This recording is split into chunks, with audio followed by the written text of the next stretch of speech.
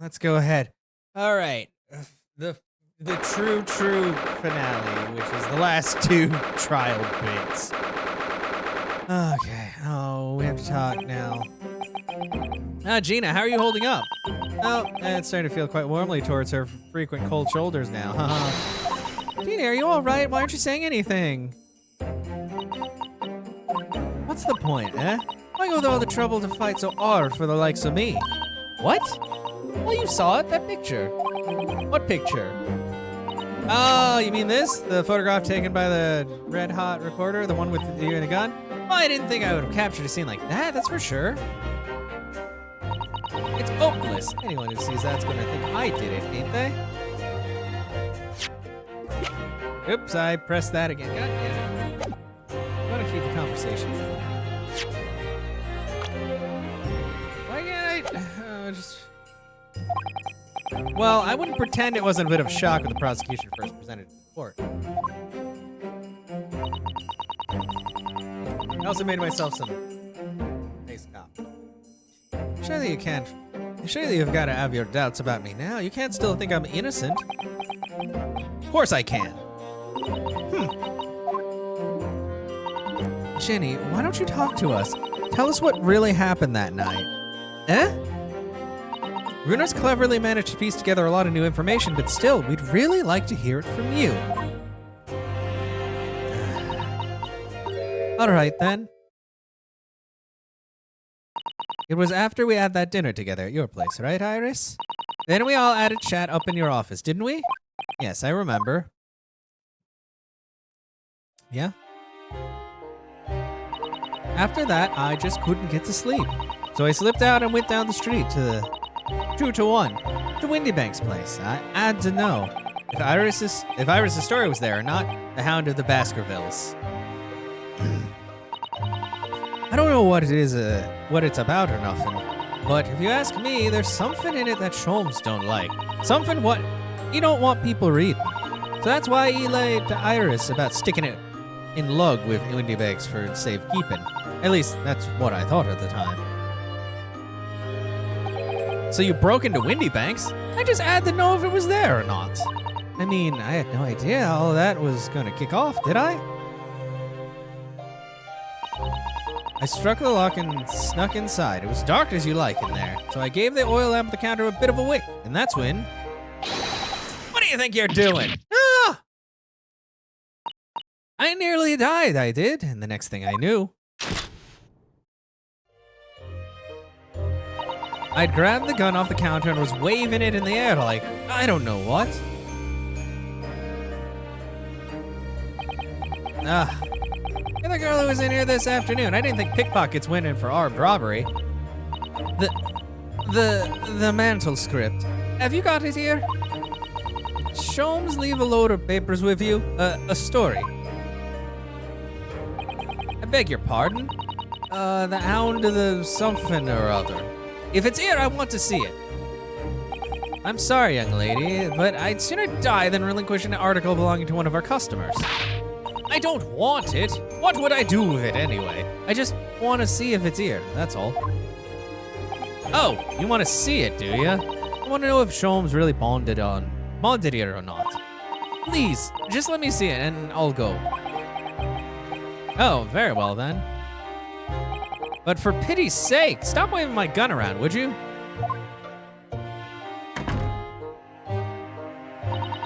So then the old Gove unlocked the storeroom door and we both went inside. And it was there all right, the mantle script. Sholmes weren't lying after all. You did all that just to check for me, Jenny? Anyway, then there was a bit of kick up out in the main bit of the shop. The Skulkin brothers arriving on the scene, yes. What was that noise? Someone's breaking in. Ugh. Dear me, is there some burglars convention here tonight I don't know about? I think I forgot to shut the door behind me. Sorry. I better go take care of it. Could I possibly have my gun back? Oh, well, I'll come with you and... Now, don't be foolish, young girl. You must stay right here. Do not leave this room under any circumstances. And with that, he took the gun off of me and hands and walked back out to the shop. I hung back in the storeroom, like he said, straining my ears in the dark to hear what was going on. It sounded like they got into a bit of a scrap. I started to think I should help, see? So I was just about to go out the storeroom myself when... Bang, bang. I heard a couple of shots go off. 2, I think, almost at the same time. And then there it was, right at me feet, lying face down on the floor. I was right next to the storeroom door, so I slammed it shut and locked it quick like, as you like. Because you thought whoever had shot Mr. Windybang might come for you. Yeah, so I went to grab the old cove's gun. I figured I'd put up a fight at least. But when I got a better look at him, I knew.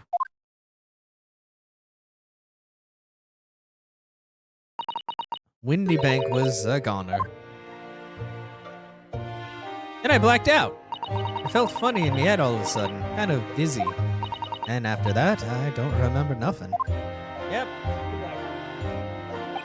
That must be when you passed out, Gina. With his gun in your hand. So...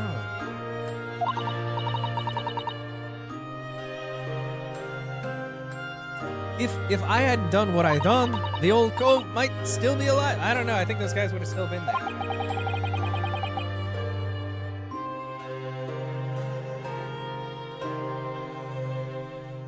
Did you tell the police everything you just told us? Of course I did. They didn't believe a word of it, did they? All they said was if I kept telling lies, it'd make things even worse for me. It'll be all right, Jenny. Don't worry. Just stay strong a little longer. Bruno's about to put the real culprit through the mill. That what was in there the afternoon? That Eggers Benedict. Yeah. I still remember how he looked at me like it was nothing.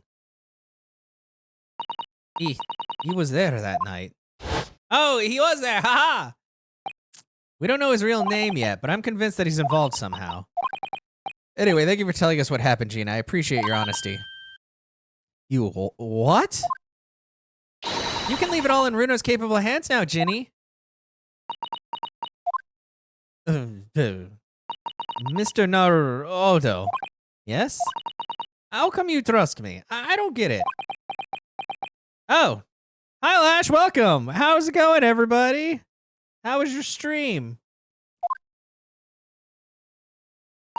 I mean, have you forgotten what happened before? Come on, it was only 2 months ago. Me and Mr. and McGill did. We told you a whole pack of lies. Yeah, but because he threatened everything. Hello, Beliar. Stream was good. Glad to hear it. Oh, and more near. Have you? I can't remember actually. Have you done any of the endings yet? I think you've. I feel like you've been kind of like combing through and making sure you get everything done. But God. I don't think they added any endings, but I'm pretty sure there's like 6, 7. I know in Nier Automata, there's like 26. There's literally one for every letter of the alphabet, which is ridiculous, but still need to play through the second in this collection. You just cleared ending C. Oh, nice. Congratulations. It's depressing, isn't it? I mean, I know it's the same people who made Drakengard, which is also incredibly depressing, but man, I mean, it's very good, but whew. Technically, Automata has 27. Oh, they did? Oh, boy. 27 endings. Wonder why the text sounded familiar. It is Ace Attorney. I'm playing the first Great Ace Attorney. I had played it quite a bit last year, and then I put it down because Ace Attorney takes a lot out of me. Partially because, as much as I love Ace Attorney, there's a lot of times where they will take 10 to 20 minutes to basically give you 2 sentences of information, but they have a very ass-backwards way of doing it because of comedy and drama, and sometimes it drains me because I'm just like, I know who did it. Can you just be like, that man did it? Good job. Put him in the jail. We did it. Immediately after the first one, and that was a mistake. Oh, is it even like, because that's the thing, like, I had to take a break from Ace Attorney after I did, I think Spirit of Justice. I think that was the one before this. Like that was like the final Ace Attorney before these two, because my God, the final chapter of that took me like 10 hours. And I was like, oh, why is this so involved? Yeah, that's the thing. Like the games are good, but also like especially if I stream it, it burns me the fuck out because there's so much dialogue and there's so much just kind of like circle jerking that happens a lot. And I'm just like, I already know what's going on. Just let me show the evidence. You can't take your heartstrings and strum them like a band. Yeah. No, oh God. I mean, kind of like in Nier Automata, they're all like, oh no, all robots bad. And you're like, oh, maybe the robots are we the bad guys? I don't know. The pacing of this game is slower. Yeah. That was the thing that got me about Spirit of Justice, is that like you would have like the first episode was like normal, and then the second one was like freakishly long, and the third one was really short, and then the fourth episode was kind of long, and then the fifth episode was just off the fucking charts with how long it was. And I was just like, guys, can you make all of the episodes like, I mean, I get the first episode is usually like shorter because it's like the getting to know you, or the prologue's always really short, but like the pacing is really awkward at times, which throws me off. Insists on only being able to use a specific item and they want, not the one. Yeah, no, exactly. And that can throw me off because I'm like, this is the logical solution. The game's like, no. You have to actually do 3 things before you can do the solution. And I'm like, oh. I need to go through the. I remember playing the first Danganronpa game, and I can't even remember if I beat it, but I remember liking it. I think that and 2 were good, but then I think V3 is when people were like, oh, things are a little weird here, but okay. It's typical Ace Attorney. Yeah. Is an oddity of a game. You should have looked into those. I think you can get them for, they go on sale a lot, I think, for fairly cheap. I know they were on Game Pass for a bit, but I don't know about now. But yeah, but I should check them out because they're another like nice mystery game. Like honestly, look, I'm not gonna lie. Between Ace Attorney and like Layton, I like both are very good games. I like Ace Attorney a lot, but I can like, even though the Layton games make me feel stupid a lot of the time because some of those puzzles just break my brain. Like, I really like the pacing of the Layton games a lot. Even like the later ones, even if they're longer, I'm like, Professor Layton, very fucking good. And somehow it's just like, okay, yeah, go to this puzzle, go to this. They're very to the point. And that's what gets me about this game, is that sometimes it's very to the point, but a lot of times the point is like a straight line, but we kind of just go wherever. Yeah, no, I will say Phoenix, yeah, Professor Layton versus Ace Attorney is like my favorite Ace Attorney game, which is weird to say, but it's like a great mixing of the worlds that works. It just works, even though everybody in Professor Layton looks pretty silly, including Professor Layton, but he is a gentleman, so it's okay. Yeah, the crossover game. I have played every single mainline Ace Attorney game, and then yeah, Professor Layton versus Ace Attorney. Other than these, I haven't played like the Edgeworth ones, and I think there might be like a couple other spin-off titles, but like the 3 main ones, yes, and then Dual Destinies and Spirit of Justice, and I think there was another one. There's a lot of games. And then I started on this one, but yeah, I remember I started on it kind of soon after I did Spirit of Justice, and I was already kind of burnt out, so I was like, okay, guys, I gotta take a break from Ace Attorney. But Ace Attorney, very good. It's just, it's also, it's a lot. It's a lot. And when you, like, streaming it, I'm a lot less patient because I'm like, okay, let's go. But the game is like, no, we play at our pace. So, 6 main Ace Attorney games. I hear they're releasing new collection. Oh, really? That would be nice for people who haven't had it before. I think all of the Professor Layton games and all of the Ace Attorney games are also available, like, on mobile? Oh, just the last. Oh, maybe. Well, they'll probably have sales where they have like both of them sold together, but or like side by side. You know what I mean? We'll see. Oh, and you've got the bog trotter off with them, even though he was a killer. Well, because Yeah, I could never forget that. That was kind of your fault too. Okay, so in case you guys are wondering, at the very beginning, we let somebody off scot-free, but he was a murderer, but also she was the accomplice, and we were like, oh, this is bad, but we have to do it, otherwise we get sent back to Japan. And that case is probably going to pop up during this final trial anyway. Did what I thought was best at the time. I'm currently on the final case of Great Ace Attorney. Does it make sense since they're already a collection of yeah. If they put them all together, well, you know what I mean, they want to make money, so they'll keep them separate, but let's not worry about that. But the pain of that error of judgment doesn't get any easier to bear. Still, don't forget that I also made you a promise, and I'm also on part 3 of 4 of the final trial because, my God, this final chapter is split into 8 parts because cool. Thanks, Capcom. I told you that I'd be on your side to the bitter end, no matter what. What if I'm lying? And also that just means that there can be more twists because there's 2 more parts to this. You could be working to get another killer off the hook for all you know. I believe in you more than I believe in McGill did. I was once in your position, Gina. I was the accused in a trial from my best friend. You were? Before I left Japan, I was accused of murder. Okay, here's the backstory. As strange as it might sound, the circumstances of the crime were pretty damning, but I didn't do it. I was sure that no one would believe it wasn't me who'd done it. Oh, Bruno. But there was one person who stood up for me, who believed in me, and was prepared to defend me. My best friend. Wait, but didn't... But you were... Oh, yeah, okay, yeah, you did that.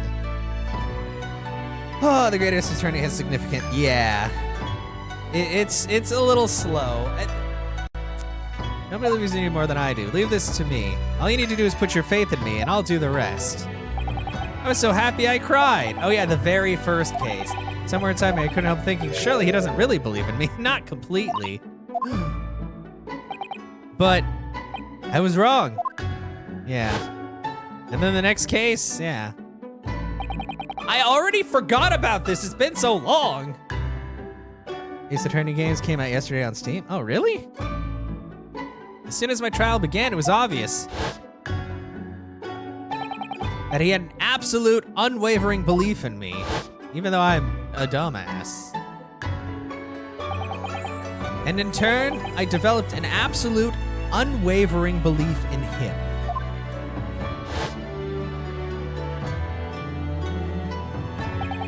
Since then, I came to realize, if you want someone to believe in you, you have to believe in the other person first. What are you saying? I promise you, Gina, that no matter what happens, I'll always believe in you. So you don't need to worry. I won't let you down. And if you guys are wondering why I might be talking, like, I usually talk a little bit slower. I've already been playing this game for like 3 hours today, and that was just 2 parts of this trial. So I'm picking up the pace slightly because I like to narrate, but also, like, I could just speed through this really quick, but then nobody would be able to see anything, and that's not any fun. Tyrion Cuthbert, Attorney of the Arcane? Huh. Ignore the buy-in there. I copied it for the... Oh, no, you're fine. I kind of figured since you put the quotes there.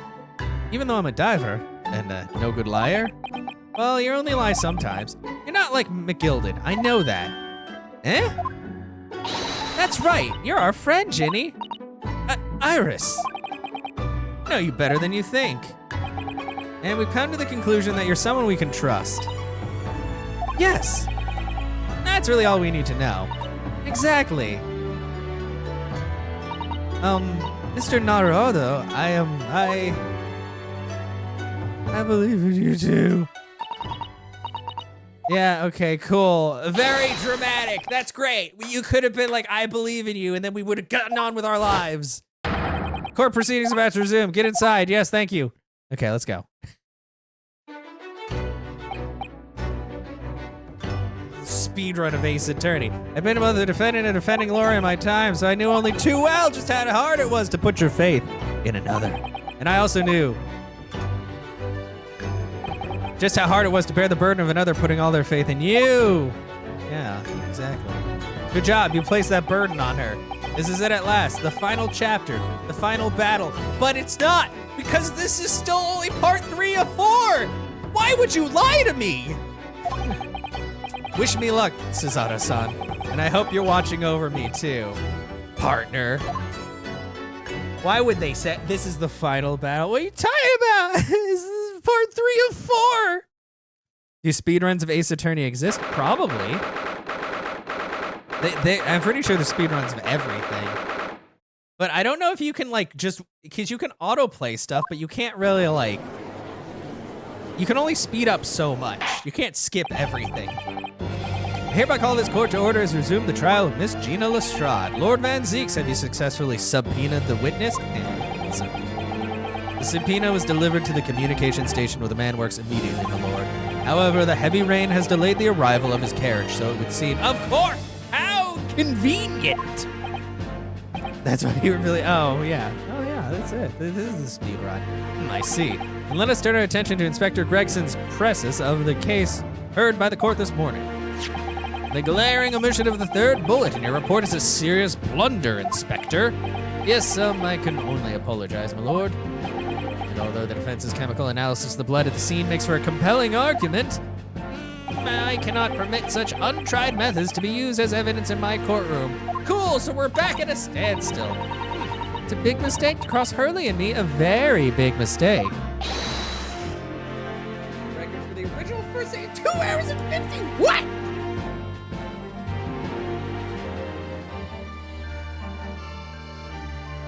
I wish I could finish these games that fast.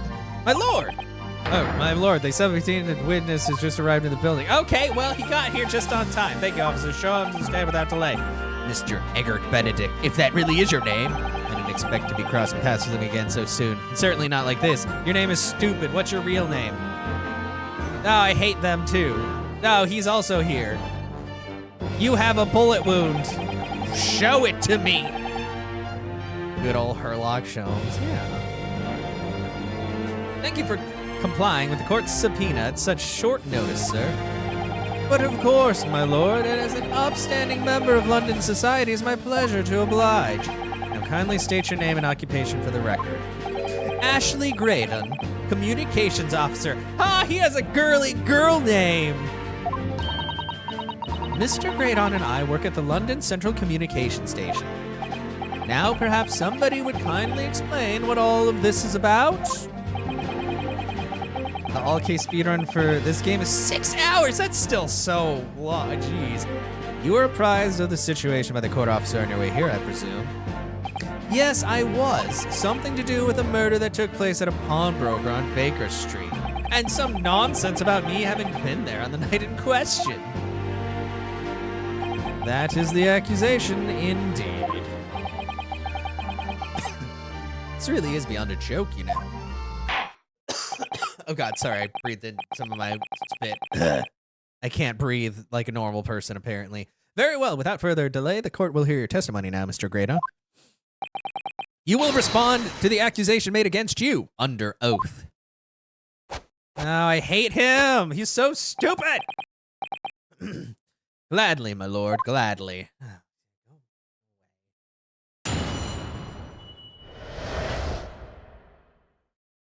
Okay. Naturally, I have occasion to make use of pawnbroking services from time to time, but are you seriously suggesting I colluded with these thugs to break into the place on the night of the murder? I have no intention of admitting to such an outrageous accusation. Well, then that basically says that you're guilty. Even if certain parties here present claim my blood was found at the scene. Some sacramouche detective's homebrewed tincture can hardly be taken as serious evidence. I hope he dies from his bullet wound. So you deny the accusation completely, do you? I must say, I am dismayed for the highest court in the land to be swayed by this self-professed detective's toy. It was the will of the jury, and our great British justice system demands that the jury's will is upheld. And it would seem we have the misfortune of a most inept assembly of jurors today. Wow, my golly! How long am I expected to be detained here?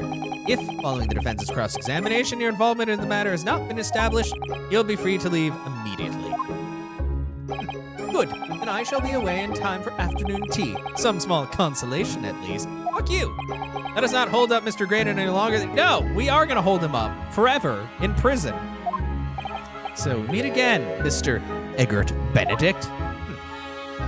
Or is it Mr. Graydon? My apologies, you are Ryunosuke Naruhodo, defense lawyer. We have met. Sorry, I don't know any Japanese people. If you say so, Ashley Graydon, enchante. So, I don't want your hat. I trust we can conclude this quickly. I don't know, but I'm not holding your flashy white hat yet. Smash it, get rid of it. Burn the hat. The accusation.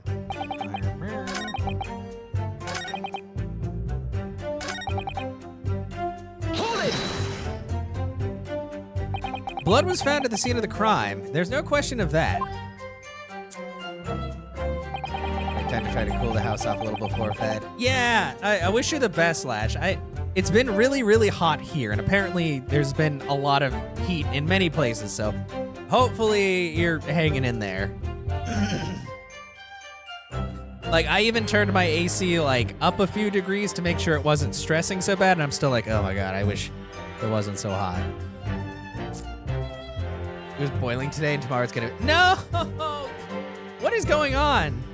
I mean, I know global warming is a thing, but I wish it would calm down in my lifetime. Well, I wish we could, you know, just reverse the thing. But also, this is very bad for us right now.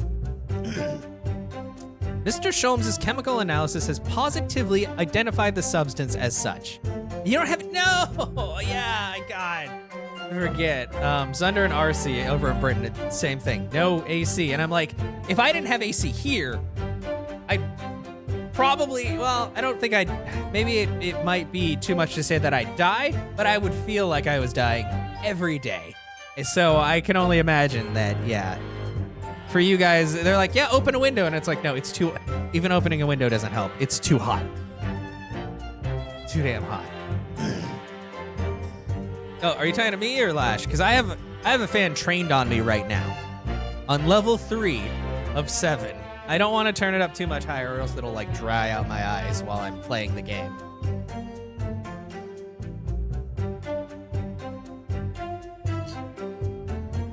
But yeah, just, ugh.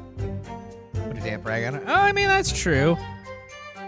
Basically on turbo next to your balcony door trying to get some cooler air. Oh, okay. Mr. Sholmes' chemical analysis is, yeah, okay. But I am not the only human to have blood running through my veins, am I? How can you be sure the blood is mine? It could equally be the blood of one of these two miscreants. Every individual's blood has a slightly different composition, it seems. Can I have some of your blood now? Mr. Sholmes' chemical is able to differentiate. Spare me the science lesson. Who is this Sholmes character anyway? Oh, I assumed all Londoners would know the name. He's a renowned detective.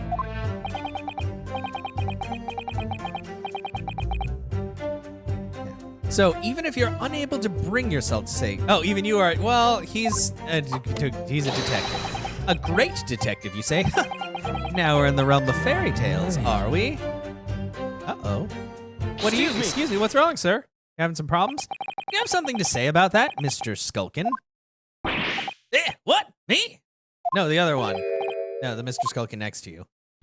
Right, I've had enough to hear with this. How many times do I got to tell you? Yes, I know, you're not Big Bruv Sulky. The other one, the green one, Mr. Nash Skulkin. Go to blindly, Governor, you what? Is it not the case that when Mr. Graydon just spoke, a thought went through your mind? I don't know if any thoughts go through these guys' minds. Would you care to share that thought with the court? Me thoughts? I don't have none of them. Must have been him. You what? Mr. Nash Skulkin, answer the question, please. This is the stuff that gets me, because I'm like, I get it. These characters are stupid but it just feels like they're padding the game when every 5 seconds it's like the same joke. over and over. What went through your mind when Mr. Graydon just spoke? Nothing, honest, Gov, nothing. I was just thinking, if he waves his arms around like that much more, it'll open up the wound again, that's all. I knew it, he's got a bullet wound. What wound? Where he took the bullet, of course. It was only 2 days ago. It ain't gonna be healed up yet. So I was, well, you know, I was worrying for him. And, oh, Wells Bells, yeah, you fucked up. Mr. Graydon, did you hear that? What? Yes. Your comrade is worried about you, it seems. Huh. On account of your injured arm. My lord. Yes, Mr. Graydon? I have no idea what these two wretches are talking about. Certainly, I shouldn't be expected to answer anything in relation to their mindless insinuations. You know that someone other than the victim was hit by a bullet at the scene of the crime 2 nights ago.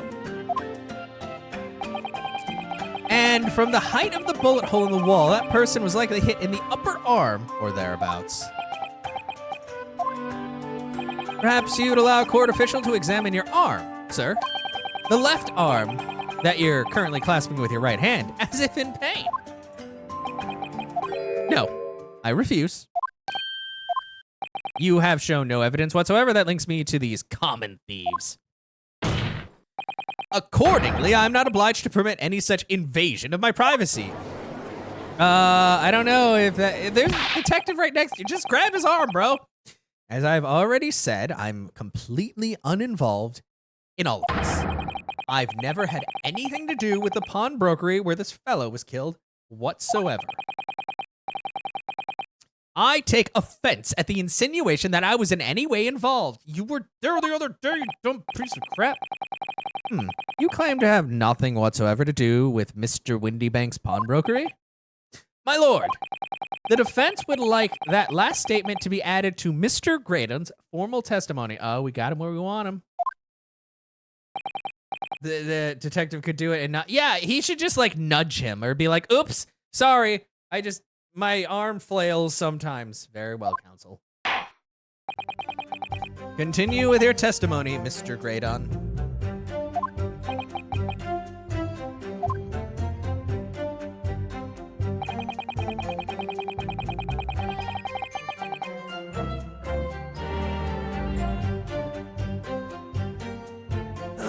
Is that right?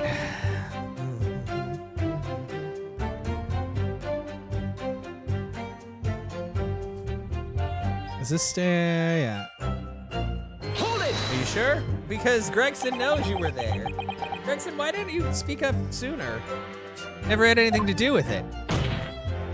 You forget that I was there, Mr. Graydon, on the very afternoon of the incident. Obviously, I'm not a complete stranger to the pawnbrokers. I'm currently on the lookout for an armchair to furnish my study. No, you were there to redeem an article. Don't worry about that. I have no idea what you're talking about. Like, come on! Like, it's so obvious. How can you lie right next to the detective who was there and took you into custody? You have something to add, Inspector? Come again, Sunshine? You were there too, in fact, weren't you, Inspector, that afternoon? Well, yes, I do remember meeting yourself and the pawnbrokers that afternoon. You, your young Japanese assistant, and the accused were all present, as I recall.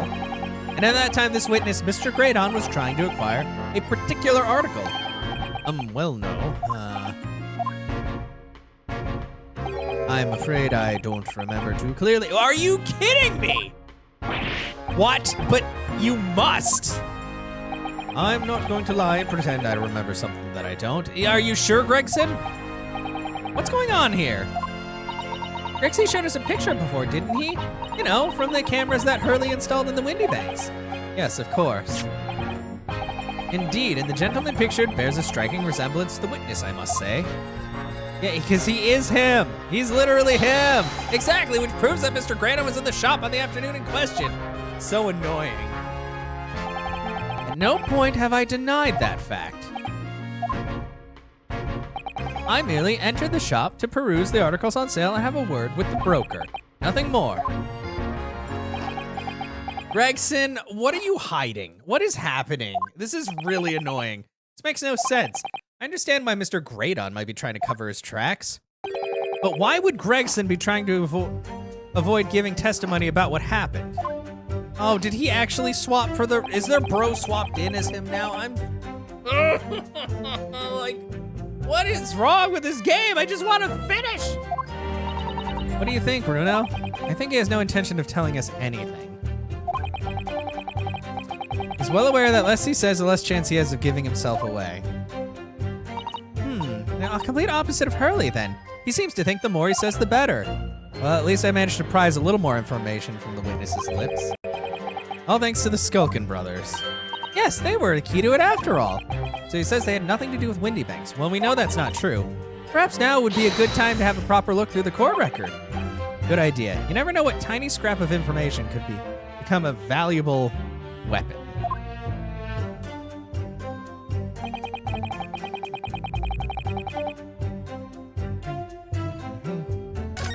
Okay, but you were definitely there for this.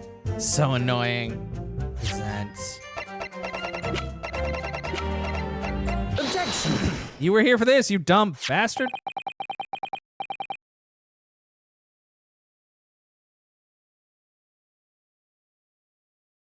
Have you ever seen this disc before, Mr. Greydon? Why? Is it supposed to mean something?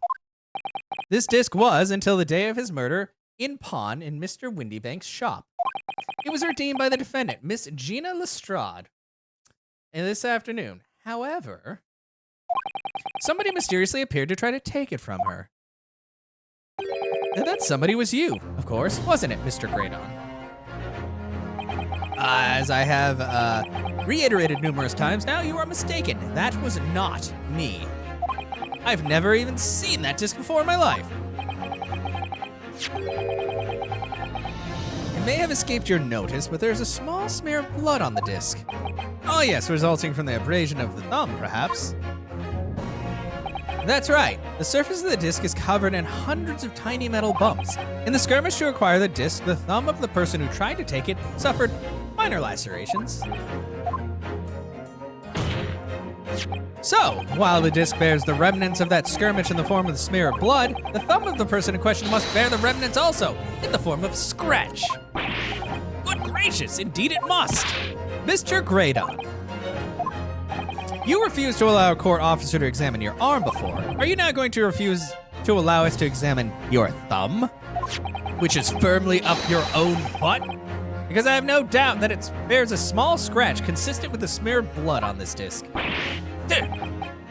Well, it would seem I underestimated you. What is the meaning of this? Yeah, he was lying, bro.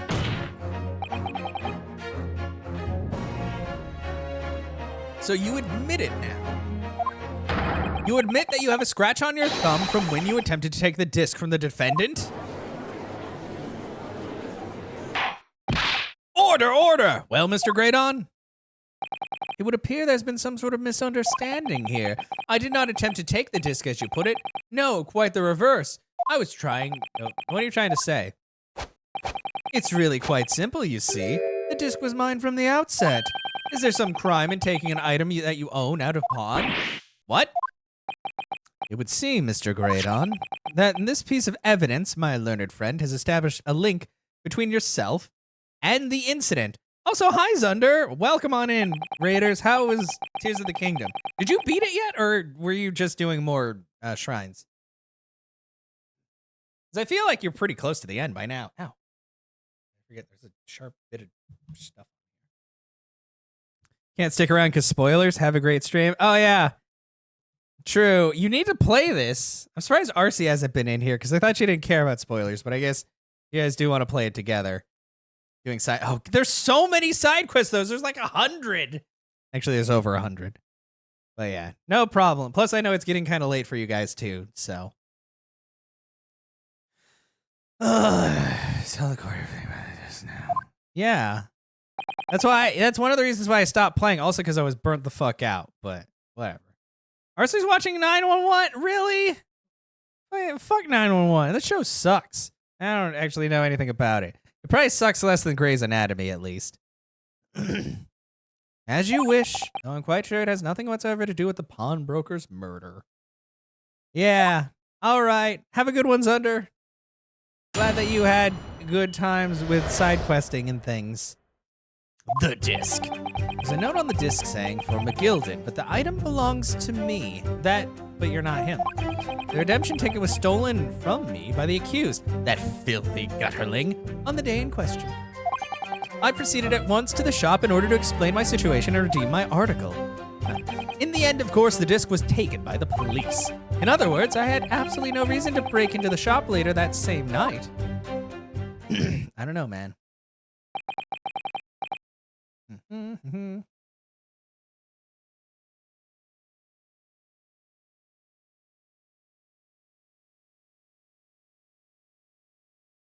Okay. Did I hear you correctly, sir? McGill, did you say? The famous London philanthropist? Perished in this very courtroom 2 months ago after being acquitted of a distinctly messy murder. Yes, my lord. One and the same. Good lord, Mr. Grayton!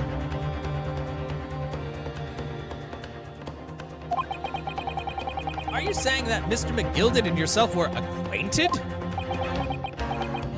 Yes, that's correct. Gasps all around. Okay, bonk. Order! Well, I certainly didn't expect to hear that name uttered in a courtroom again. According to what Gina told us, the disc was placed in pawn on the fateful night 2 months ago. McGilded himself gave instructions to deposit it at Windy Banks. It's funny that Mr. Graydon is here claiming the disc belongs to him then, isn't it? In all likelihood, he's lying. So he appeared that afternoon at Windy Banks in order to get his hand on McGilded's disc for some reason. Counsel, you will commence your cross-examination, please. Okay, got it. I was gonna do it anyway. Without your approval. The disc. There's a note on the disc saying more for McGilded, but the item belongs to me. Hold it! Yes, it was taken by Inspector Gregson here, wasn't it? That's right. This was the very man. Apparently the police are collecting anything that has a connection to Mr. McGilded as evidence. Is that true, Mr. Gregson?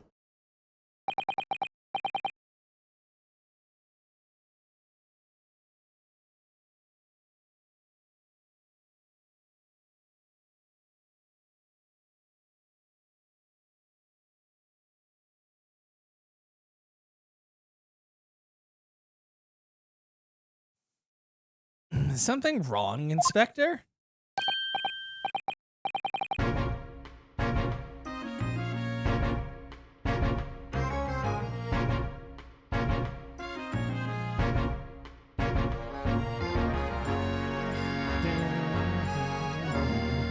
Well, what do you mean? The last remark Mr. Graydon made in his testimony seemed to trouble you some way.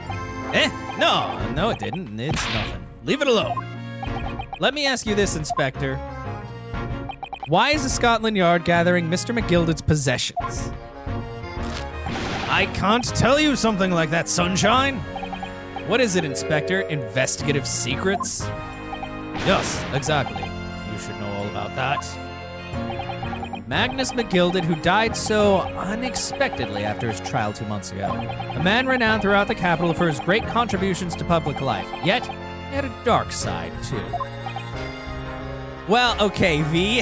It's funny you say that. I'm in trial part 3 of 4, so buckle up because it's probably still gonna be at least 2 to 3 hours, but we'll see. I am getting it done tonight. The first 2 trial bits I made into 1 recording, and now I'm doing the second 2, and then that'll be it for the first Great Ace Attorney. And then I might take a break for a few weeks and then get into the second one. Where are you going with this, Van Zeeks? I suppose the police are dealing with the aftermath of this nefarious activities, of his nefarious activities, huh?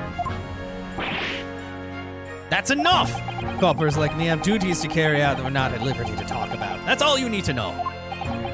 Duties conferred by Lawrence Strongheart, I presume. The Lord Chief Justice appears to have a great faith in you, Inspector. The bottom line is, if you want to get more out of me, you're going to need Lord Strongheart's paw print first. What's this all about? I don't know, man. It's like there's something going on between Gregson and Lord Van Zeeks here. Is it sexual tension? Well, it would appear that the inspector has revealed all he is at liberty to reveal. Mr. Graydon, let us return to your testimony. Gladly, my lord. In other words, okay.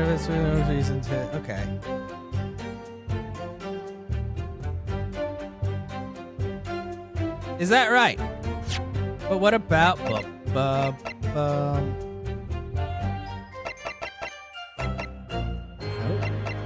I think it's box. Objection. Okay, I was right. It was box. It was either box or coat.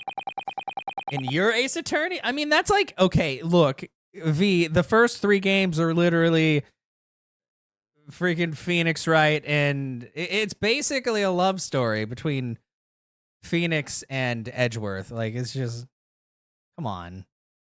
There's a lot going on. Don't have Phoenix and Edgeworth. Exactly, yeah. So somebody's got to take up the flirty slack, I guess.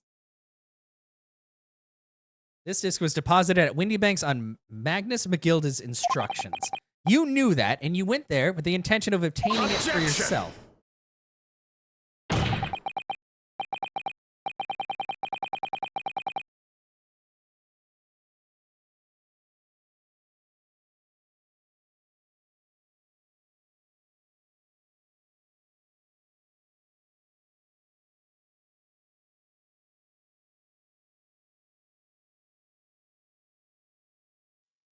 Conjecture again, and in any case, the disc was taken into custody by the police that afternoon.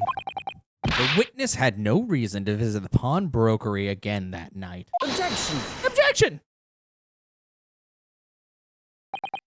Sorry, my learned friend, but that's not true. What? Mr. McGilded had another article in pawn at Windy Banks. As this second pawnbroker's ticket proves. I don't know, I drew that out longer than it needed to go. There were 2 articles belonging to Mr. McGilded and Windy Banks pawnbrokery, and the reason you broke into the shop that night was to recover the second one. Together with your 2 accomplices, the Skulkin brothers. Arg! This is the second ticket, is it? What had the man deposited? The article description reads, 1 small box. Rather vague description, it seems like to me. Are you suggesting that I broke into the pawnbrokery with these clowns in order to steal some trinket box? I believe there are adequate grounds to suspect that you did. This is absurd! Why on earth would I do such a thing? Once the article had been forfeited, I could simply walk into the shop and purchase it. There would be absolutely no need for me to resort to theft. That's a good point. Indeed, that witness makes a solid argument. So that means for some reason, this Graydon fellow needed the small box that very night, does it? Objection! Whoa! Boom. Leg up time? It's time to put an end to this nonsense, my lord. Leg time? You be a little less cryptic, Lord Van Zeeks. I do hate to ruin my learned friend's argument, but the truth is quite incontrovertible. They've said that word like 20 times in this game. Calm down. On the night in question, no small box was taken from the Windy Banks pawnbrokery. And rest assured, the prosecution can prove it. What? Good gracious! Oh, God. Inspector, show the photographic prints to the court, if you please. Yes, sir. What prints? These prints were taken from one of the detective's security cameras. Ah, Hurley's red-handed recorders again. As previously explained using this plan of the shop layout, there were 2 different cameras. The one in the bed is furnished with the 2 locations. There was his customers and then the stuff. According to the information on this ticket, this gilded small box had been forfeited already. 2 days before the incident, at 9 p.m. on the 13th April to be precise, which means it would have been on the shelves of the forfeited items in the shop. Now, what I have here is a print taken by one of the cameras about 2 hours before the incident. That's on 11 p.m. on the 15th of April. Wait, what? So it was already... That box! The victim certainly had a very full shop, it would appear. And then here we have another print. Yeah. This one was taken about 2 hours after the incident. Wait, is that another box? I see. So we have two pictures together. Can we put them side by side? Though I must say, placing them side by side leaves me cold. Am I missing something? Where's this small box?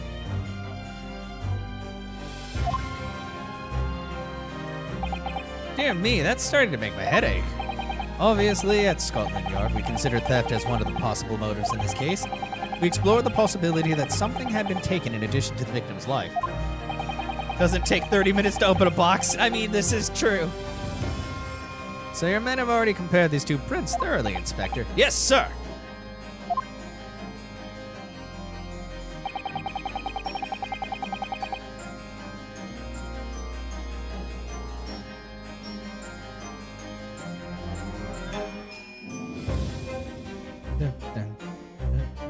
I saw the box and it had moved. Oh, did it move slightly? Son of a...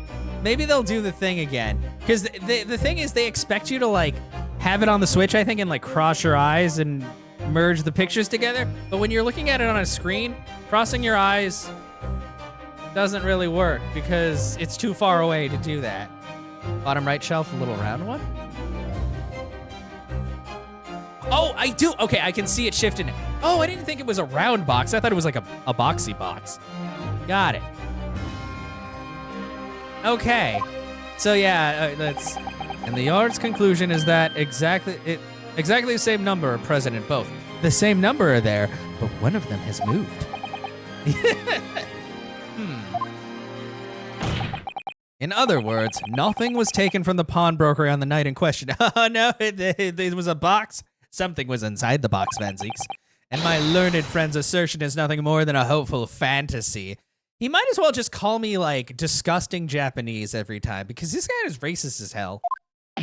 Every time he's like, learned friend. Oh, I don't believe it. I could only stole whatever. Now he's doing a stupid dance. Might have been able to break him down at Lance. You know what, Runo? I've been thinking. Something's different. I wonder if these two photographs really are exactly the same. They're not.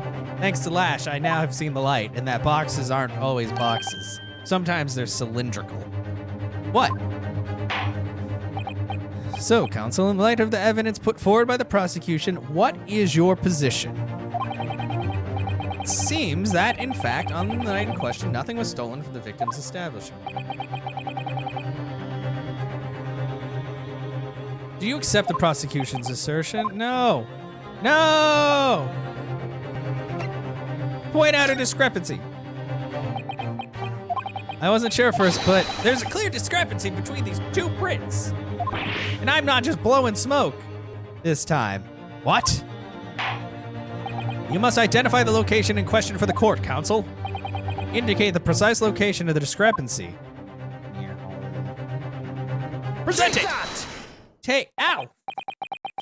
Take that. Sorry, I forgot there's a wall behind me and I immediately just like jammed my fingernail into the wall. It's okay, we're fine. Everything's fine. I just gotta not flail around so much. I know, don't worry about it. Granted, these two prints are almost identical. Almost being the key word. However, there's one minor discrepancy between them. What? All of the men at Scotland Yard, well, you guys did great, I guess. When you view the two pictures stereoscope, the controllers are fine, don't disconnect. It's 3D. A single area stands out as being different. The location of this small box. Stupid thing. Let me wait. Unbelievable! And it's just like 2 pictures of like naked women on his little slide. Van Zeeks, not in court. Put those away. By Jove, you're right. How extraordinary. Stupid cross. Stop crossing your eyes, everyone. What this tells us is very simple. Mr. McGilded's small box was indeed not stolen from Windy Banks on the night in question. However, there can be no doubt that somebody picked up this particular box and then returned it to its place on the shelves. Are you suggesting that the small box originally deposited by Mr. McGilded is in fact, yes, the very same small box I just identified in those photographic prints? Objection! Mindless guesswork. What if it was? So a box was moved on the shelf, nothing was stolen, which means quite simply that nothing has changed. Did you know that boxes are made to contain things, Van Zeeks? That may be true, but all right. McGilded's box wasn't stolen then. But doesn't the fact that it was moved change things? It changes everything. I believe that this changes everything about the case. How can that possibly be? The crucial point is the fact that what was moved was a small box. In other words, we have to consider what might have been inside that box. What are you suggesting? Exactly what I'm saying! Somebody stole something from inside the box! Open your fucking ears! I'm suggesting that we need to examine that box as soon as possible. A vital piece of evidence is sitting on the shelves at Windy Banks as we speak.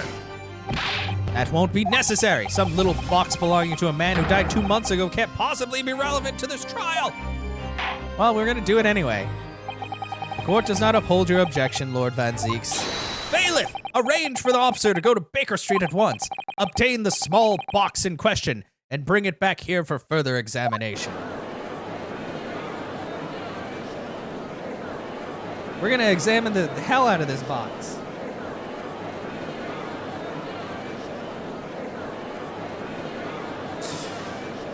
Okay, cool. Cool, everybody's looking. That's cool. This is fun. Yep, very tense. Give us the box. Box, please. We should have a report within half an hour. I think perhaps we should have a recess for a short while the evidence is brought forth. No more! To be hoodwinked by such a farce.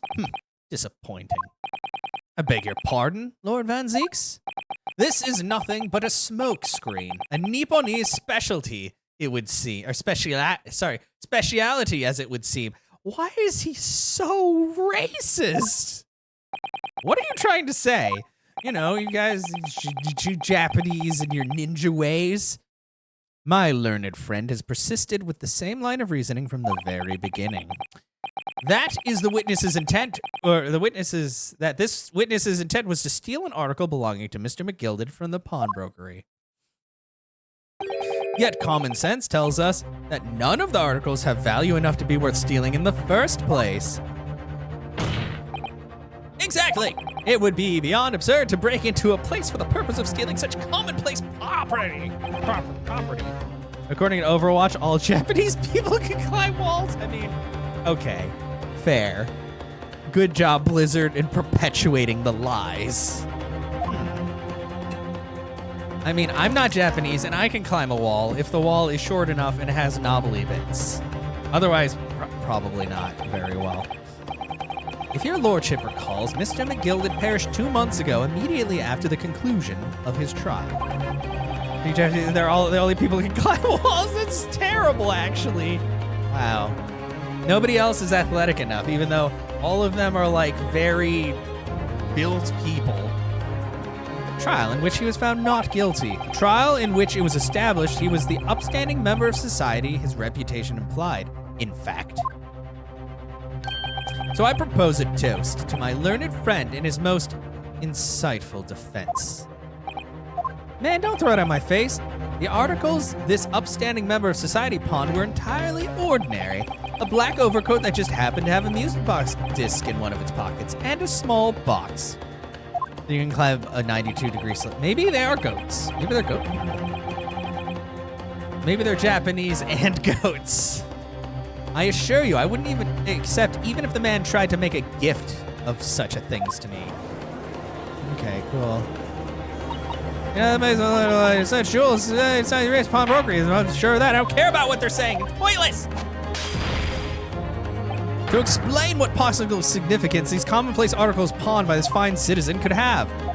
I'm just not saying, I'm just exclamation marks.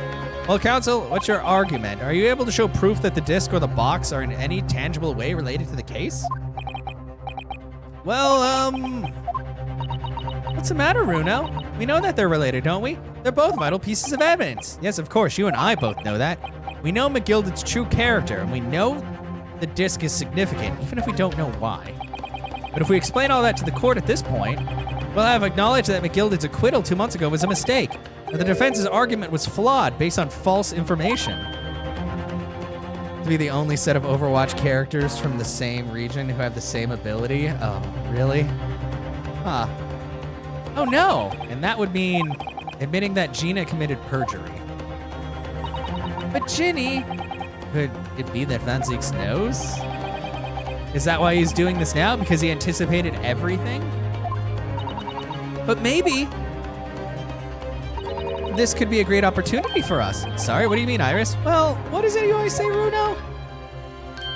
Sooner or later, the truth always comes out. Every time. All right, the exact significance of the things that McGilded deposited with Windy Bank is something that only Gina can explain to the court. So let's have her explain it to the court. But if I put her on the stand to testify about that, it could critically damage our chances of winning this case. Well, they're already kind of damaged, bro. What's the right thing to do here? Have her testify. My lord, the defense would like to make a proposal. Oh, what proposal, counsel? While the court awaits the arrival of Mr. McGilded's small box, I would like to call the defendant, Miss Gina Lestrade, to the witness stand. The defendant? To what end? It's to do with the various articles deposited at Windy Banks by Mr. McGilded, my lord. Miss Lestrade has information relating to them. I believe it would be beneficial for the court to hear what she has to say. It will prove the significance of the articles in question once and for all. Well, well, things are becoming interesting. I presume you've considered the implications of the testimony you're proposing, in particular the impact it will have on the accused standing, and indeed your own. I have. Lord Van Zieks, would you care to explain that last remark? The prosecution accepts the defense's proposal. I move to interrupt the cross-examination of the current witness and hear from the accused herself. Very well, if you have no objection. Honk. So the court will now hear the testimony of the defendant, Miss Gina Lestrade. Your witnesses currently stand on the stand. May step down until further notice. God, I bid you adieu. Whatever, shut up. Wait. You, sir, shall remain in the stand while Miss Lestrade testifies. As you wish. Hi, Beth, welcome. We're halfway through the last trial. Well, a little bit more than halfway.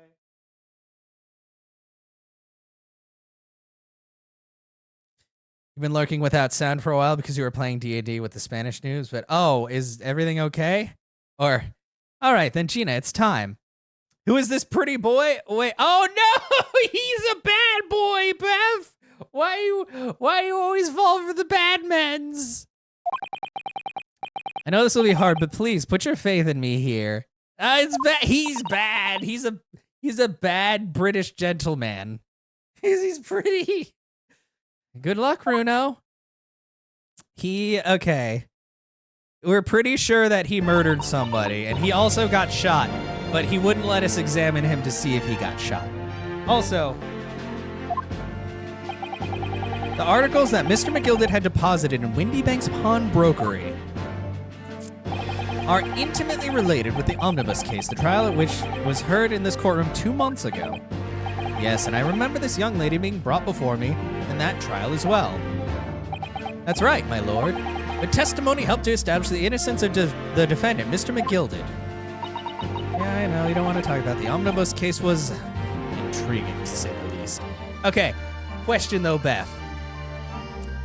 Which one do you like more? Do you like Mr. Leg Up Table Man, or do you like blonde angry man? Yeah, Leggy Man here too. Leggy Man against me.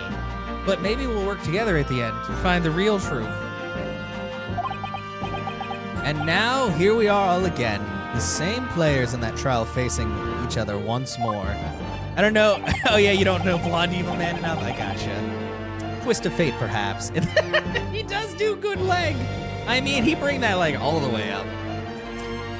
Although, the one problem with Van Zeeks is he's incredibly racist, at least towards Japanese people. It's still leg on table wine, man. Okay.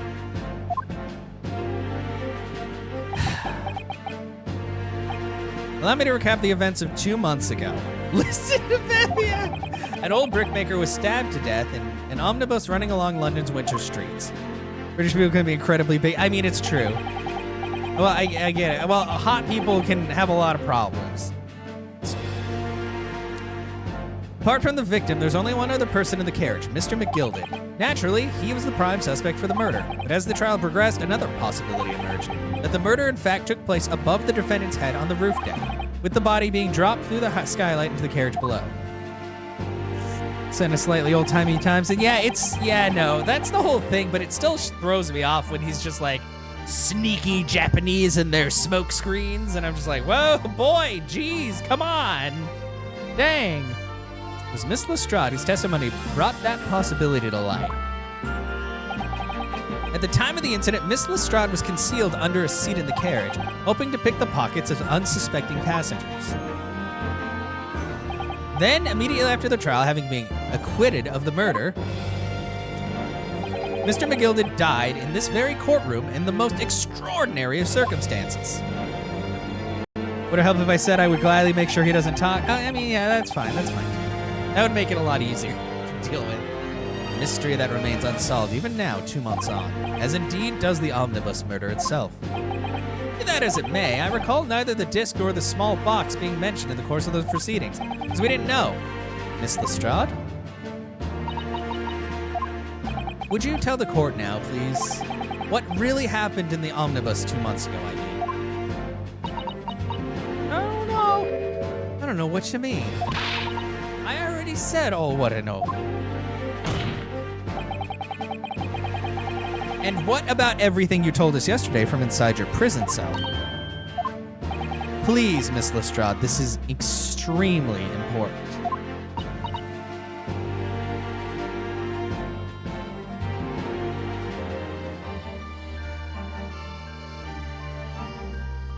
But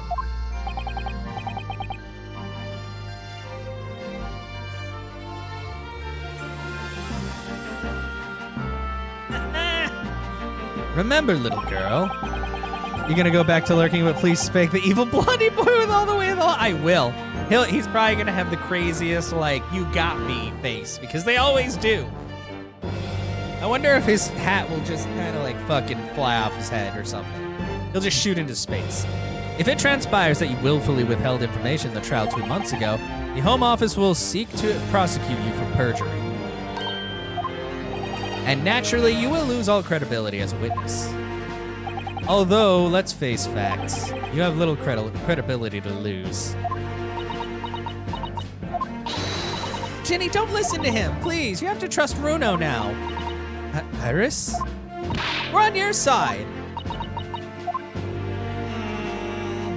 All right, then. We'll talk. It's the right choice, Gina. Well, it would seem that my learned friend is hell-bent on bringing the entire courtroom down about his ears. So be it. I must confess that I'm struggling to understand what on earth is happening here. However, it would appear that Mr. McGilded's pawned articles in that extraordinary case in the omnibus harbor secrets of which we have been hitherto unaware. So, Miss Lestrade will now give your testimony before the court about the events of 2 months ago. You will reveal the truth, a commodity sorely lacking in your original statements. This is it then. Everything's going to come out. Oh, then you should go to the bathroom first. Like Van Zeek said, this could bring the whole courtroom down around my ears, but as a lawyer, I'm prepared to take that risk. Are you, though?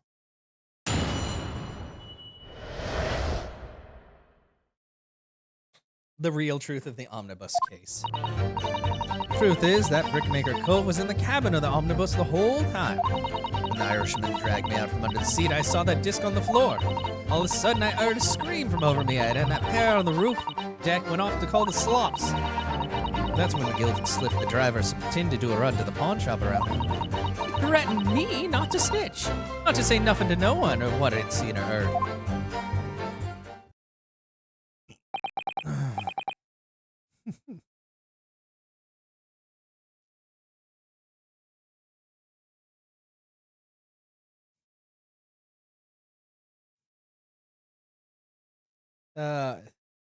Sorry. Good grief, this is outrageous! What you've just told the court bears almost no resemblance to your testimony 2 months ago.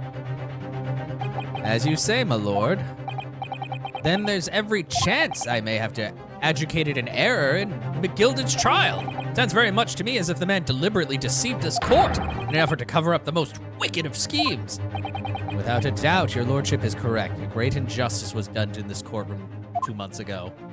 The actions of the accused in that trial, of this witness, and of my learned friend are entirely inexcusable. I don't believe it. The whole trial was a farce. It was all lies. And McGilded fellows run to the court. Don't forget the lawyer from the east. They're all in it together. You're wrong, all onto you, Mr. Naruto, the lawyer here. You didn't know nothing about it. Humbug. I don't think so. Are we really expected to believe that? He really stitched everyone up, didn't he? What an operation to get the man off scot-free. Unforgivable. Stop. Allies have to stop. Stop. Yes, the defense made a terrible error of judgment. I intend to take full responsibility and suffer whatever consequences are deemed appropriate. It is imperative that the court allows the witness to elaborate on her testimony, because the true significance of McGilded's pond articles must be brought to light.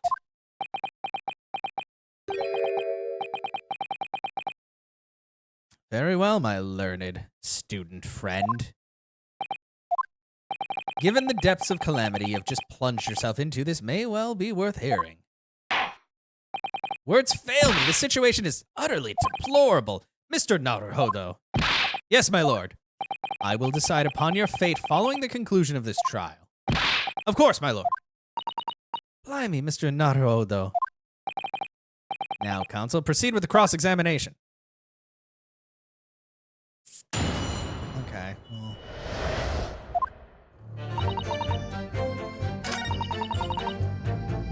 Hold it! So the guy's back is turned. Was the disc you saw this disc? Yeah, I reckon it probably was. What are you guys doing back there? Excuse me. Is there something you'd like to share with the court, Inspector Gregson and Mr. Graydon? Inspector! Mr. Graydon! Ah! Blimey, you trying to give me a heart attack? We've been whispering to each other quite some time now. Tell us, what is the discussion about? Discussion? With this fella? Pull the other one, sunshine. You think I've got anything to talk about a shady gent like this? And I have nothing to say to this uncouth detective after he deprived me of that disc that was rightfully mine.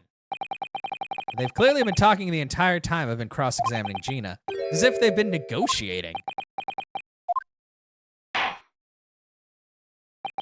You will kindly refrain from from talking amongst yourselves while the witness is giving testimony.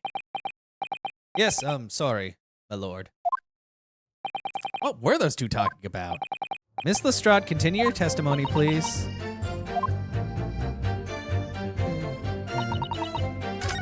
Okay, time to press all the statements. And you were hiding in the cabin at the time as well, weren't you, Miss Lestrade?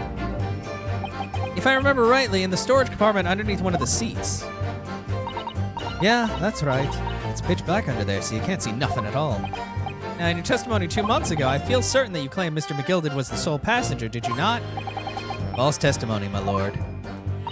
That's what he told me I had to say. But it's important that you can tell us the truth now. Were Mr. McGilded and the victim acquaintances? I don't know. I tend to eat some Raisin Bran cereal. I mean, Raisin Bran's actually pretty good. As I've gotten older, mean, that makes me sound like old. But I like Raisin Bran because it's not too sweet. And you know what? I do like raisins in cereal.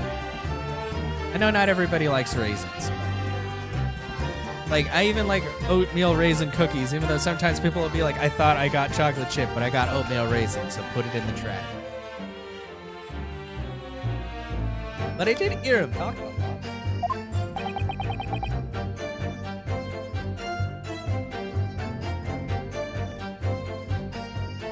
What were they talking about? Well, I couldn't hear too well, if I had to say. I think they were talking about money or something. They kept talking about buying and not buying. Perhaps business dealings of some kind.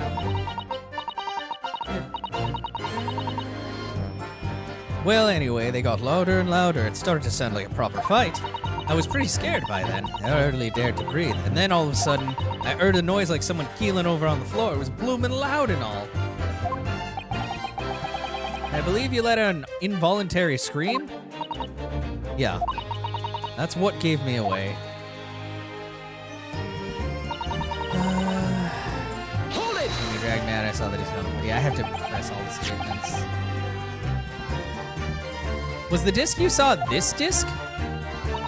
Yeah, I reckon it probably was. It was right next to the cove lying on the floor. Could this disc have belonged to the victim, perhaps? I don't know, but McGill picked it up pretty smartish. And then he sat at the cove. He sat at the cove with the knife in his belly up on the seat. What did he say to you at that time? He told me not to say a word about what I'd seen or heard from no one. About the disc and all. I was dead scared the way he was looking at me. I thought, if I didn't go along with it, I'd get stuck with that knife too. Then he started asking me a load of questions, like what my name was and where I lived and all that. He asked me about being a diver too. But after a while, what had happened in the carriage was noticed. Yeah, that's right. First there was a kind of rapping noise. All of a sudden, yeah, a scream, they called the slot. There were two gentlemen occupying the seats on the roof deck, I believe. That's right. Those two men. They must have looked down through the skylight and noticed the cove with a knife in his guts. When they screamed, the driver pulled the horses and McGill got me out of sight. Out of sight? Where? Back under the seat where I started off. Once the carriage came to an halt, the two coves from the roof ran off to fetch the slops. They immediately left to fetch the police. It would appear they were entirely unrelated to the incident. So that if McGill, the driver, and you still at the scene.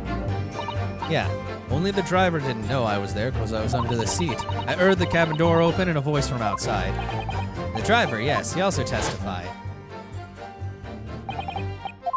Beppo, yeah. He was very cold all the time.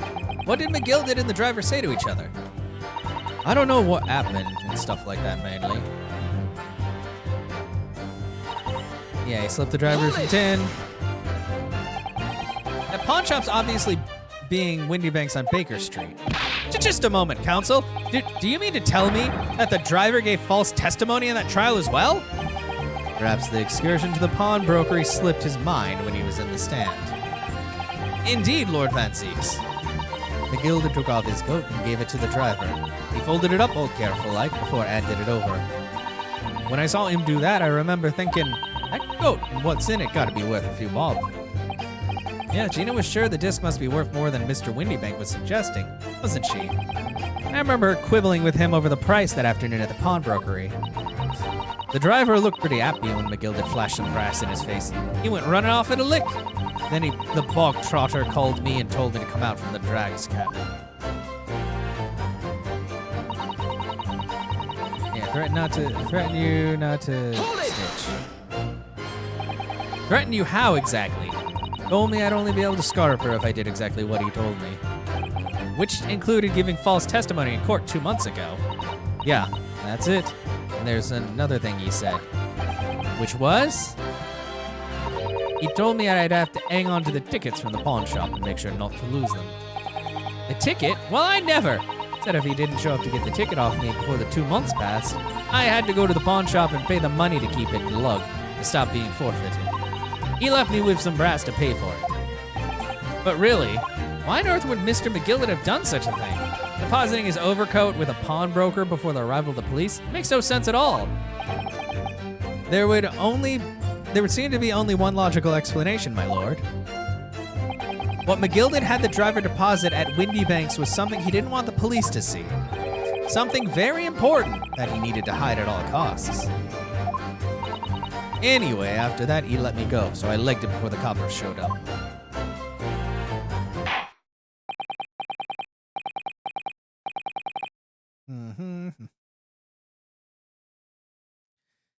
Thank you, Miss Lestrade. Thank you, Counsel. I've heard enough.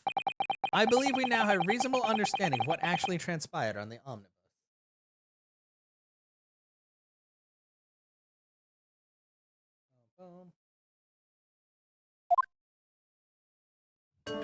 It would appear that on that night, 2 months ago, a negotiation was taking place on the omnibus. A negotiation concerning this disc. However, matters did not run smoothly. When the parties involved began to quarrel over price, McGildet took what he wanted by force, at the expense of the other man's life. Which proves my point. The disc is clearly extremely valuable in some way. Although I don't understand why yet. Somebody's car alarm's going off. And 2 days ago, precisely 2 months after the omnibus incident, McGildet's coat and its contents were due to be forfeited.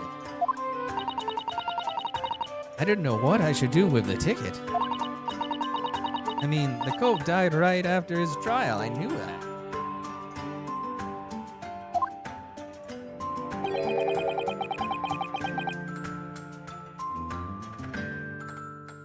So you decided to try to claim the articles as your own. Oh, why not then, huh? They're only going to be forfeited. Why shouldn't I have got them? Anyway, you can't blame me for thinking about it. Thinking ain't no crime. Miss Lestrade, it would appear that Mr. McGildet was prepared to kill in order to take possession of this disc. Do you know why that would be? Ain't gotten a clue.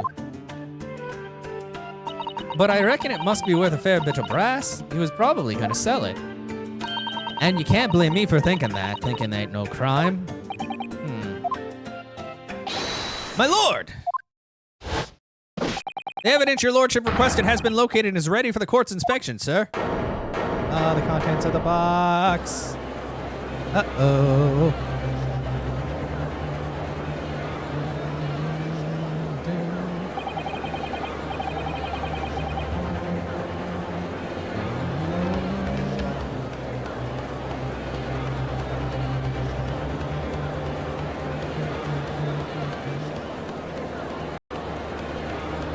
Mysterious little box deposited by McGildet 2 months ago.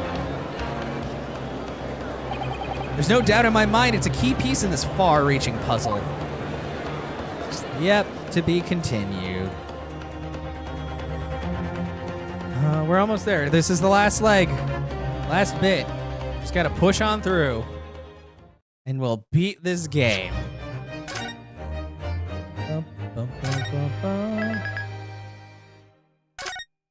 All right, let's keep going. No need to take a break because I had a pee break not that long ago. Oh, it's not a cylinder, it's that. So this is the article in question, is it? The small box deposited with the pawnbroker by Mr. McGildet 2 months ago. And on the night of Mr. Windybank's murder. Oh, you know what? I know what it is. That small box, I bet that it's actually a music box that will play the disc, and something will come to light with that, maybe. The only item on the shelves that was touched by whoever broke into the shop. Quick, let's open it and see what's inside. It's a music box.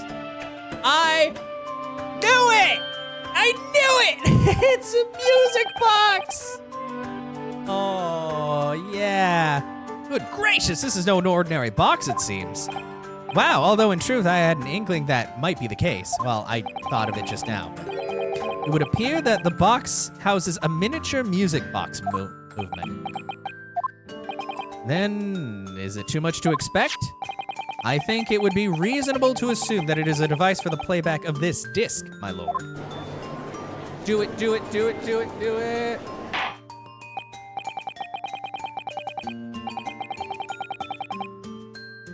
So here we have the means to play back Mr. McGilded's disc, deposited at Windy Banks at much the same time. Not strictly correct, my lord. It was not McGilded's disc. It was the disc of his victim in the omnibus. But why, for heaven's sake? Are we to understand that the brickmaker was trying to sell this music box disc to McGilded? Maybe it was a recording of all of his misdeeds. Stop. Oh. I believe the answer will become clear if we listen to the music on the disc, my lord. Yes, very well. Let the court now listen to this curious disc at last. Hold it!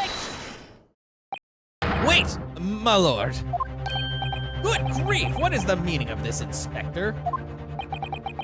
Someone was trying to pirate music. I know, back in the day, terrible crime. The music box and disc are, they're unrelated to the case. No need to spoil the somber atmosphere in the courtroom with a silly bit of music.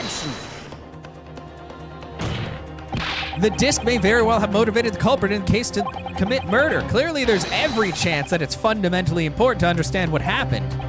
Prosecution has no objection. But no, that piece of evidence is police property, and clearly Scotland Yard has some vested interest here, but it is policy of the prosecutor to leave no avenues unexplored. And you, Inspector, have no jurisdiction here to prevent that from happening. Garg! No, his fish and chips. No further delays, please. Play the disc.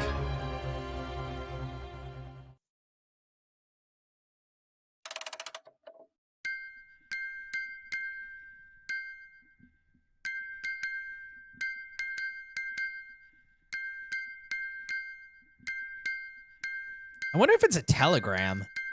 Plays Undertale music box theme now?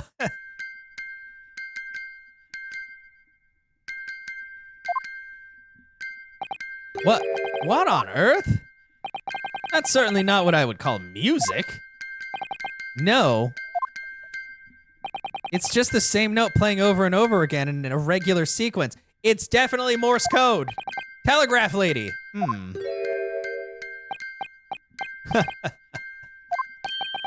Mr. Graydon? Also, wouldn't the sticker on that prevent part of it from playing? I mean, probably. This really is priceless. Stop boogieing. After all that, the music box is broken. Broken? It can't be, can it?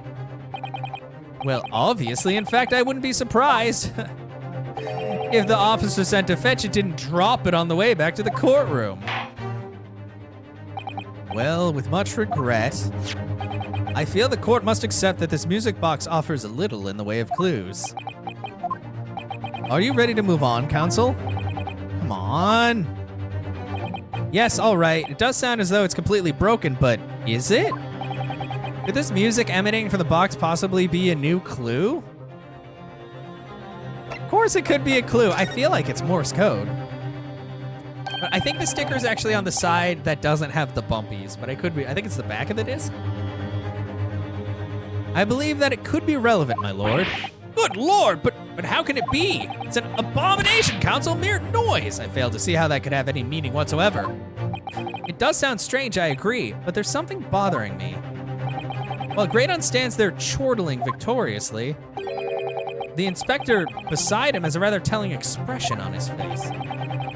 Answer no to that kind. Exactly, you say no and it's just like game over, good job, you lost. Seth Gregson recognizes the sound and he's familiar with it somehow, like telegram noises? And that's making him appear extremely on edge. If that's the stance of the defense, my Nipponese friend, answer me this.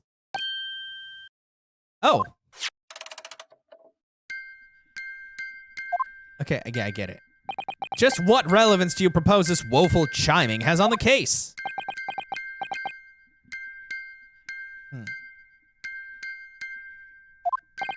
It's the defense's belief that the sound emanating from this music box is not supposed to be music.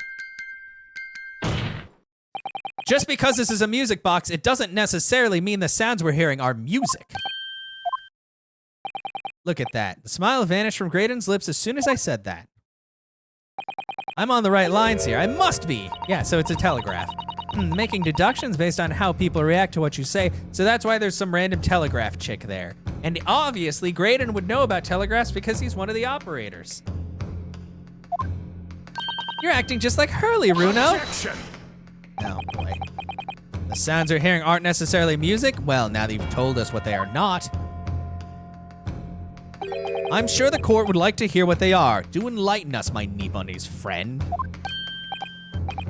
Well, surely you have an idea in mind, because if not, Morse code chart to see what it actually says. I'm pretty sure it'll translate for us, maybe. It will be the death of your ill-formed argument. Exactly, the music box is clearly broken. Refusing to accept that fact is pure foolishness. They've got me, I don't know what the answer is. Yet. Bruno. I've just examined the music box very thoroughly, and I'm fairly certain that it's not broken at all. Really? Really, the way it's been made, it can only produce a single note anyway. Thank you, Iris.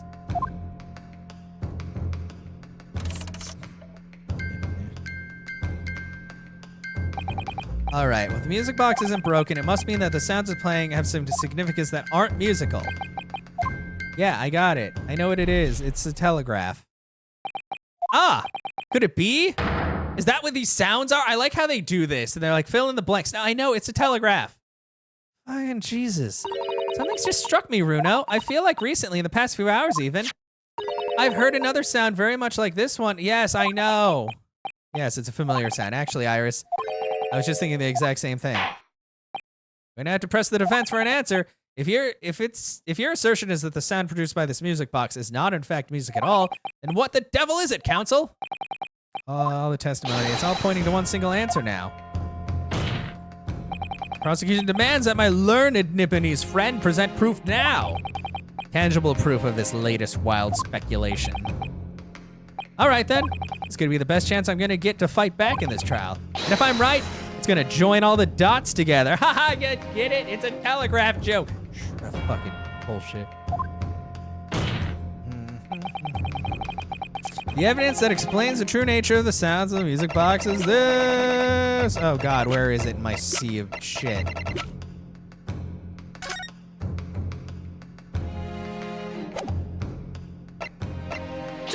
Today's paper.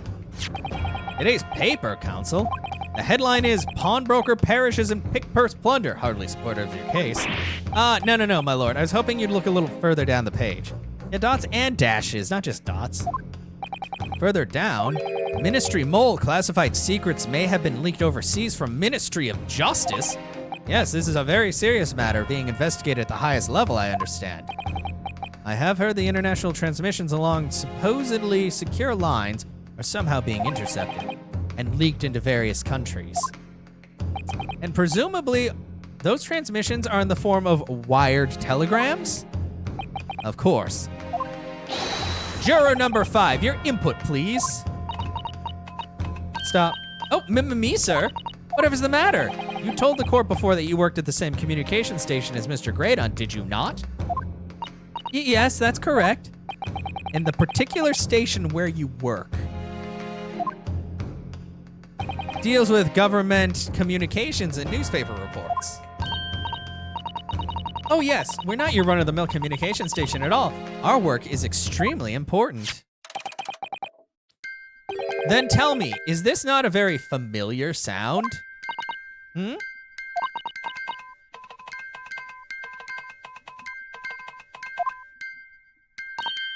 You don't mean to say, is it? That's right, madame. It bears more than a passing resemblance to a sound made by your telegraph machine as you tap it. I believe it's called Morse code. I don't believe it. Yeah, you're all. Now correct me if I'm wrong, but when it comes to leaking telegrams from government departments, there could be nobody more perfectly placed than a highly skilled communications officer. Are you suggesting the music box disc contains stolen government secrets and Morse code? Yeah, maybe.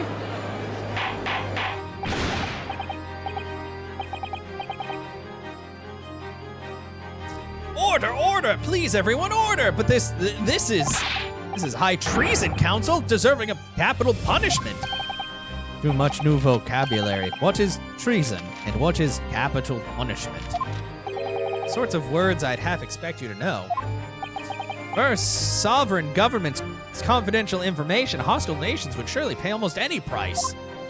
Yes, and on that night 2 months ago, that was the very negotiation that was taking place inside the omnibus.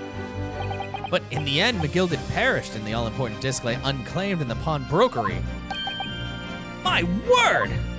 In which case, whoever stole that information in the first place must surely have been beside himself with worry, because if the disc were to be discovered before it found its way out of the country, it would reveal an act of high treason punishable by death. So the culprit had no choice but to retrieve it. And in order to do that, he would have to gain entry to the pawnbrokery illegally in the middle of the night. Because the article left behind by Mr. McGilded would incriminate him too much if it got into the wrong hands. Isn't that right, Mr. Great-On? You think I've been stealing government secrets? Preposterous, absolutely preposterous. So in response to the defense's accusation, you claim complete innocence, do you? Well, of course I do. I had to stand here in silence while that pretentious foreign lawyer has been prattling away. Objection! Then by all means, counter the charges, sir. The prosecution demands the witness testifies in response to the accusations brought by the defense. Delighted, I'm sure.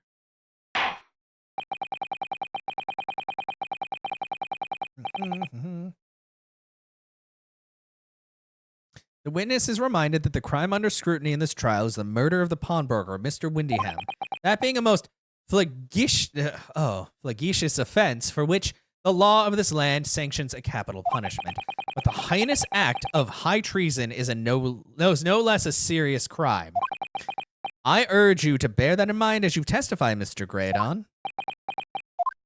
So then let us proceed. You may. Who's holding it? Who said hold it? Why the hell? You gotta let us have a rabbit and pork ear, Governor. We got things to say. I beg your pardon? Who do you think you are? Name's Nash Skulkin. Occupation is professional baddie. Is there a baddie? Shut up. I don't fucking care about you. I'm not a part of your troop. It's so annoying. I don't need that brought back. I don't give a shit about those guys. They're stupid. A mere communications officer couldn't possibly steal confidential government information. Besides, the sounds produced by that music box aren't even in Morse code. It was some low-class brickmaker negotiating with McGilded anyway, was it not? I have no relation to the man. Look, all we done is broke into the gaff the other night like what he told us to. If we'd known it was dodgy government secrets involved, we wouldn't have touched it.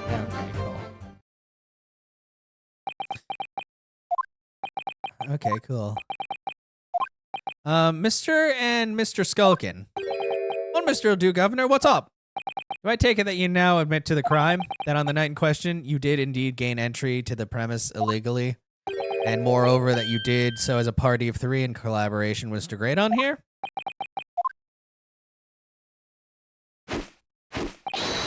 We did, Gov, we did. Okay, cool. Great. You guys are idiots. Quietening down, please. What do you say to that, Mr. Great-On?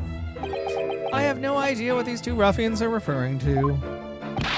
You little rotter getting us mixed up in all this monkey business. Never said nothing about no government secrets. It's supposed to be a straight-up job.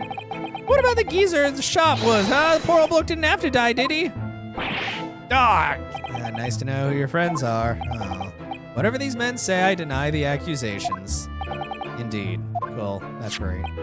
Oh, it's now entered in the court record. Cool.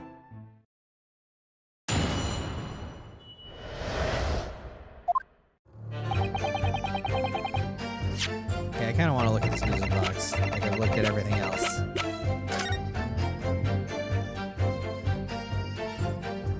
What's this? Is there something else in this? Oh! What is it, Runo? I've just noticed something about this music box. It looks like the bottom of it opens up as well. Ah, you're right. Well, come on then. What are you waiting for? Let's open it. All right then, here goes. Oh. What? There's a second part? What? There's a movement on, what the hell? So does that mean you can set another disc to play back on this side? Yes, I think so. And it looks like 2 movements are linked together. They're linked, so if you had 2 discs, they would both play back at the same time. Oh, no. Oh, my God. So we need a second disc. Who would have thought there would be a second movement on the other side of the box? This movement is like the other one. The comb's teeth are all the same length. So movement also produces a single tone like the other one. Yes, it must do, except that the length of the teeth of the combs isn't the same. So the single tone produced on this movement will be different from the single tone we've already heard. Oh, I investigate everything now, because there's always something. Well, except the guns, they didn't have anything new, but for the most part. What? Basically, each movement can only produce a single note. The notes they produce are different. Music box that can only play 2 tones.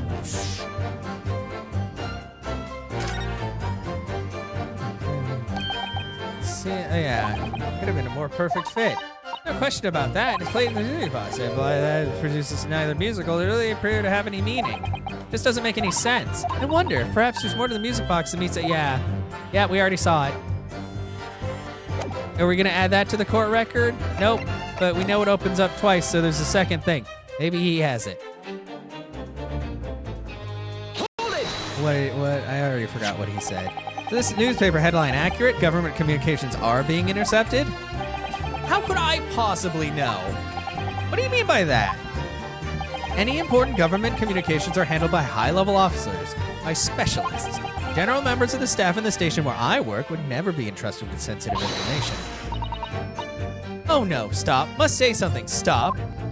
Let me guess. Juror number 5. We regular communication station officers aren't as lowly as you're being led to believe. A team of us are responsible for setting up and testing the telegraphs used by the ministry. And Mr. Great On here is the team leader. That's fascinating. Great On is a highly skilled operator. Stop. Currently in presence of idle. Stop. Oh God, really? So you had access to the equipment used for these confidential communications, Mr. Great On. Well, what of it? The transmission's always made behind closed doors so they can't be heard. And in any case, all messages are sent in cipher. Normal employees couldn't possibly understand them. Oh no, stop. Must say something, stop. Mr. Great On regularly attends meetings with ministry technicians in the ministry communications team. He assists them in ensuring there are no errors in important international communications. And he's received the top prize at the cipher cracking convention 5 years in a row now. That's fascinating. Great On is a highly skilled operator. Stop. Currently in presence of idle. Stop. Oh, God, this joke is getting old too. Well, your idol would appreciate it if you keep your mouth shut. She should really pick her idols more carefully, yeah. I tell you, this lawyer's accusations are completely unfounded. Besides, the sounds produced by that music box aren't even Morse code. They're not? To anyone with a brain, that would be blatantly apparent on listening to that music box for even a few seconds. Of course, of course. Surely it can't be that my learned friend is unfamiliar with Morse code. Oh, am I gonna get a Morse code lesson? I get it. No, I lesson Morse code. Yeah, there's a dot and a dash. This is A, this is B. I don't care! I actually don't care! So my assertion is fundamentally flawed. Ha ha ha, you shouldn't be so surprised. Yeah, like Jesus Christ, I don't need this fluff. Yeah, in case anybody doesn't know what Morse code is, it's a bunch of dots and dashes that are short or long tones that make the alphabet. You send it, you put the words together, bam, communication. Got it. Yeah, shut up. Oh, stop. Nothing to say but stop. It's so frustrating, isn't it? I mean, yeah, the government, yeah, blah, blah. So many other things were slot into place so nicely.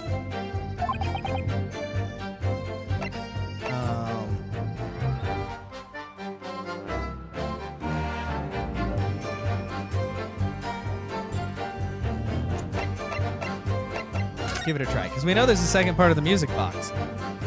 There's still every possibility. Yeah, that's a belief of the defense, at least. Does it please you in some way, my Nipponese friend, to repeat the same line of argument ad infinitum? It's already been established that Morse code, 2 tones are required, dots and dashes. Yes, I'm well aware of that. Then what? Well, it would appear the defense has an hypothesis to put forward. Okay, better present your idea at once, counsel. How do you propose this music box, which appears to produce only a single tone, could have been used to decipher the secret messages in Morse code? Oh, what is it, Runo? We already did. Yeah, so does that mean you can put it under this? Yeah, they're linked, so if you had 2 discs, they play the same. We already did that. Present it. It's weird that it didn't just update it. You had to do it again. Good gracious, what am I looking at here? Another movement on the underside of the music box? What? It appears, my lord, that the 2 movements are linked together.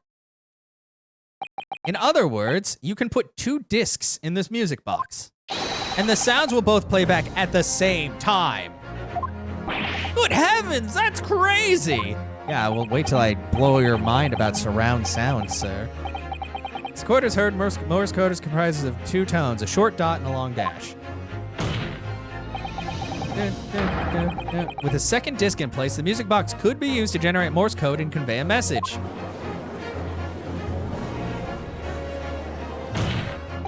This is beyond a joke. I'm sorry? This poor excuse for a lawyer has absolutely no evidence to support his claims. Though, of course, if my learned friend were able to present the court with a second disc, that would be another matter. Well, I can't at the moment. And may I remind the court that, as the witness has pointed out, he was not the one in the omnibus with McGilda 2 months ago, striking a deal over the disc or discs. Indeed, that was Mr. Mason, the brickmaker. Exactly, it had nothing whatsoever to do with it. Oh, God. Though it has holes, I must admit the argument presented by the defense has much promise. I believe the cross-examination should continue. Yeah, okay, I haven't found the link yet. Looks like you need to give your argument more strength, Runo. I'm working on it.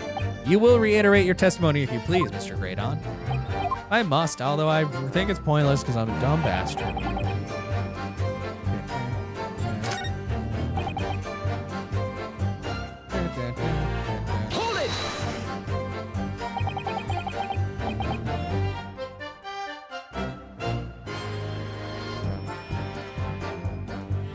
Like Mr. Greydon told you to do, you mean? That's it, yeah? Who else, eh? Silly me thought we was just popping in for a natter after all them years, but the rotter had a dodgy job for us. Ash? Let me stop you there, Mr. Skulkin. After all them years, you say? What do you mean by that? Do you mean to tell me that Mr. Greydon is an acquaintance of yours? We're the sociable kind of baddies, you know? Sure, let's say Greydon's old China. Excuse me. What? Yeah? Something wrong, Mr. Skulkin? Eh? No, the other Mr. Skulkin. I was about to say, if they show fucking the inspector again, I'm gonna lose my shit. I'm done with that. What? Ooh, me? When your brother was testifying now, he said something you seemed to cause you to react. Oh, I was just remembering the old days, that's all. We used to have a right old laugh together way back when. Together? With Mr. Greydon, you mean? Yeah, with Ash, I mean. You look at him now, his fancy whistle and flute, and you wouldn't think Adam and Eve it. But when we was younger, he was from the poor part of town, just like us. Is that so? But we was always a leery one. He had the brains, he had the savvy. Always coming up with smart ideas like what would never have gone through our heads. Oh, blimey, ain't that the truth? Remember Milverton and Skulkin's milk run? That was a corker, eh? Save it until after the trial. Your reminiscing has no place in the courtroom. And neither does your fruit. Oi, the geezer asked us a question, didn't he? And we was answering. Yeah, we ain't done nothing wrong. I mean, this one time, true. Nevertheless, the court is not prepared to accompany you on your trip down memory lane. Counsel, can we turn our attention back to the testimony, please?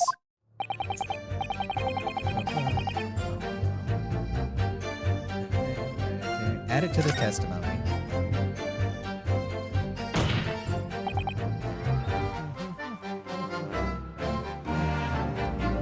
My lord. Yes, counsel? The brother's last sentimental statement can hold vital information relating to this case.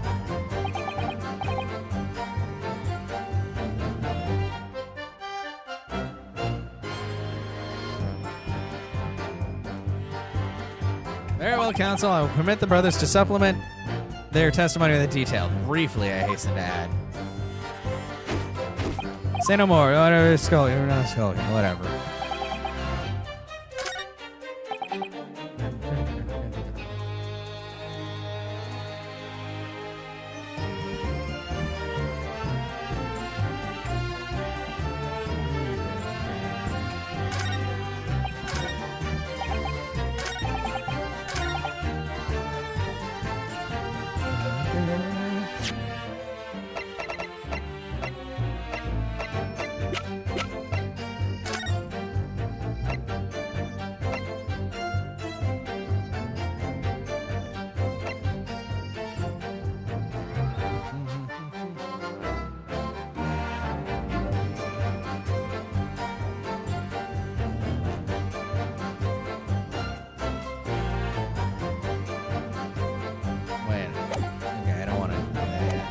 That's not gonna work.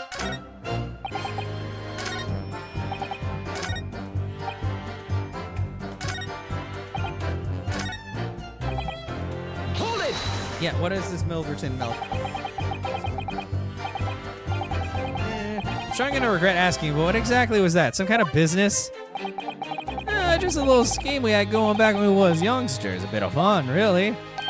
Delivering fresh milk to the locals, that's what it was all about. That sounds alarmingly legitimate. There must be a catch. I suppose since we're here, I should ask them to elaborate, but on what? The business name. So this business was a bit of fun, you say, and it was just you and... Oh, God. You and Mr. Great On involved. Yeah, that's it. Milverton and Skulkin's Milk Run, was it? Yeah, that's it. And where did the Milverton part come from? Oh, right. I thought it was clever clogs like you would have worked it out. Enough of this. How much longer are we expected to listen to this drivel? I don't. Let me guess. You don't accept anything these two witnesses are saying. Tell me, why is it that it was only at the mention of the name Milverton that you decided to interject? Because it weren't the happiest of homes that one came from. Yeah, old man was struggling for money so much his wife walked out on him. She took the name Graydon then, see? But Ash will always be Milverton to us. Milverton. So that used to be your surname, did it? Of course not. This is all bunkum. I've been Graydon since I was born. Do you really think you can rely on the testimony of these two thieves? Well, at this point, yes. You're a communications officer attached to the civil service. As such, your personal details will have been thoroughly checked at the time of your appointment. It would be a very simple matter indeed to subpoena those records, Mr. Graydon. Dog! Well, it would appear that Mr. and Miss Skulkin's testimony has been reliable for once. You were born Ashley Milverton, then. Is that correct? Very well. Yes. So Ashley Graydon was once Ashley Milverton. That information could change things and could turn out to be extremely important. Ashley Graydon. His last name was once Milverton. Okay. All of a sudden, we seem to be up to our necks in a serious matter of national security. All this talk about interception of secret government messages is still just a conjecture at this stage. It would explain a number of things, though, wouldn't it? Negotiation Ginny overheard on the omnibus 2 months ago and the break-in at Windy Banks. The trouble is, wasn't Mr. Graydon in the omnibus with Mr. McGilded? No, that was Mr. Mason, the brickmaker, who was so horribly murdered. If only there was some link between them. The two men somehow. I know, but Mr. Graydon's testimony seems to be as watertight as ever. I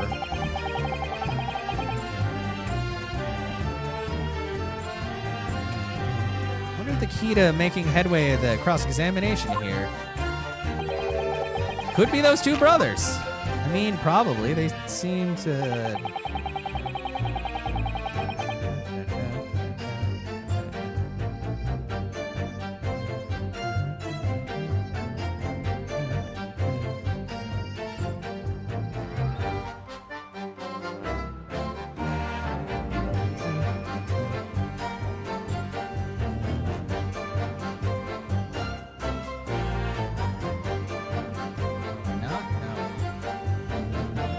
Your communications officer couldn't possibly steal. Yeah.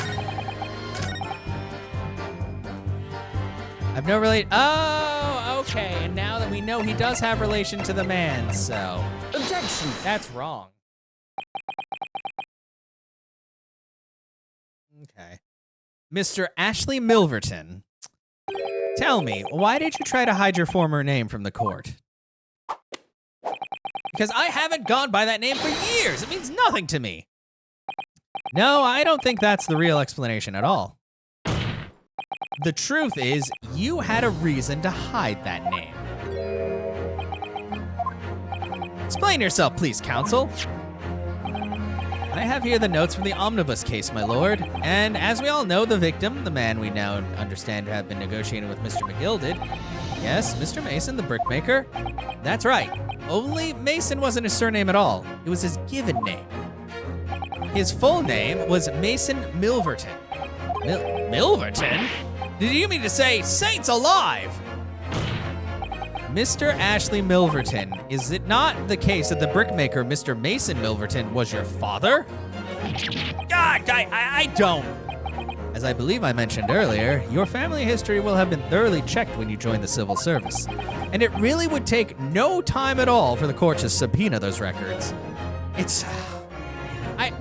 I'm inclined to agree, Shiro, but like most Ace attorneys, holy crap, they do a lot of circle jerking sometimes. But I'm very close to the end at least. Oh, I think I am. I mean, the fact that the fourth case is 8 parts is just like, my God. But I think I'm finally starting to figure out exactly what happened. Yeah, the one fault of Ace Attorney, I'd say, is just the fact that, like, sometimes the pacing is just not the best, or sometimes you know what the answer is, but they have to take you through, like, a crazy amount of bullshit before you actually, like, are allowed to say it. Yeah. The truth is, you have been illegally acquiring highly confidential government information and selling it on to McGilded in collaboration with your father. Arrgh! Okay, yeah, that's right.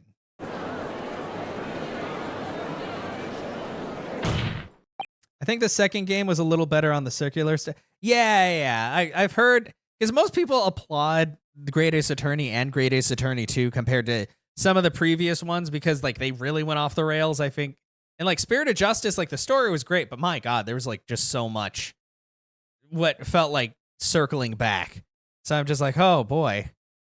And that's why I get kind of tired. Like, this is probably the longest Ace Attorney stream I've had, in a while. I usually can only stream it for like 3 to 4 hours, and then I'm like, I'm so tired of talking and also the things that are happening. Second favorite game. Oh, nice. New facts and evidence unveiled by the cross-examination of this witness all come together to reveal the truth. The truth, you say? That you collaborated with your father, Mr. Mason Milverton, in illegal dealings with Magnus McGilded. By dint of this music box, you mean, counsel? Yes, stealing information being sent in secret government communications and selling it on to McGilded. Mr. Greydon concocted this elaborate scheme of using 2 music box discs to encode the information, as presumably a safety measure against the information falling in the wrong hands. And a very effective one. I shouldn't have given the scheme any credence whatsoever. How long is left? Or are you just gonna rock it? I feel like there's... I'm not gonna lie, I have had a strategy guide up on the side just in case I got stumped. It's been pretty straightforward, although there were a couple of times where I had to present very specific evidence, or there were multiple pieces of evidence, but they only really wanted one. So I can tell that I'm almost halfway through the final part, so I'd say that I probably have like an hour and a half left. That's what I feel like.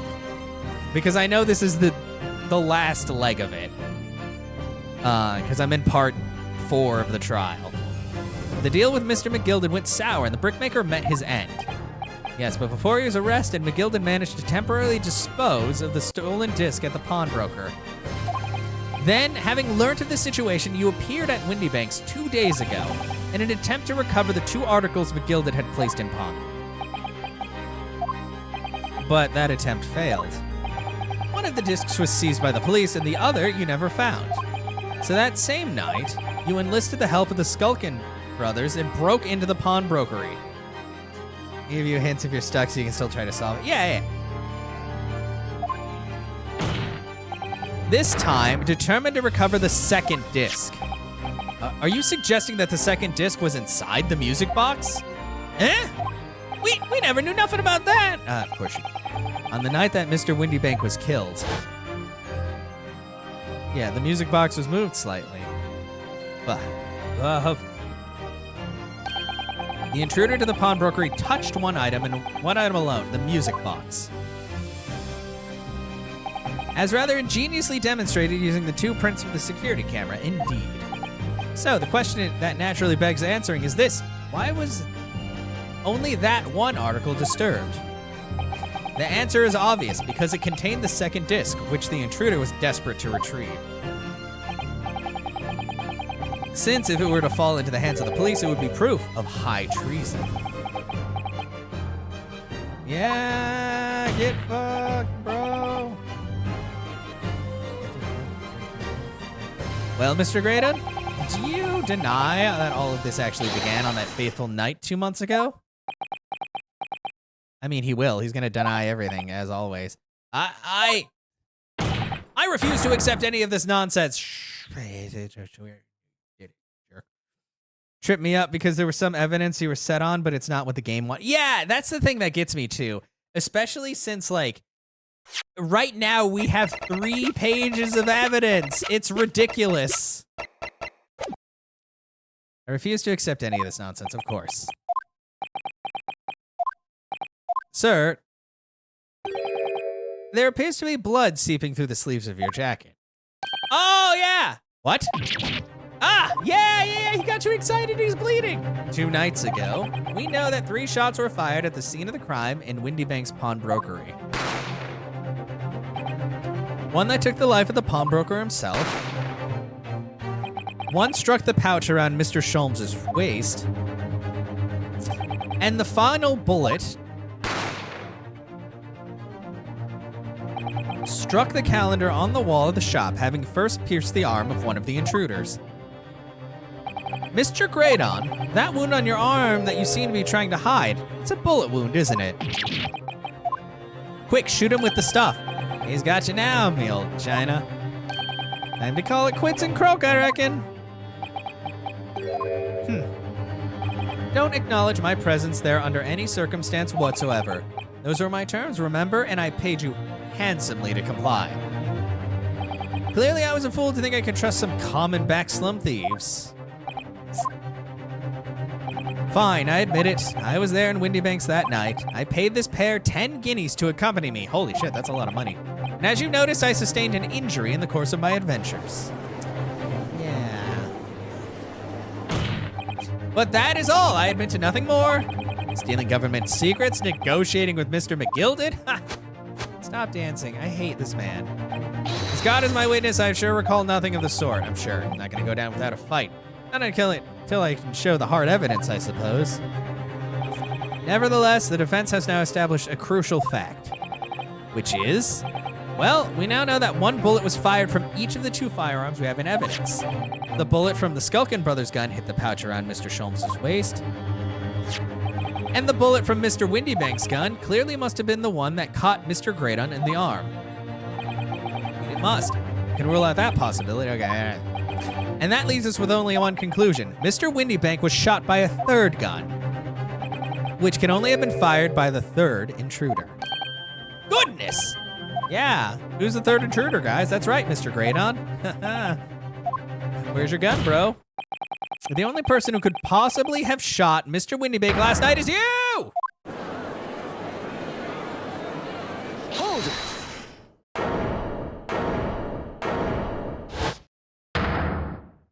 Oh, they didn't. Oh, wow. They didn't. Wow. Good job, guys. You little upstart. You made a grave mistake when you summoned me here. That's kind of silly that that's an oversight they had, but you know. Because I didn't even think about the pouch because of that. I literally thought he got shot, like, in the stomach and then it had passed through until the guy was like, no, we were operating and there was no bullet. It didn't pass through him. What's that supposed to mean? Yeah. Yes, right. As you rightly say, I was there at the pawnbroker's. I did my best to hide the fact. Naturally, I had no intention of ruining the distinguished career I built for myself at the communication station. But did the thought ever cross your mind? Did you ever consider the possibility? What? What do you mean? What thought? What possibility? Possibility that if I was there at the scene, I may have witnessed the crucial event or moment. You see, I saw him. Let me see a key witness, and I haven't. Oh, shut up. What? Are you suggesting? I saw it all. I saw the very moment that pickpocket girl pointed the gun at the poor defenseless pawnbroker and shot him. There's only one bullet in the gun. You what? I hate this man.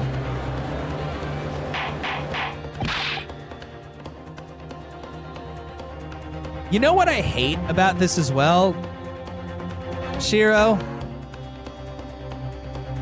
What I hate is a lot of times there's bullshit like this, where you know exactly who did it and why they did it.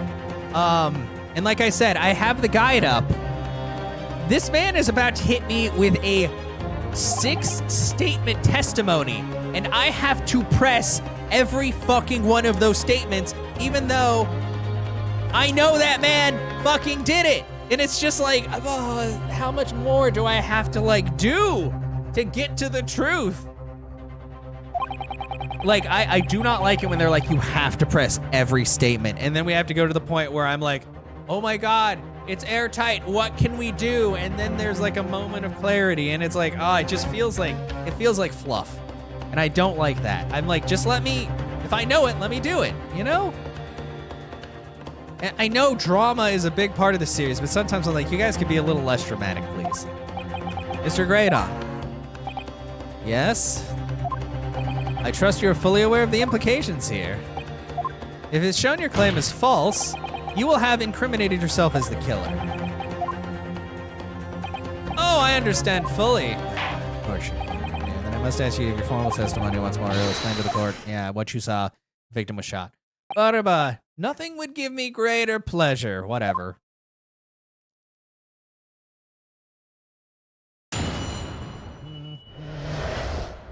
The moment of the shooting. While these ruffians were jostling with the broker, I was still near the entrance to the shop. When the windy bank threw Nash over the counter, I felt a sharp pain in my arm. From what? I pursued the man, but shut himself in the storeroom. I could see through the people in the door, though. The accused in a black coat shot the man in the back as he was trying to flee to safety. Where would he flee to? It's just a story. I saw the blood spatter all over that wretched girl. Also, she wasn't covered in blood. That coat that she's wearing is covered in some other dude's blood. Your dad's blood, actually. Then she tossed the gun out of the peephole, so I picked it up and made my escape. This is so annoying. She had it in her. Why do they make us do this? Like, if the game didn't have all this bullshit, it would be like probably a perfect game, but this is just like annoying at this point. How does anybody listen to that and they're like, oh, that sounds right? Like, oh, this is quite extraordinary testimony. Why are you even listening to him when this picture exists of him and the ground? And it's so annoying. Quite an extraordinary testimony. And it's also, you claim, sir, under oath that you've clearly seen the defendant pulling the trigger, and also that you took the gun that was clearly in her hand. Also, dark thought for you. Remember the scene where he took the jacket from Gina? Yeah, he was wearing his dad's blood. Yeah, this is also true, but he didn't seem to care. It wasn't my intention to testify this way. Yeah, you see, my sins have been forced. The truth, like everything that was a lie. Until now, the prosecution was completely unaware of these details. Yes, well, sorry about that. It's wrong. Having shot me in the arm, the pawnbroker was then shot in the back by the accused. He can't. There was only one bullet in that gun. You fucking idiot. We discussed this. It's so annoying. She was showered in his blood. You say the blood splattered over the accused coat. Are you sure on that point? Oh yes, quite sure. All over the black overcoat that pickpocket girl was wearing all the time. Really? Ending of this case makes up for the circling? I hope so, because this is so annoying. Her coat could somehow be shown to the harbor vestiges of blood. Yeah, we already have the blood. Pour faster, you dumb bastard. Okay. Only very recently, a German scientist developed identified human blood. We also did stuff. But it would take a while. So here's to true science. Oh, fuck you. Okay.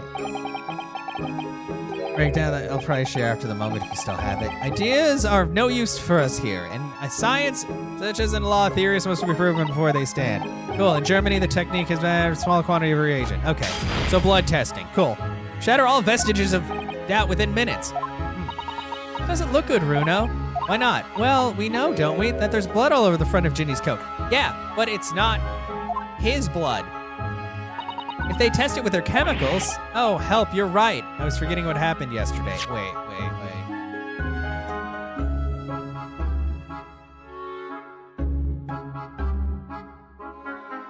Oh, just identify human blood, but not specific human blood. So they'll just be like, it's covered in blood, but we'll be like, it's the wrong blood, but they won't listen. God, that's so stupid. Fucking hate this shit. It's covered in blood, but it's covered in dad blood. Purple dad blood. Mr. Mason's blood, yes, we get it. My lord, the defense objects to the test proposed by the prosecution. Overruled, how cool. Lord Van Zeeks, make it so at once. With pleasure, my lord. Cool, the defense may proceed with the cross-examination. Once they find the blood on the overcoat, yeah. Counsel! Yes, my lord. Your cross-examination, yes, my lord. This cross-examination doesn't go well. If I don't manage to uncover some decisive evidence or a really compelling clue now. God, this is so annoying!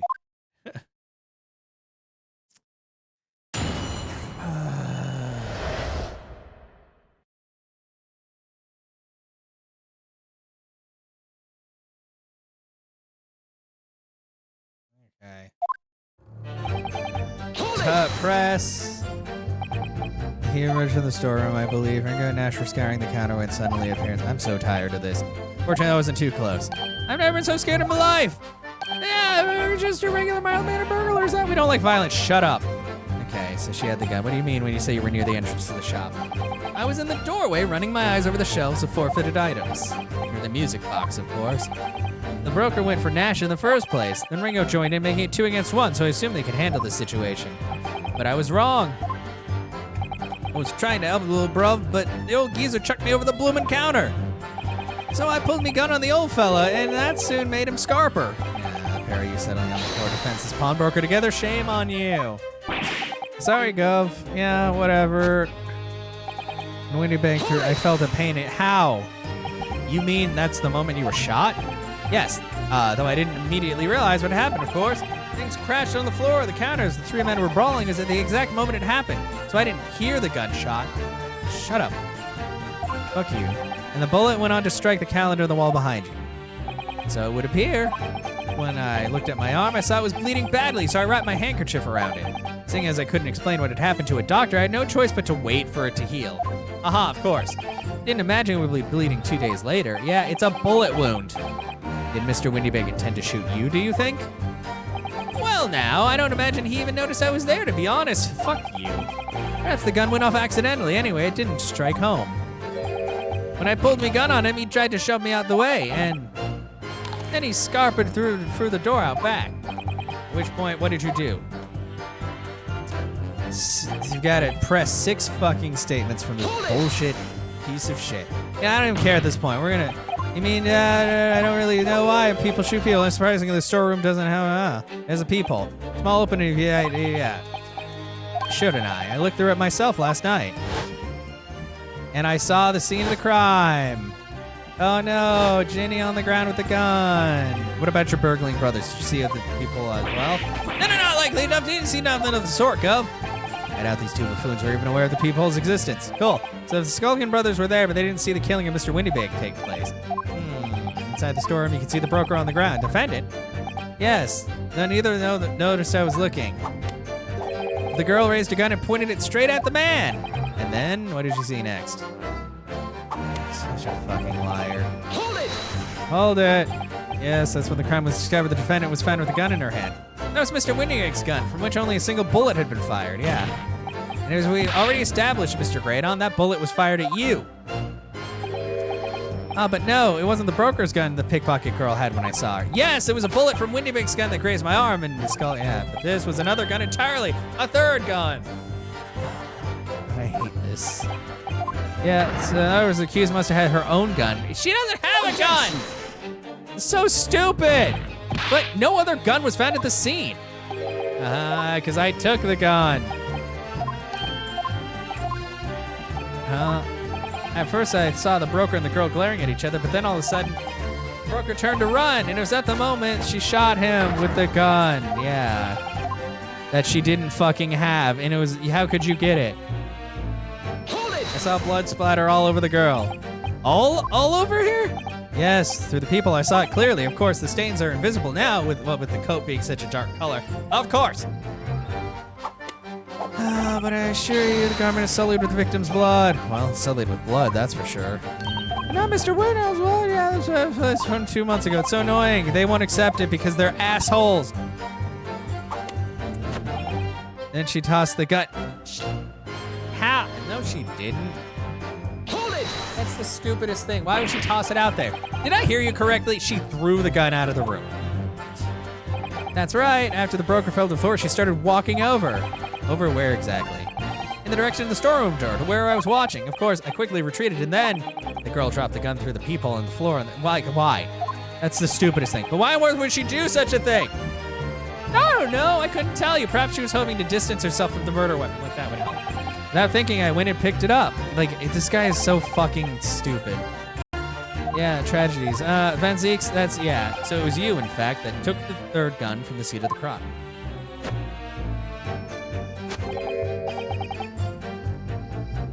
That would trip me up, but still very, yeah, it's so annoying. Yes, it was yours truly. I left the cleanup to my, clear up. We made a bit of a mess on the counter, so Mr. Whistle and Flute here told us to tidy up. He thinks our bloomin' mom sometimes. He thinks he's our bloomin' mom. It's paying you enough, by God.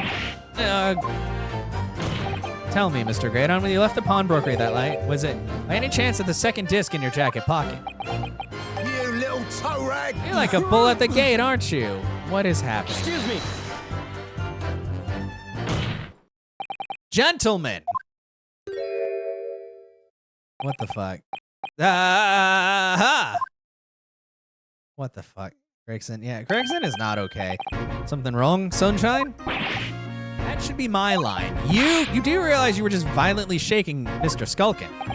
Blimey, this D's a bit of a hooligan, ain't he? What was going on just now? You saw him. He grabbed me, Whistle.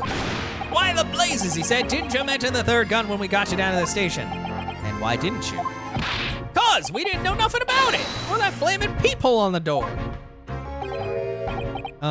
Sorry about that. I can be prone to losing my rags sometimes. Not hurt, are ya?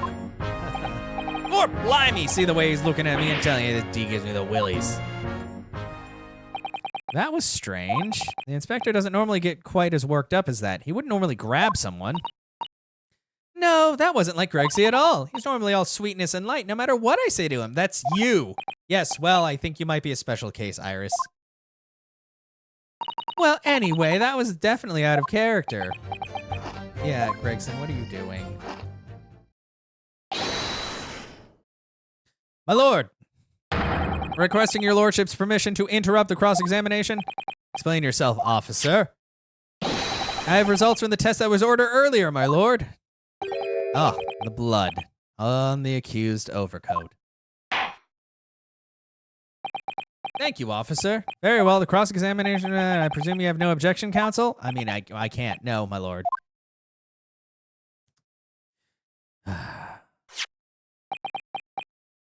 Well, there you have it. The report, please, Inspector. Yes, sir. Traces of human blood were found on the overcoat of the defendant, Miss Gina Lestrade. From the extent of the stains, it would appear that they were the result of spattering following a gunshot wound. End of report. No, it was a stab wound. Goodness me. So stupid.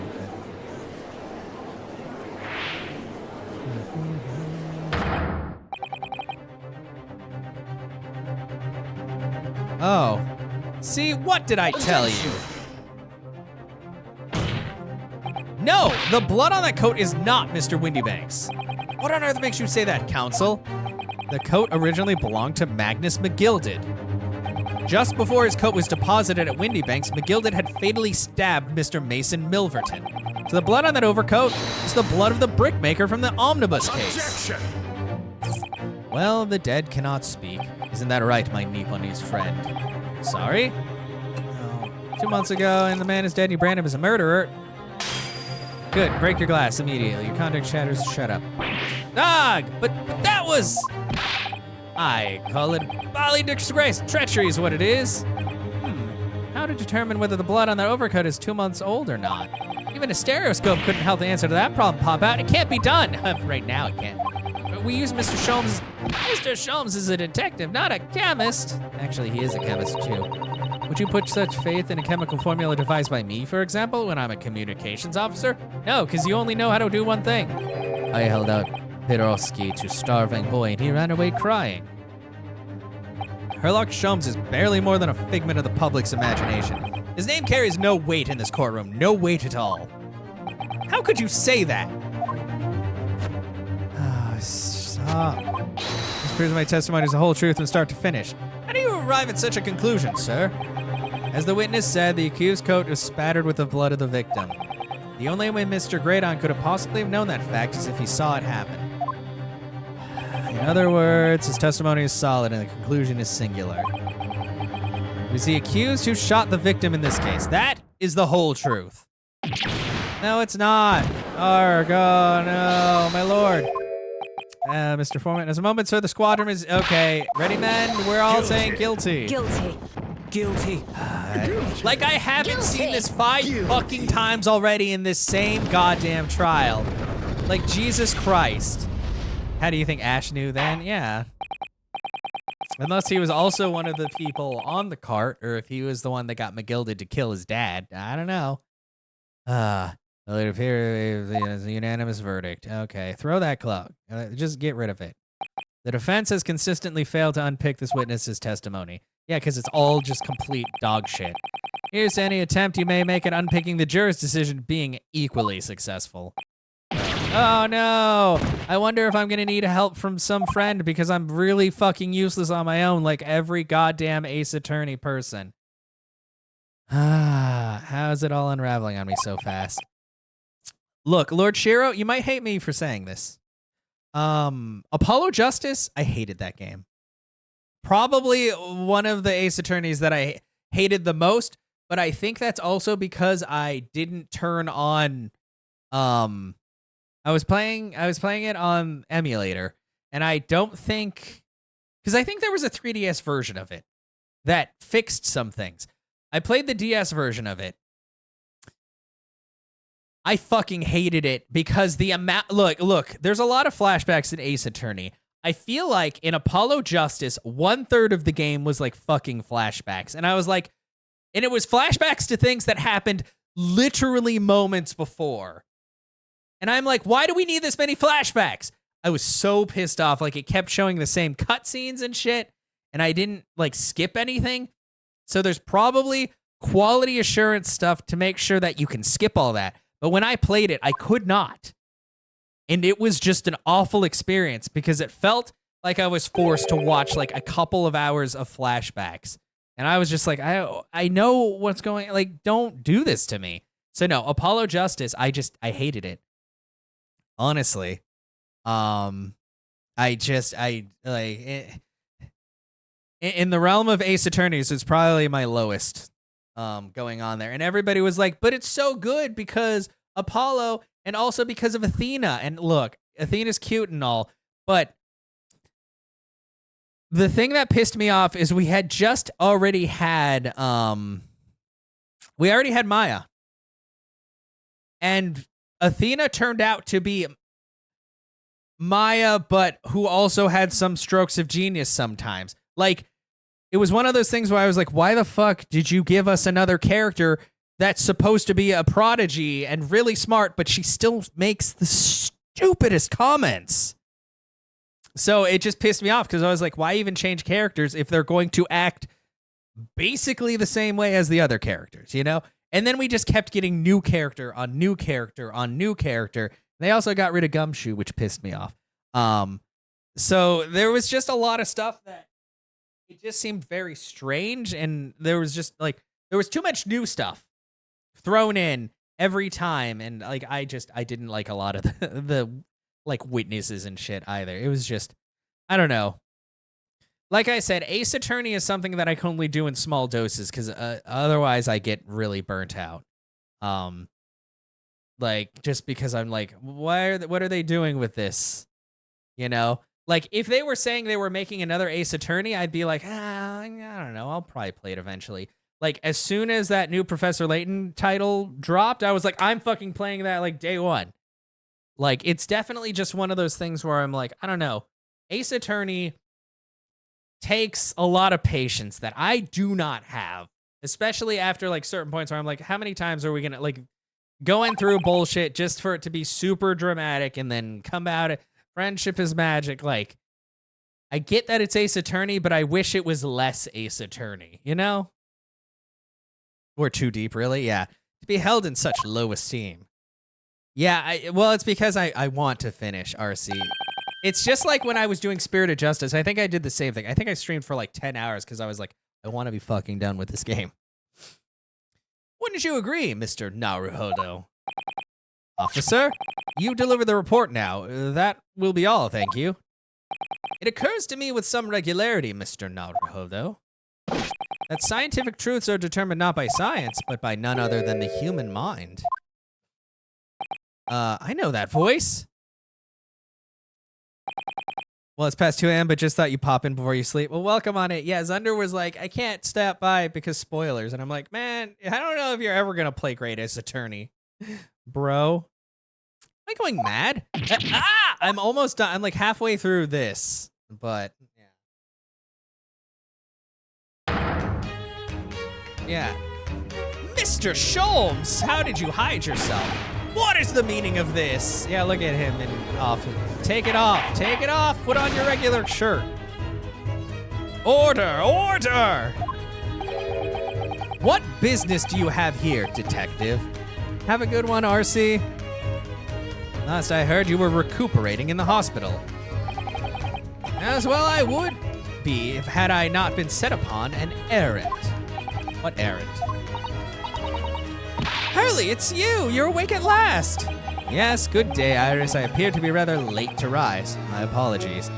Why I have to cope with the butcher version of Sherlock, huh? It's fine. It's fine. Now, my lord, if you will humor me. In what matter, sir? I have something of great importance I wish to give to the young lawyer over there.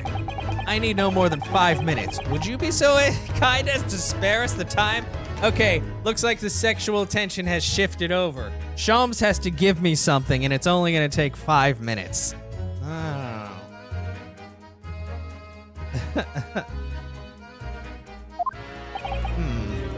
What do you say to this, Lord Van Zeeks? This trial has taken many hours of the court's time. Having spent so long already...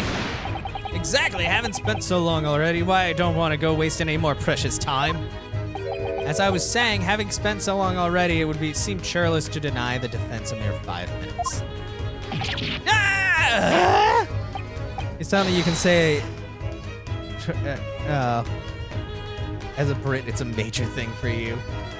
Very well then. Counsel, you have 5 minutes. Oh god, we have 5 minutes. Hi. Hey, you changed. My dear fellow, I apologize for my tardy arrival. Mr. Sholmes, are you alright now? Alright, I'm all wrong. Sorry? I've only just managed to summon the strength to stand, man. I asked the judge for 5 minutes.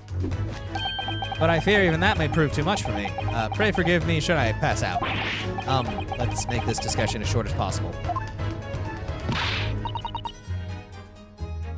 Yeah, exactly. That's why I'm like, come on.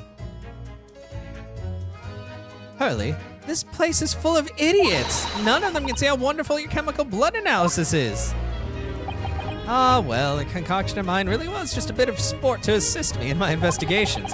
I never took the trouble to refine it for appraisal by the scientific community, an oversight on my part. Right, modesty? Surely not. But enough of that. I'm here to give you this, my dear fellow. Is it a lunch? What's that? A lavender furoshiki wrapping? Oh no! A leaving present from Miss Susato. Oh, what did she have?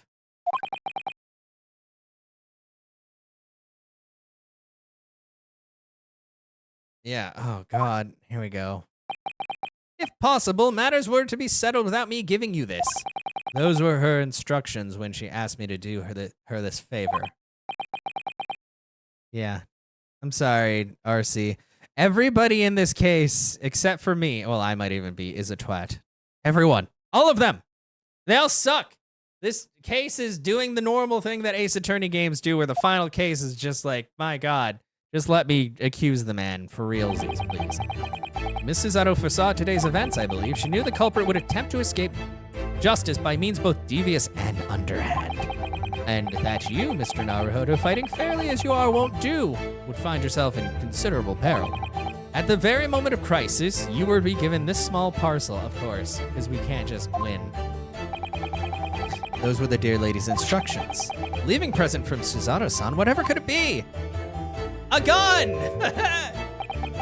What is this? Oh, it's the machine I made. Oh, the cat door. Why did she give me... Why? Why do I have the cat door gun? Ah, the cat door gun. I don't give a shit. It makes cat doors instantly. Hi, where did the cat go? The cat, look, yeah, it makes cat doors in whatever you want it to make it in. Is that what you use to make the peephole? What's Susie up to? Miss Susato muttered the following words before she left. Oh, sorry, RC. I didn't mean to edge you out there. I'm a failure. I don't deserve to be a judicial assistant. What? Didn't she say something like that?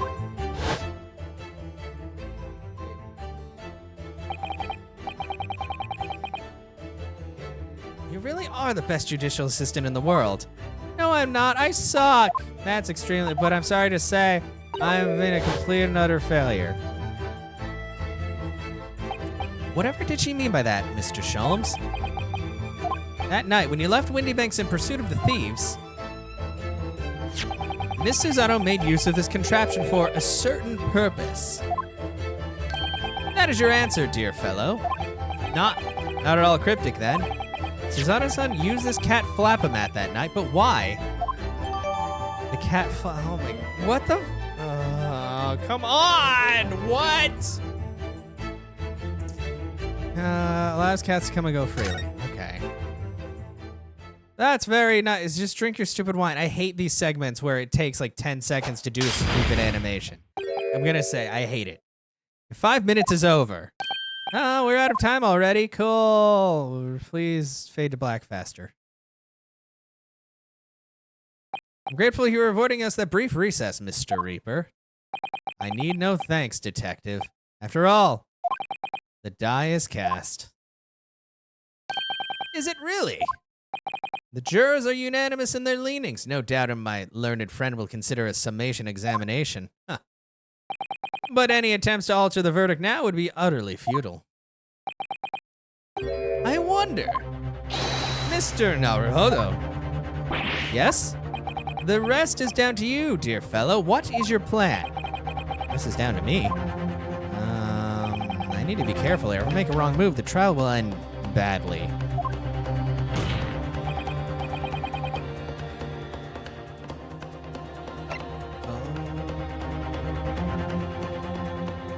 Of course, further cross-examination. Further cross-examination. Objection! We already cross-examined once. We're not gonna do it again, even though we do that all the time in these games. Yeah, no. The defense is not asking for the cross-examination of a new witness, rather to continue with one of an existing witness. What? It would appear that a rather important detail has escaped your attention, Mr. Reaper. My lord, okay.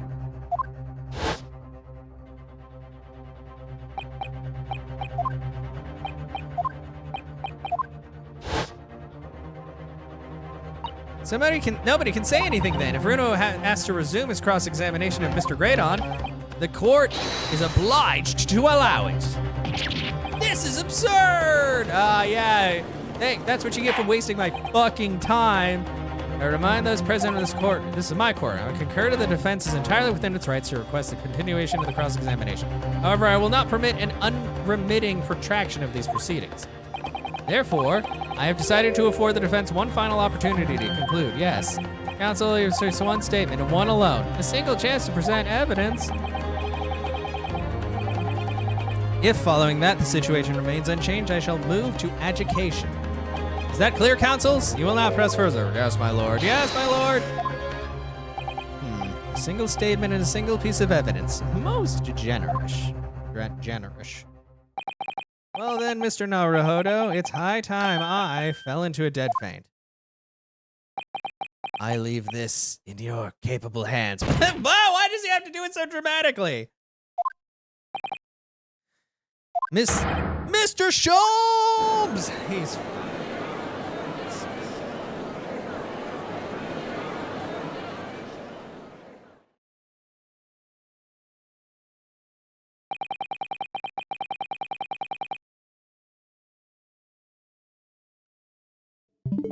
Oops, that's not what I was trying to press. You know what? I just had an idea, and I hate the fact that I had this idea.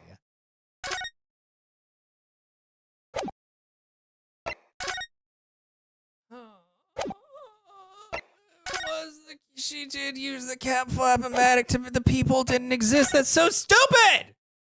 That's so stupid! Why? It's just like, oh, this piece of evidence just happened to be fucking lying around! So annoying! Fucking god damn it. To stand so, yeah, because there was no... That's a fucking... That photo. Yeah, it's either man has extraordinary strength or lack is feeling very ill now. This I don't even care. I'm fully prepared. And I won't waste this final chance that Suzato-san has given me. It's going to decide the entire outcome of the trial. So that thing didn't exist during the murder. Very well then. So she made the murder. She made that specifically to. You're trying to present it and it got denied, yeah.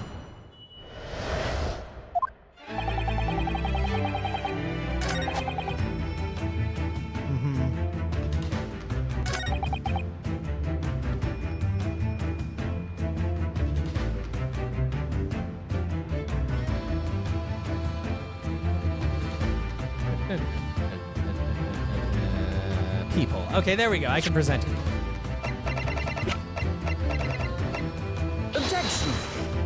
Yeah, the music changed, yep. There's clearly something odd about the last statement made by the witness. There's clearly something odd here indeed. Your behavior, counsel. Oh, haha, please, don't mind me. What, that would be, what? Am I supposed to press and, oh, I had to press it and then do it. Fucking, god damn it. So annoying.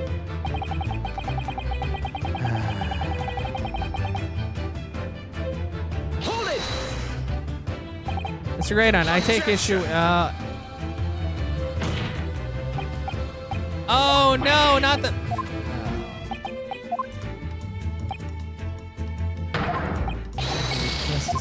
Fucking damn it! It's so annoying!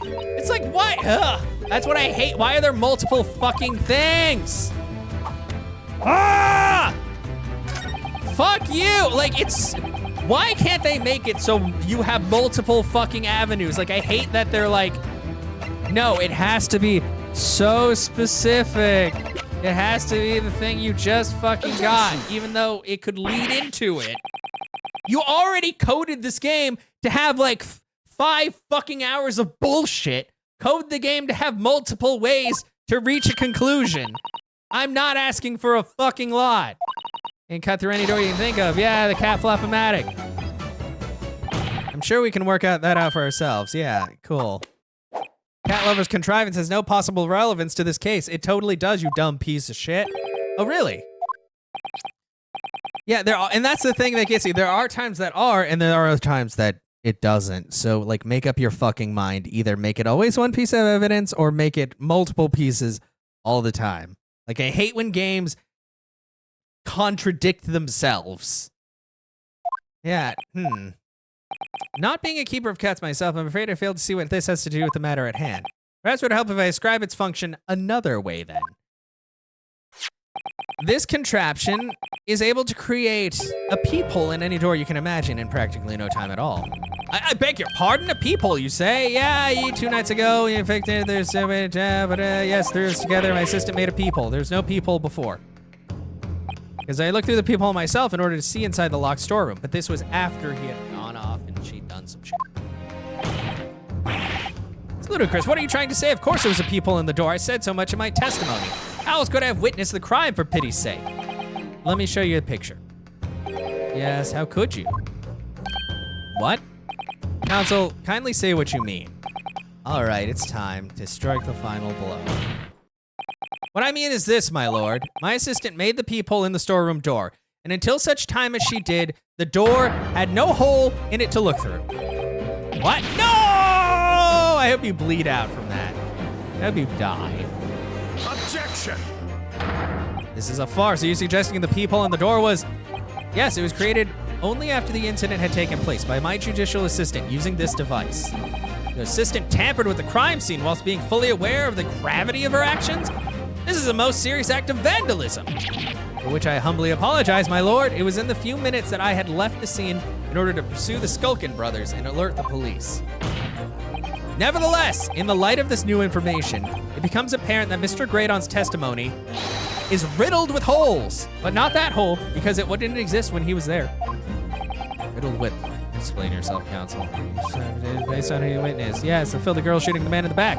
However, if at the time of the incident people didn't exist, he couldn't have seen it. Grrr. In short, your entire testimony is fucking stupid. Hey, fuck you. I'm very tired. I've been streaming for 6 hours now. 6 hours of this. Objection! Objection. It doesn't mean shit. Yeah, you can't do that. Exactly. This is some cheap trick designed to discredit me. I'm afraid not, sir.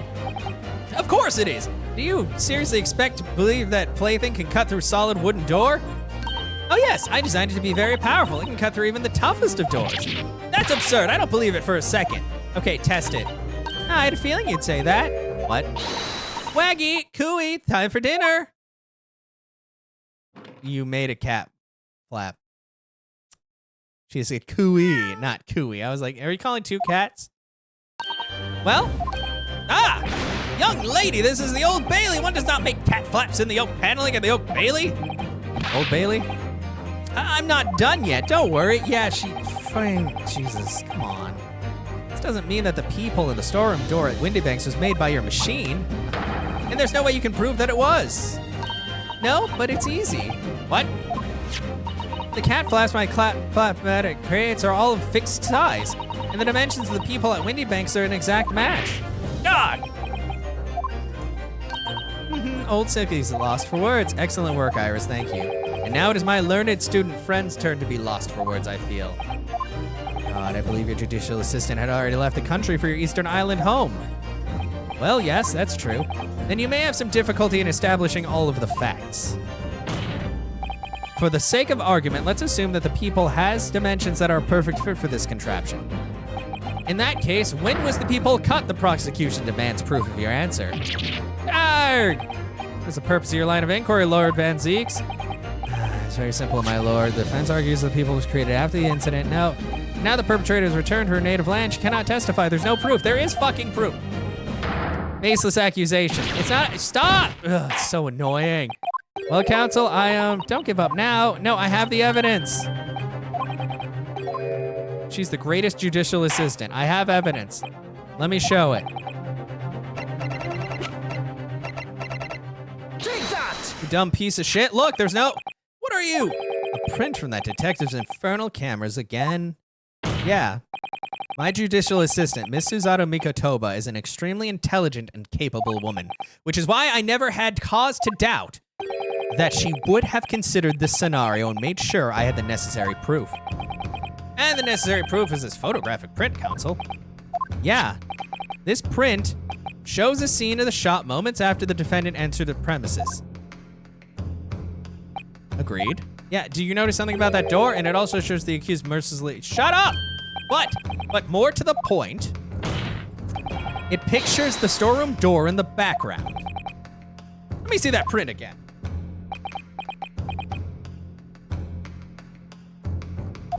I don't believe it. It really is quite remarkable. The door to the storeroom is completely devoid of a peephole of any description. Arg! Mr. Gradon, you couldn't have possibly seen anything that happened because at the time it happened, there was no peephole on the door. Ugh! In other words, your testimony is bullshit, is a catalog of lies.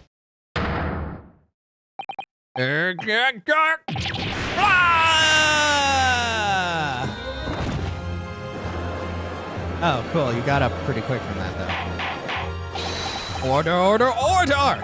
I am satisfied that the defense has substantiated its claim beyond all reasonable doubt. The witness's testimony was entirely fallacious.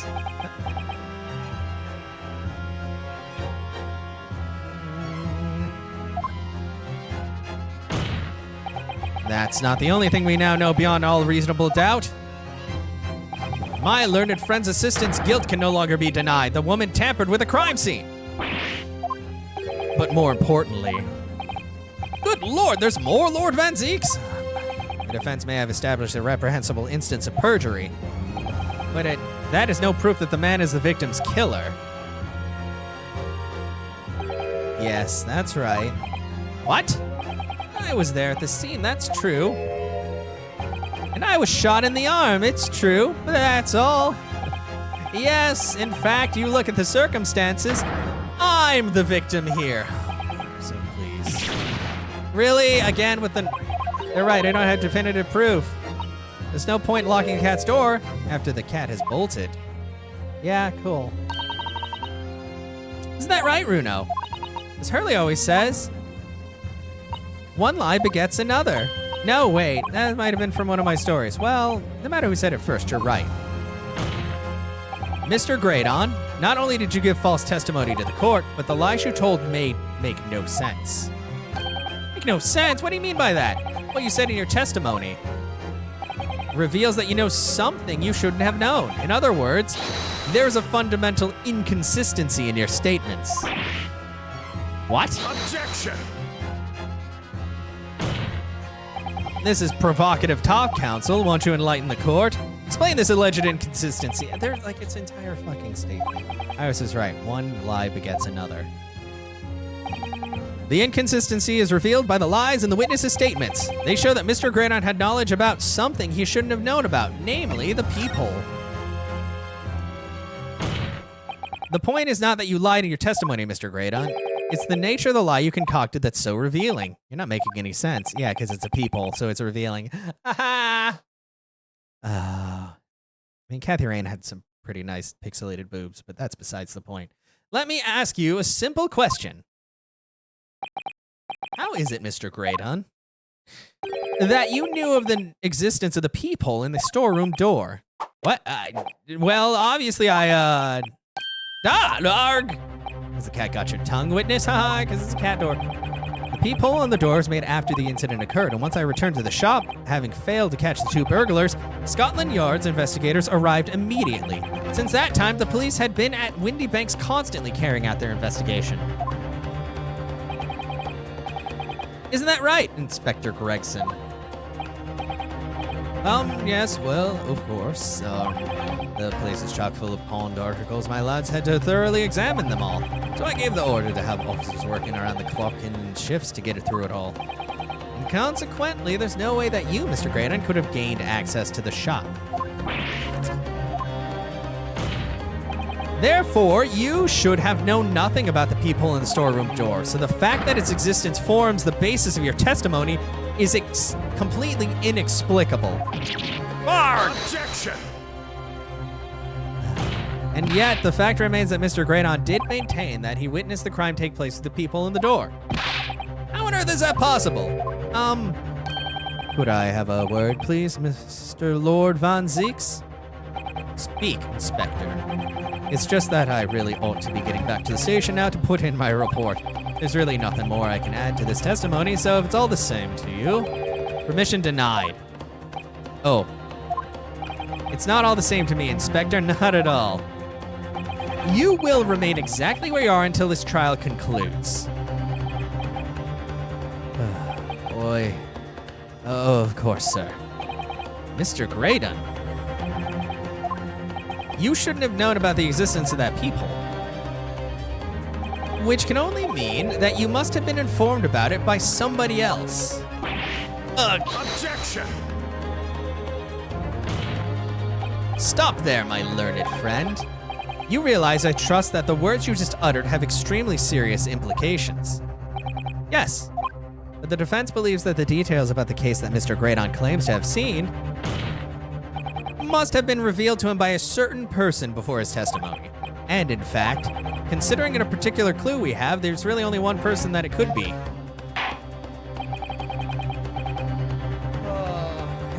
Gregson, what the fuck are you getting yourself into?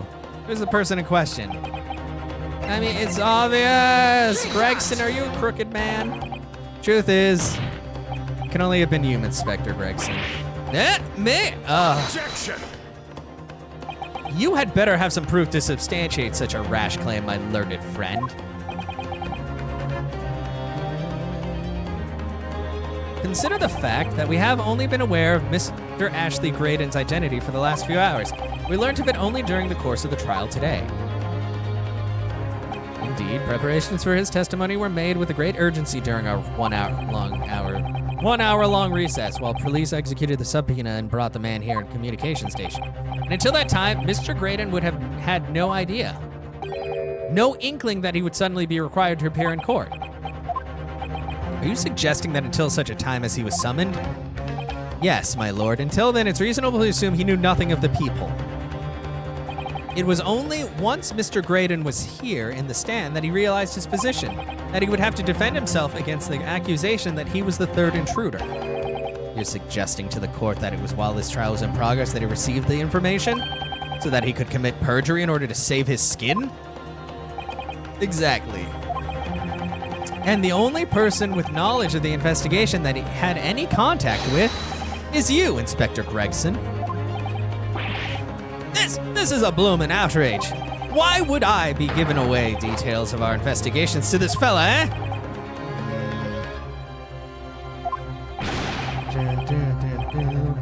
I was summoned to his lordship's chambers during the recess in any case. Have you forgotten that? Quite true. I had a number of questions regarding the events transpired at the pawnbrokery, which means the first time these two laid eyes on one another was after proceedings resumed following the recess. Since then, they've been in full view of the stand where such illicit discussions couldn't possibly have occurred, except they fucking did. Oh, I just remembered something, Runo. What is it, Iris? There was one time before, wasn't there? I think it was when Ginny was testifying, yes. Oh yes, now that you mention it, when the bailiff was dispatched to retrieve McGilda's music box from the scene of the crime. That's it!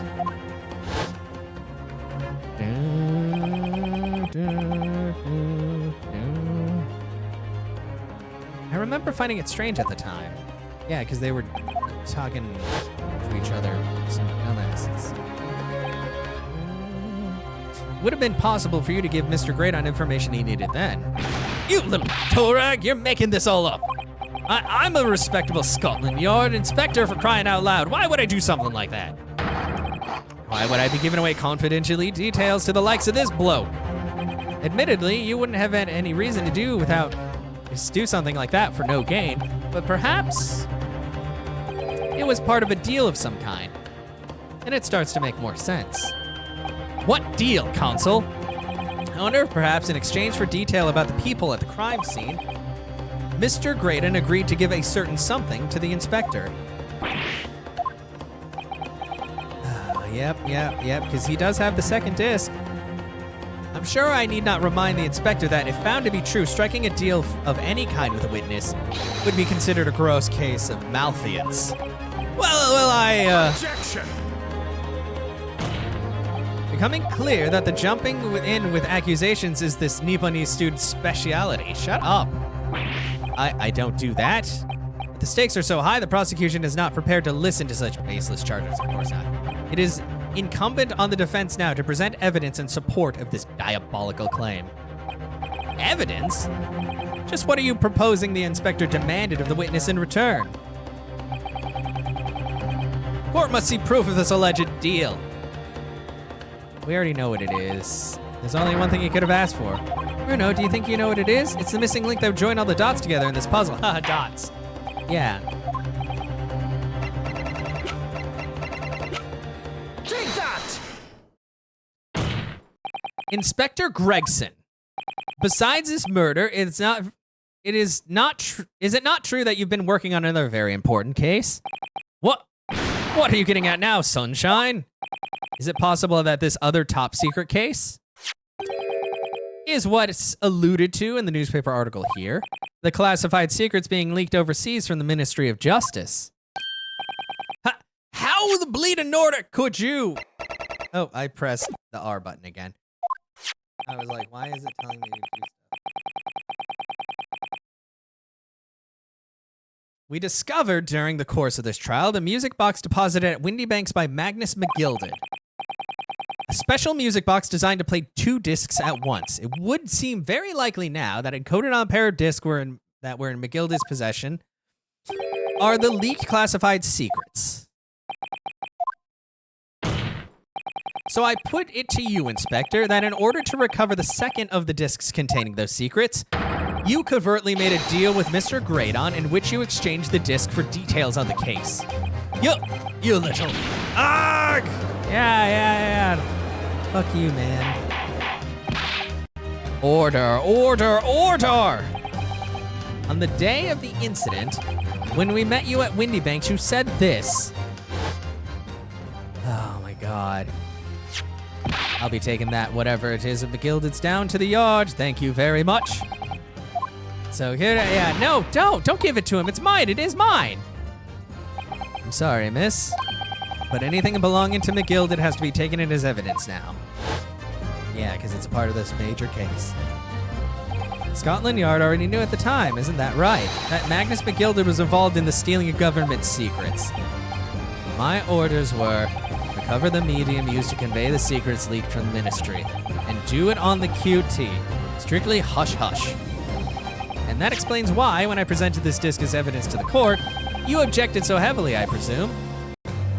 Because you knew that it contained highly confidential information. Blimey! Not likely. I mean, I wasn't sure of it myself. I realized there was a possibility, that's all. Inspector, surely you're not saying that in order to acquire the second of these music box discs, you did indeed reveal confidential details of the crime scene to the witness? To aid and abet this man into giving false testimony? There's no other way that Mr. Graydon could have known the existence of the people. It's the only explanation. A deal was struck between these two men. No, yeah, God. Yeah, fuck you guys. Objection! I am not. If, and I stress if, this sobering assertion turns out to be founded in truth, it would mean that the second disc, as we speak, is as we speak here in this very courtroom. Wait, what? In this room? Of course. How could you possibly know? Because it has it. Because Inspector Gregson is a Scotland Yard detective. What? I have a screenshot. Oh, okay. What's that supposed to mean, eh? As a seasoned policeman, the inspector will have approached this alleged deal with caution.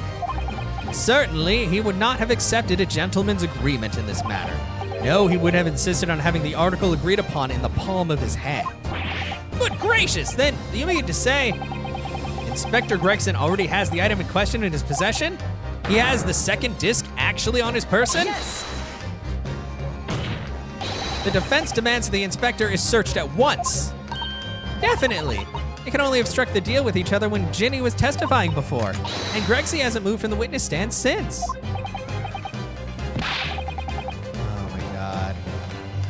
My lord, please order an examination of his personal effects immediately. Well, Inspector?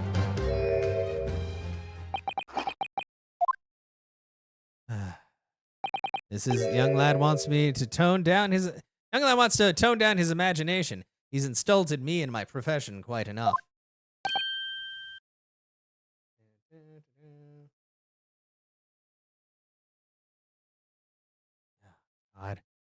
Goddamn. However, if it'll put this matter to bed and dispel any doubts about my involvement, then I'll happily submit to a body search. That's not what a man says who's been in trouble. What, he's going to agree to it? I presume you're aware of the precipice on which you now teeter, my learned student friend. You made a most serious allegation against Scotland Yard here. If, following the search of the inspector's personal effects, no disc is found, you will be deemed unfit for court service. This trial will end.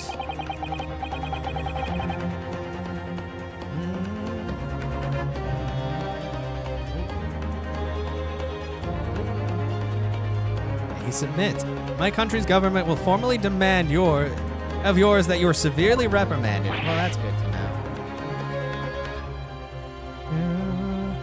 Sounds serious. Indeed. To have a visiting student make such a defamatory remarks about our country's police force is not something Her Majesty's government will be able to overlook. Just threatening Runa because you're scared. The accusation is beyond serious. You must be prepared for grave consequences. It's true. Can't imagine Gregson would have accepted a gentleman's agreement for something so critical. The disc must have physically changed hands, which means the inspector should have it, but somehow, something doesn't feel quite right here. Very well, counsel. You know the implications, so let me ask you one final time. Yes, my lord. Do you still persist and search someone else? Yes, the defense formally demands the search be conducted. Well, don't say you weren't warned. Put your typical Nippon stubbornness may well land you in hot water this time. Perhaps the lesson will do you some good. Fair enough. I've got nothing to hide. Very well then. Bailiff! Objection! Objection. The defense demands a search, but not of Inspector Gregson. What? Now what's all this? I'm the one you're accusing, ain't I? I thought you wanted to search me. No, Inspector, not you. Somebody else. Oh, what's the meaning of all this then? Lost it at last, have you, sunshine? The court shouldn't have put it up with this nonsense. You're being completely irrational. Be quiet, all of you. Herlock, are you alive again? I know, it's Iris. Bruno's doing what you all told him to do and having the courage of his convictions. So you should respect that and listen to what he has to say in good faith. Because that's the British way. Yeah, that's right. Shut your holes. Well said, young lady. Indeed, the court is in awe of the defense counsel's conviction and eagerly awaits his next words. You what? Now, but don't be hasty, my lord. If I'm not mistaken about the things I've seen in court today, I'm fairly sure I know who has the disc at the moment. There's only one person it can be. Counsel? Take that! It's Nash. My lord, Mr. Nash Skulkin. Well, I never. Blimey! Me? Him? Shut up. Very well then, bailiff. Restrain the witness and conduct a thorough search of his personal effects. Please, my lord. Inspector, Scotland Yard has to object to the search. Objection! Unfortunately for you, Inspector, your objections carry no weight here. In this courtroom, only the prosecution and defense have the authority to object. But Lord Van Zeeks, I have no idea what forces are in play that might influence your actions. But personally, I have no intention of obstructing the course of this trial. Arrgh! Bailiff, carry out the search. Now, hold on a mo. I don't know nothing about no disc. Cut it out! Yeah, that's right. Grab the man. Ah! Here, my lord, in the witness's pocket. I found this. Good lord, that's... Another music box disc. I don't know nothing about it. Nothing.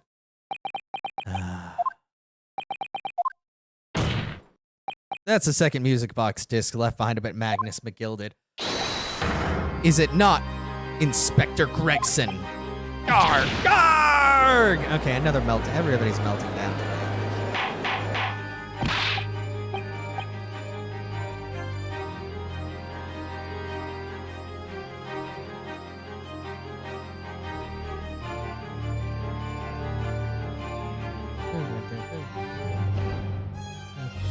Okay. Order, order, order! Mr. Skulkin, what have you to say for yourself? I know, it's bad. Gordon Bennett, I mean, just Gordon Flamin' Bennett. I swear I didn't know nothing about that disc. Honest to God. Counsel, what would you please explain what exactly is going on here? The alleged deal that they struck, and this detective, no? Without question, my lord. Then, for pity's sake, why on earth was this man in possession of the disc that the inspector traded for information?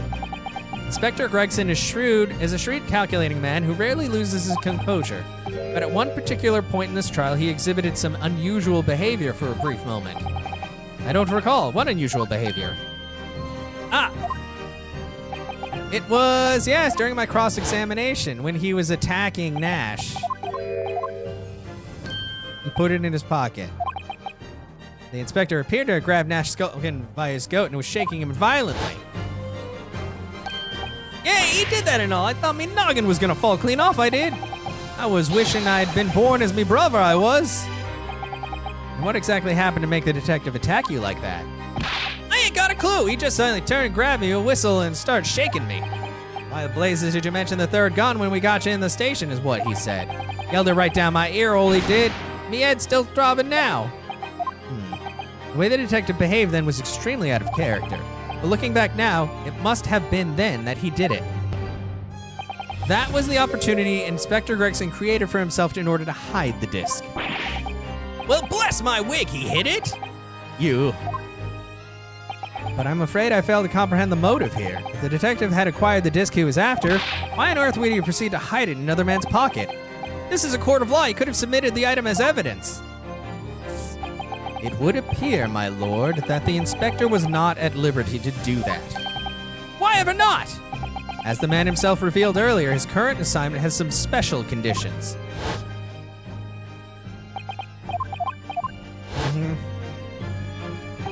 Hush, hush, top secret assignment, is it? As far as we're aware, the information stolen comes from confidential government communications. It would seem that if that information were to be revealed in the court as evidence, it would be problematic. That's some of the situation, Inspector. I'm operating under the direct orders from the ministry. I'm afraid I'm not at liberty to answer that question. So, realizing there was a chance that you may be searched here in court, you took steps to hide the disc you had acquired from the witness. How does this mean? You only pretended to attack Mr. Skulkin in order to get close enough to him to slip the disc in his pocket. So it was all a pretense? Well now, Inspector Gregson, and you, Mr. Graydon, are you prepared to admit the accusation made against you of this alleged deal?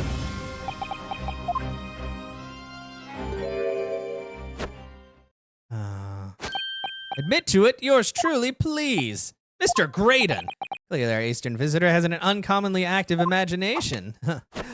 However, there's no proof that I passed that disc to the inspector. But then, how do you explain the reason why you knew about the peephole? I'm under no obligation to explain. What? Yes, I lied in my testimony. That I admit, so sentence me accordingly. But that is all I admit.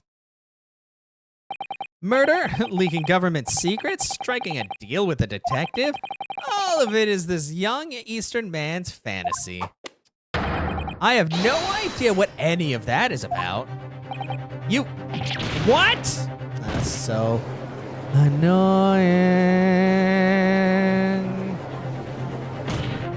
Well, what about you then, Inspector Gregson? Do you admit to making a deal with Mr. Graydon in order to acquire the disc? Nope.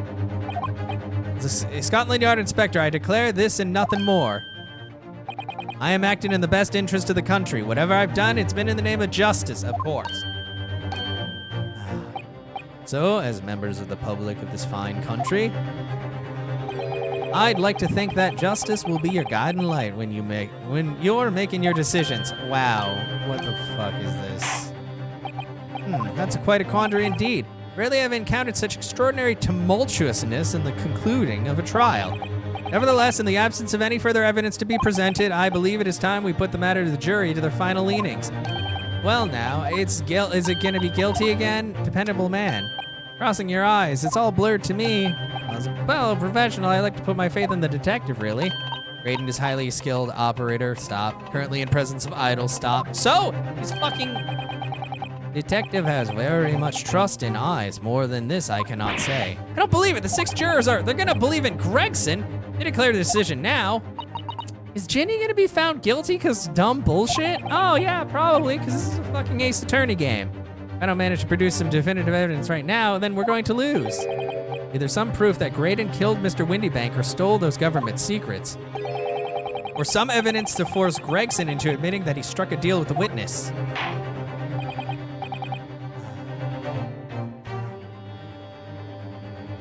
Well then, counsel, I think it's time I impose the jurors to declare their final decisions, no? That is, unless you have some compelling evidence you have thus far not presented to the court. We'll let the judge call on the jurors to announce their leanings. Gina will be found guilty. So there's no choice, Bruno. You have to throw some more evidence at them. This is it now. It's all come to this. Who do I present against? Gregson or Graydon?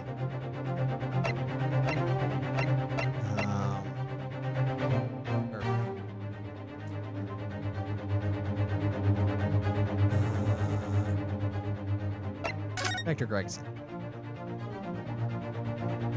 Inspector Gregson, there's one final piece of evidence I would like you to see. What's that then? If you refuse to acknowledge that you did in fact strike a deal with a witness here today, then you leave us no choice but to examine this piece of evidence thoroughly. Well, go on.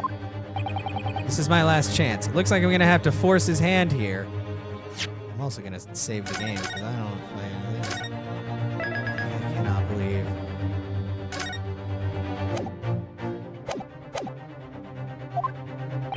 One final piece of evidence to get the detective to admit to the deal he clearly struck with Graydon.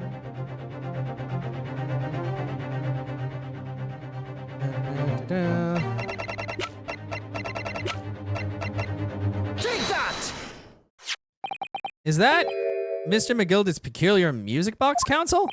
Yes, with the disc already in place ready to play, I think perhaps now would be a good time to listen to the sound produced by the music box again.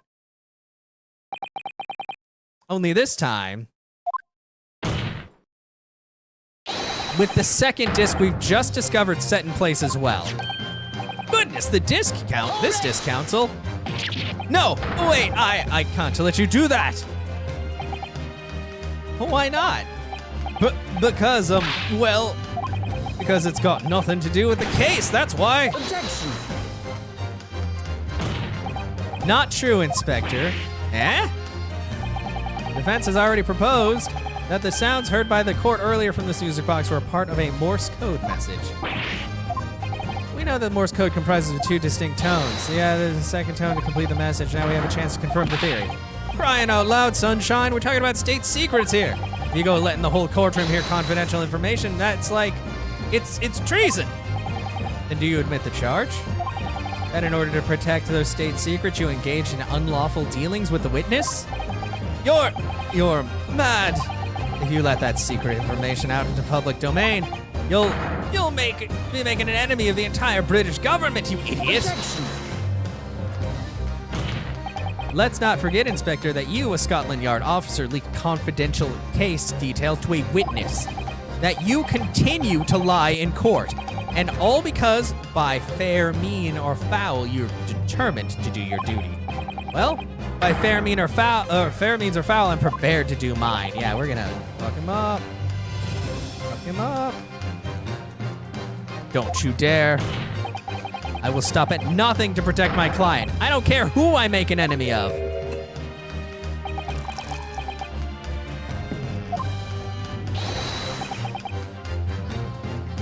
My lord, if you please, the court must hear the sounds made by that music box. Ah! Ah, come on, Van Zeeks, for Pete's sake, stop him! Objection! Oh, it's boot time. Wine fries in this courtroom is pretty chill. Yeah, what's going on, Spaker Prime? How are you doing? Spectre, you should know my methods by now. I'm a prosecutor. I'm no Scotland Yard puppet.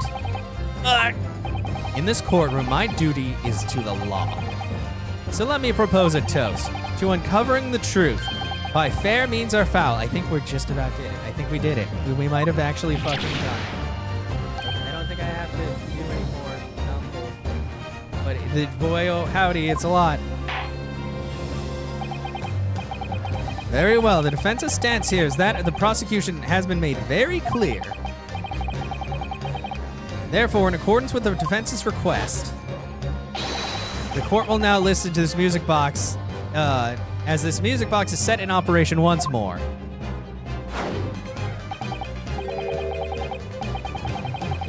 This time with the second disc in place and both discs playing simultaneously.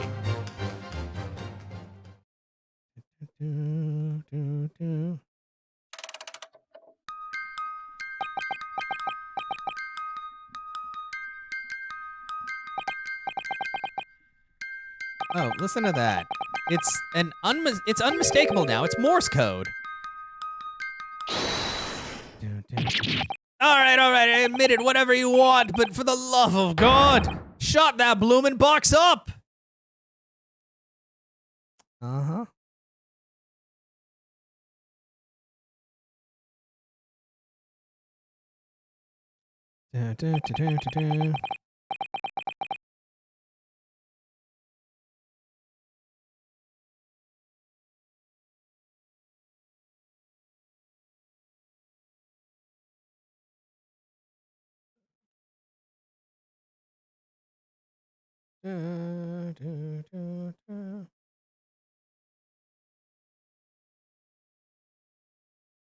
How long ago is... Oh my God, that's 3 years ago. Sorry, I kind of got caught up in looking something up. Not on this. Let me ask you again then, Inspector Gregson. Did you or did you not strike a deal with the witness next to you in the stand, Mr. Ashley Graydon? Specifically, did you furnish the witness with confidential case details in exchange for this music box disc? Did you reveal the existence of the peephole in the pawnbroker storeroom door, Inspector? I did. Stop! What are you doing, man? It's all exactly like the young Eastern lawyer said. When the trial resumed after the recess, we were stood here in the stand together. That's when he approached me with the deal. Shut up, you imbecile! Shut up! Psst, you there. The detective who turned up at the pawnbroker the other day, aren't you? I may have something you're looking for, Inspector, with me at this very moment. So how about a trade? I suggest you accept.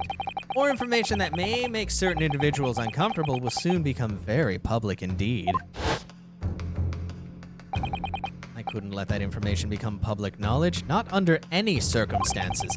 So I accepted the man's proposal and told him details about the case that should have put him in the clear. The peephole at the storeroom door and the bloodstains on the overcoat. By giving false testimony, this witness intended to have the defendant wrongly accused of murder. Inspector, you knew that, yet you still revealed those details to facilitate the witness's perjury. I did. But then it turned out the peephole had only been made last night after the incident took place. Scotland Yard wasn't aware of that, if I'm perfectly honest. Well, Mr. Graydon, what do you have to say for yourself? There's nothing and no one left for you to hide behind. You struck a deal with the inspector in order to escape conviction of a very serious crime. Namely this. You are the third intruder who broke into the pawnbrokery on the night in question, and you perpetrated the murder of the proprietor, Mr. Pop Windybank. You. Ah, his cane! Traitor! No! Oh no, Gregson! Oh my God! Oh my God! Oh, his chip! Oh my God! What? Bailiff, restrain that man! At once! Oh, Gregson! Not the chip. That's it then. It's all over.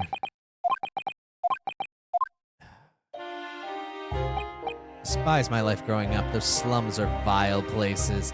And the detective is an accessory to murder. I know, Jesus. I was cursed from birth, born into poverty, the son of a penniless artisan. My parents did nothing but quarrel all day long. What little money they had was never spent on me.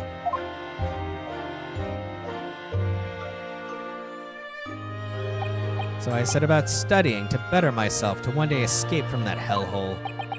And you eventually became a communications officer. I admire your determination.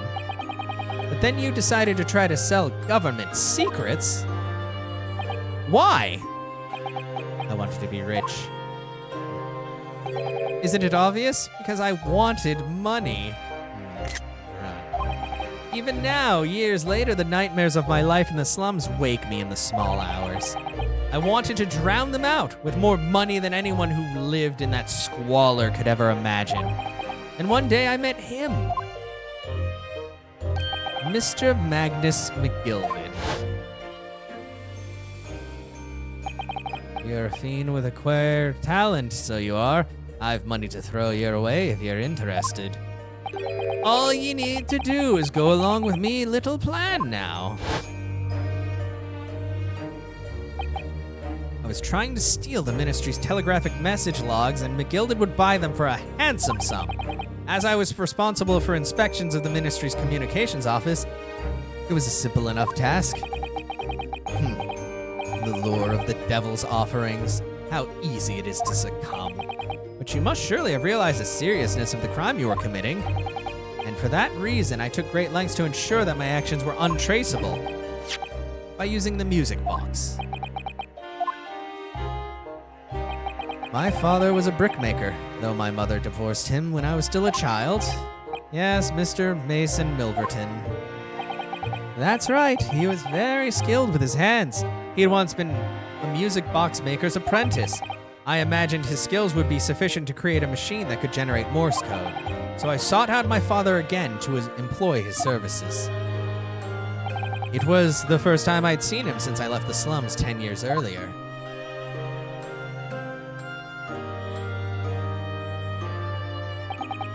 Look at you, Ashley. What a fine gent you've become, eh? He was a different man to the one in my memory, a thin, frail old man. But poverty had never broken him, never corrupted him like it had me. I was sure that he wouldn't help me if I told him the real reason, so I made up a story. I've got some work for you, Father. I need some music box discs made. Music box discs, eh?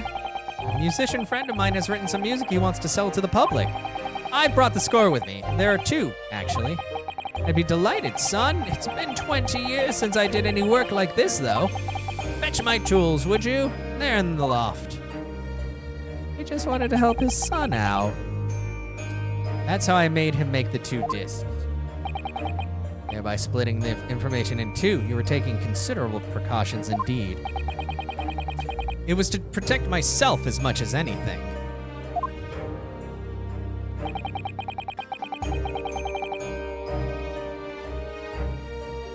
It meant that I could deal with McGilded in two separate transactions. The first involved the first of the two discs and the music box for playing them. I exchanged them with McGilded for 10 guineas. Then, on receipt of the second disc, he would pay 1,000 guineas? Holy shit. So what happened on the omnibus 2 months ago? Was that the second part of the deal, the exchange of the second disc? Yes, I'd sold the man information on the way a number of times already, but it seems he became reluctant to part with his money. That doesn't quite make sense, Mr. Greydon, for why was it on the omnibus 2 months ago your father, Mr. Milverton, was the one dealing with Mr. McGilded and not yourself? When I received the 1,000 guineas after my first completed dealings with McGilded, I decided to give 200 to my father for his troubles. But my father realized something was amiss. In time, he worked out that I must be involved in something dubious, and when he did, he said to me, "Next time there's an exchange, you'll let your old man do it, understand? Otherwise, I won't take your money anymore." Ah, and he took the fall! Holy shit. Wow, good job. Good fucking job. That was my father's way of dealing with it, I suppose. Climb into the omnibus, hand over the second disc, and take the money from McGilded. That's it. He had no idea what was actually on the discs I asked him to make. He never knew. Just like I'll never know why everything went so horribly wrong that night. All I know is that the disc was taken from him and he never returned home. Oh boy. It was only then I found out what sort of a monster McGilded really was. So after 10 years of not once uttering it, I swore on my father's name to exact revenge. Revenge! Oh, did you burn him alive in there? As anyone with even the remotest knowledge of the man will no doubt be able to imagine, McGilded bought all of his wealth and influence or brought it all to bear in the most despicable of ways. To crush any semblance of justice in his trial. The crime scene was tampered with, evidence was fixed, and the witnesses were bribed. That trial 2 months ago was a farce from start to finish. Pete barely touched British soil back then. I walked into that hornet's nest completely unaware of the sinister background to it all, yep. I'd made plenty of money out of my dealings with the Gilded by then. So I spared nothing in my arrangements 2 months ago. I knew exactly who to hire.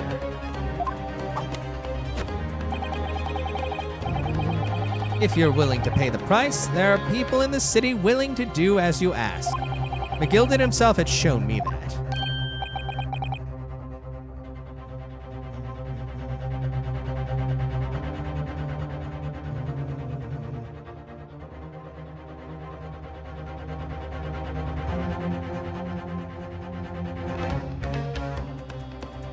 Are you saying that? I think you have the picture now. After he twisted everything to his favor in this courtroom to ensure that he walked free, I took matters into my own hands and delivered the justice that monster deserved.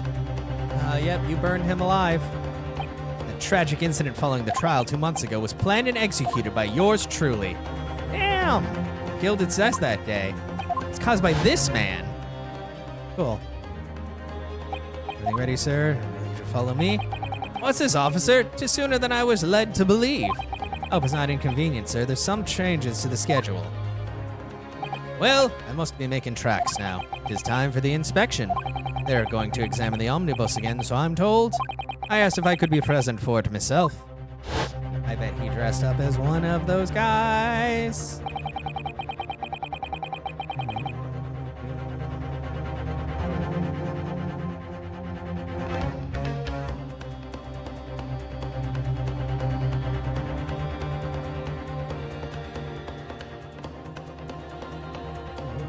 So that policeman who came to tell McGilded he could examine the omnibus again. That's right, an imposter hired by me. Oh, it wasn't him, it was an imposter. McGilded used his wealth to manipulate the trial. He paid people to adulterate the omnibus with all manner of false evidence. He threatened witnesses to lie in their testimony. Yeah, but you were gonna let her take the fall anyway. So, you're just as bad. So I gave the man a taste of his own medicine. Once the omnibus was doused in paraffin, one of my sham policemen ushered McGilded inside and sent him on a one-way journey to hell. Hey, how is your cane not broken? You just broke it. An eye for an eye.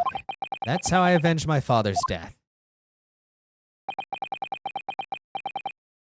Spine-chilling account indeed. But that wasn't the end of it. There was a loose end, you see.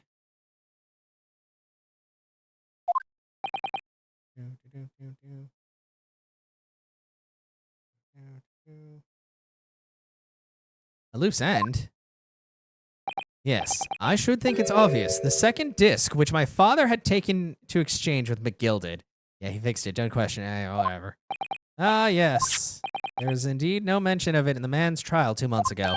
Clearly because it had been removed from the scene of the crime. When I realized it was missing, I remembered something.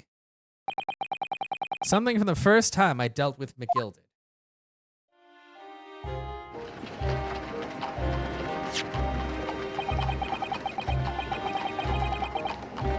It's the first. This is the first of 2 discs in the music box. You need to play them. Well, look at that now. What an ingenious little invention. So then, as promised, 10 guineas for you, young man. Oh, what's this? Windy Bank's pawnbrokery? Aye, 'tis a pawnbroker's ticket, so it is. You can use it to redeem an article I've deposited there for you. There's no need to give me a name. Just hand over the give a name. Just hand over the ticket and tell the fiend the watchword.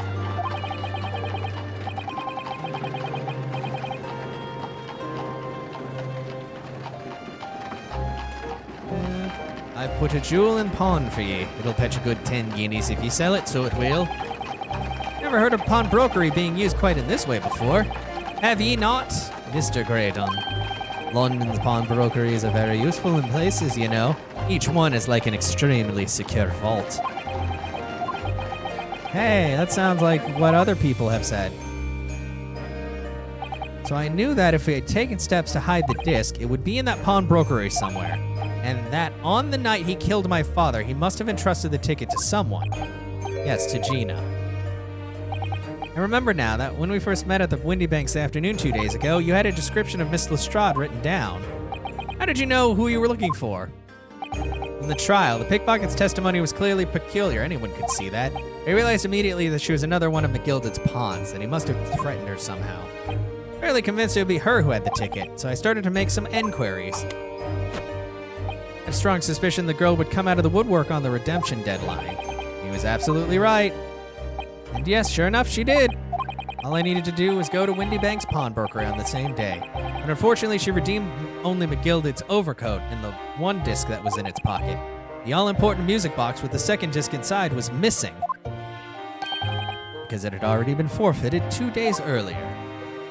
But I was unaware of that fact. Had I not been, I could have avoided my nighttime excursion. Meanwhile, as our investigation into the stolen government secrets was progressing, we picked up on the fact that McGilded was involved. Inspector! You recovered fast. My orders were to recover the stolen information as quickly as possible. So we started gathering the fella's possessions and examining whatever we could lay our hands on. We had a full-scale investigation going on at the yard, but we had to keep it as quiet as we could. Then, when the inspector here took the disc from me in the pawnbrokery the day, I became nervous. I was sure the music box and the second disc were still there in the shop somewhere, so I knew that it was a race against time. I had to find those articles before the police did. So that's what prompted you to break into the place that same night. With the help of your old friends, the Skulkin brothers. What happened that night in the pawnbrokery I can only describe as a nightmare. While Nash and Ringo were searching the counter, I'd located the music box I'd sold to McGilded on the shelves of forfeited articles. And the second disc was inside. Yes, I slipped it into my pocket with a very deep sigh of relief. But then something entirely unexpected happened. What are you doing in my shop? What are you doing in my swamp? Bang! Shrek had a gun. A gunshot rang out in the shop and I felt a sharp pain in my left arm. Broker fired his gun and the bullet pierced your limb.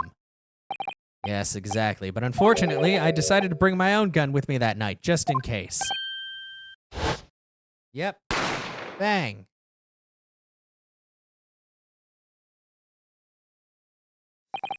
Before I knew what was happening, I'd fired back. The man had already turned to flee. I hadn't intended to fire in his direction, much less kill him, but unfortunately for both of us, the bullet hit home.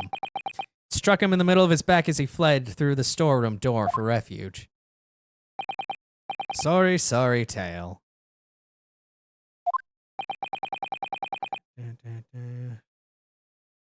It all took place in the blink of an eye. I don't imagine Nash and Ringo even realized what had happened at first. So I was terrified, so I fled.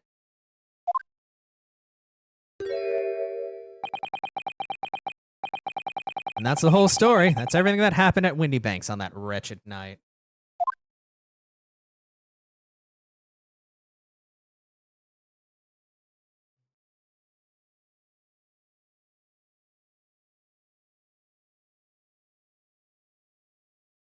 Yep, you fucked up.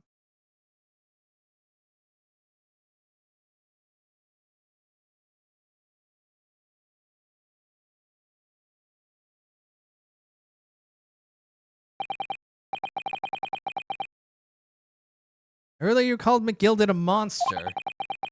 A man who used his wealth and influence to distort the facts and escape justice for the crime of murder.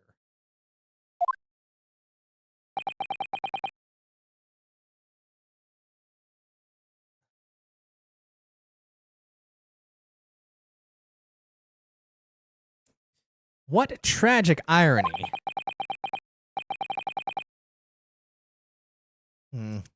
For what you have done is exactly the same. Yeah, you guys are terrible. Yep. You're both bad.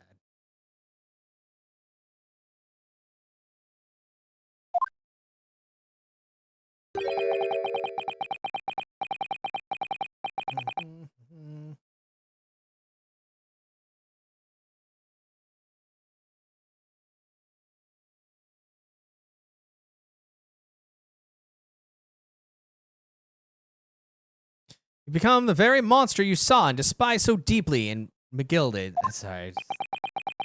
Oh, God. Getting so tired. We're almost done. Nice element of foreshadowing in this case is when we meet Ash, he points the said gun at us. Oh, yeah, I forgot that he had a gun back then, yeah. Yes, I think I have. Yeah, you fucked up real bad, son. All right, very good. Well, this has been a long and exhausting trial. However, it would seem that at last we have arrived at the truth. Inspector Gregson, what of Mr. Ashley Gradham? He's been restrained, my lord, and is being escorted to the yard. He'll be charged with the murder of Mr. Windybank and the stealing of government secrets. Very good. And you, Inspector, regrettably, you will have to face charges yourself. Yeah, exactly. Yes, my lord, of course. Transpires that you were complicit in helping a criminal escape justice. The fact remains whether or not you were doing so in the line of duty. The crime is a serious one, Inspector, and inexcusable. Now to the defendant, Miss Gina Lestrade. Yeah? It is time for the final adjudication. Is the jury ready, Mr. Foreman? Yes, sir. Garradeb Squadron now standing by, sir. It's ready. Okay. Last push, final call, blah, blah, blah. Thank you. Very well. Not guilty. Not guilty. Not guilty. Not guilty. Not guilty. Not guilty.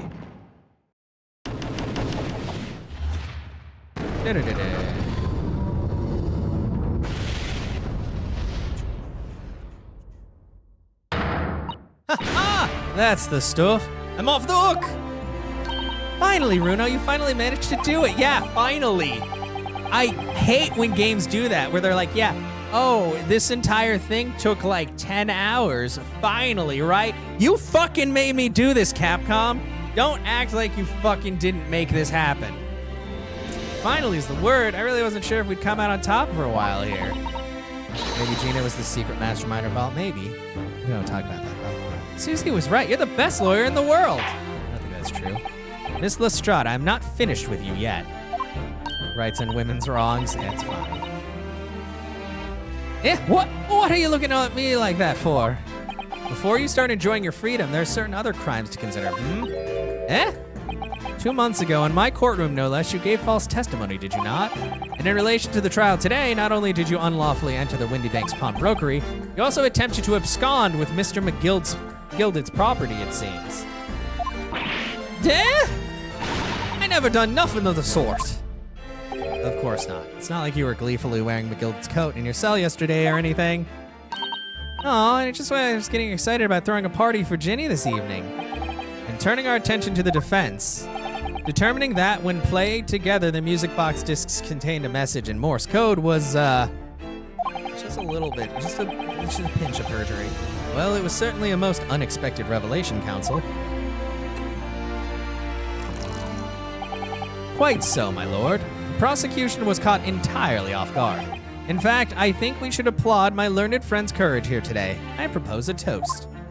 That's fine. To demanding that government secrets be disseminated before the entire courtroom. I'm very sorry about that. It was the only way I could get Inspector Gregson to admit what he'd done, so, if I may say something on that point, isn't that It's about the sounds produced by the music box before. I do wonder if that really was really Morse coded at all. What? What are you saying, ma'am? Oh, well, it's just that I'm really rather fanatical when it comes to Morse code, you see. So much so that the whole world seems to be covered in dots and dashes to me, in fact. Goodness, madame, an unhealthy level of obsession one feels. But I must say that in my opinion, the sounds produced by those two discs, were nothing more than that. A meaningless series of two different tones. Wait, did you say serious? I think they fucked up. Yeah, a meaningless, serious. This game is literally unplayable. They fucked up. That is the wrong word. 0 out of 10. Gah, you suck. Can it really be? It wasn't Morse code after all. My lord, the defense would like to listen to the music box again. Are you off your nut? How many times do I have to tell you those discs contain ministerial secrets, sunshine? Yeah, unplayable. Like, this courtroom is not an appropriate forum to discuss the nature of the government communications. We know McGilded conspired to trade national secrets with our enemies, secrets acquired from Mr. Great On. Now that the man has admitted to his crimes, we have no need to pursue the matter further. Ugh, it's really gonna bother me. Miss Lestrade? Yeah, me lord? That which you have seen today in this courtroom has been extremely disturbing. Falsified evidence, intimidation, perjury, a grim catalog of depravity. An appalling experience to befall any child. Come on, it ain't nothing I don't see most days back in the slums. I beg your pardon? If you're weak, you pay for it. That's just how life goes. Gina. But look, I reckon I've worked something out today. The world ain't fair, but if you want to change it, you've got to start at home. You've got to start with how you are yourself. Well, that's a very laudable lesson, I would say. I eagerly look forward to the born-again Miss Lestrade never gracing my courtroom with her presence again. Now, with regards to the murder of Mr. Pop Windybank, proprietor of pawnbrokery business on Baker Street, I hereby declare the defendant, Miss Gina Lestrade, not guilty! Well... Yay, we did it. It only took forever.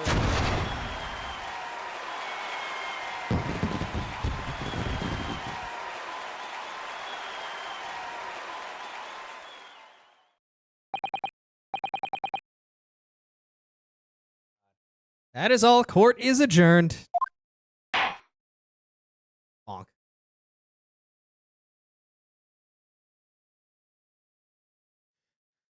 Ooh, Jesus. So long. Yeah, that's totally safe in a courtroom with all this wood around. I don't stop. On a personal note. You say you surprised by my Far Eastern friend. Yeah, you're still racist. Despite being a Nipponese, you saw through the pretense to the malice that festered within that Englishman.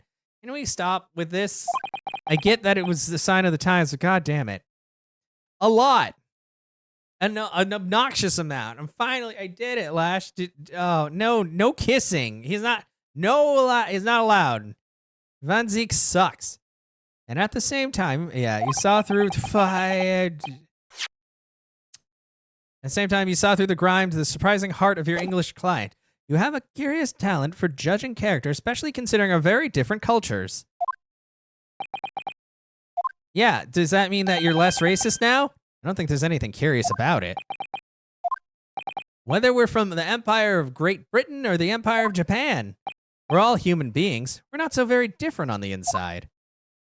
I don't know. I feel like you guys are way sneakier, but that's just me. You know, I took this case for one very simple reason. To lock swords with you once again here in the courtroom! No, V! They're gonna do a lot more than kiss, apparently. Oh, nobody else is here. It's empty. Oh. Nobody told me there was gonna be sword play in this game! You did? When I encountered you for the first time 2 months ago, it reminded me. I'm sorry, Lash. It's just, you know, Ace Attorney has a running theme of sexual tension. That doesn't always really actually mean anything, but yeah. Not like they're carrying swords, of course not. Of toasting friendship and trust with another Nipponese, only to find my trust betrayed. Oh, well, okay, I guess that makes sense where he's like, wow, you aided and abetted this bullshit man, but, I mean, it wasn't really my fault. Through you, I hope to look into the eyes of a man I once knew and try to understand. You mentioned something similar earlier today about total betrayal at the hands of the Japanese. No, what happened exactly? Well, you may ask, and one day when the time comes, you will learn the answer whether you like it or not. Okay, cool, thanks. All right, then I'll wait for that day if I must. Good, the swordplay session begins now after I throw this glass. I can throw it?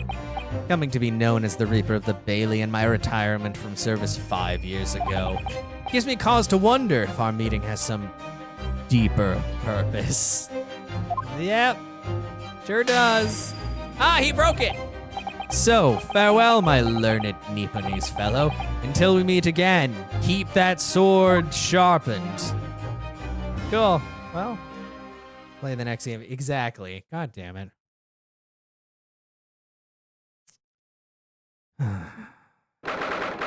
Old Bailey. Okay, is this almost over? I would like to stop.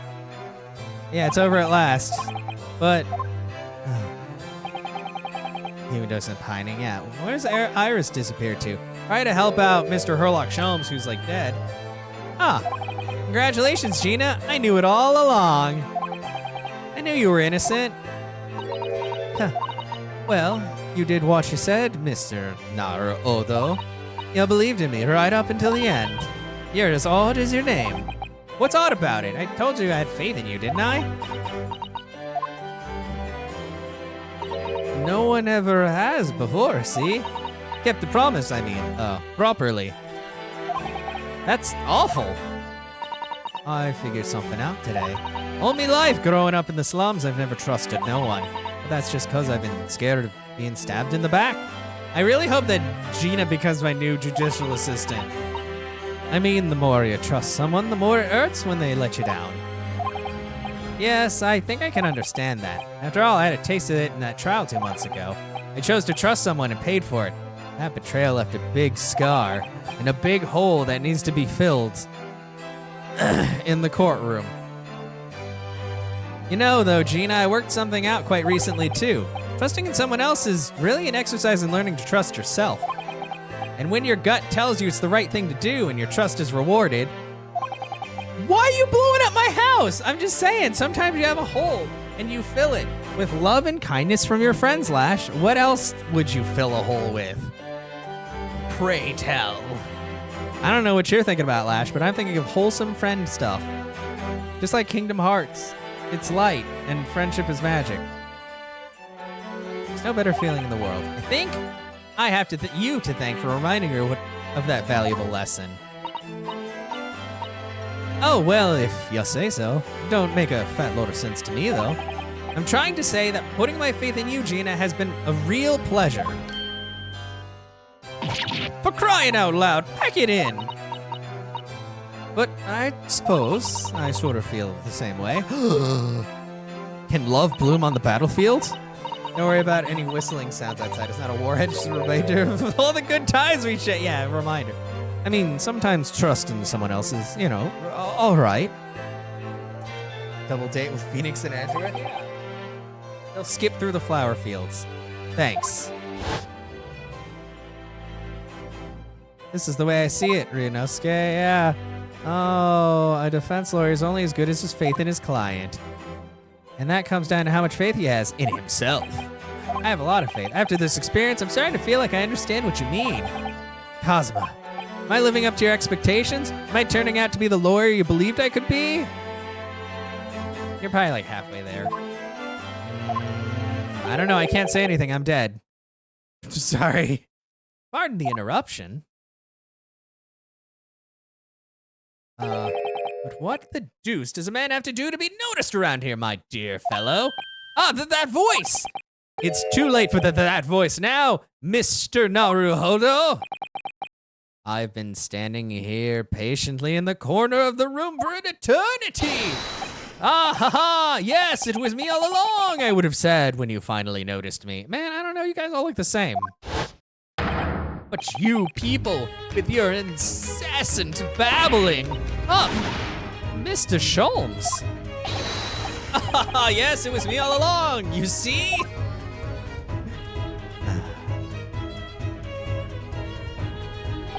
I'd assumed you didn't take it back to the hospital, to be honest. Indeed I was, but I managed to escape again. Oh, I happen to be aware of one or two foibles of the doctor who was tending to me. I merely made my knowledge of them known to the man, and he happily issued me with a leave of absence. You blackmailed the doctor. How very above board. But enough of that. No, I think the gumshoe counterpart would have been Mr. The Inspector Man. Inspector Geb, or whatever. Mr. Badman. But enough of my adventures. That was a fine victory, Mr. Naruhodo. Your tireless efforts justly rewarded, I feel. But nobody will be as cool as Gumshoe. There's just nobody who can be a Gumshoe. I'm sorry. He was just very good. Welcome back. I beat the game. I won. We made the blonde man very sad. He did it all for the money, and he got his dad killed, and then he killed the man, and then he accidentally killed the other man, and now he's going to super jail.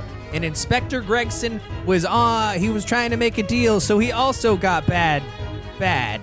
And then Van Zeeks put his foot on the table again, but then he was like, you know what?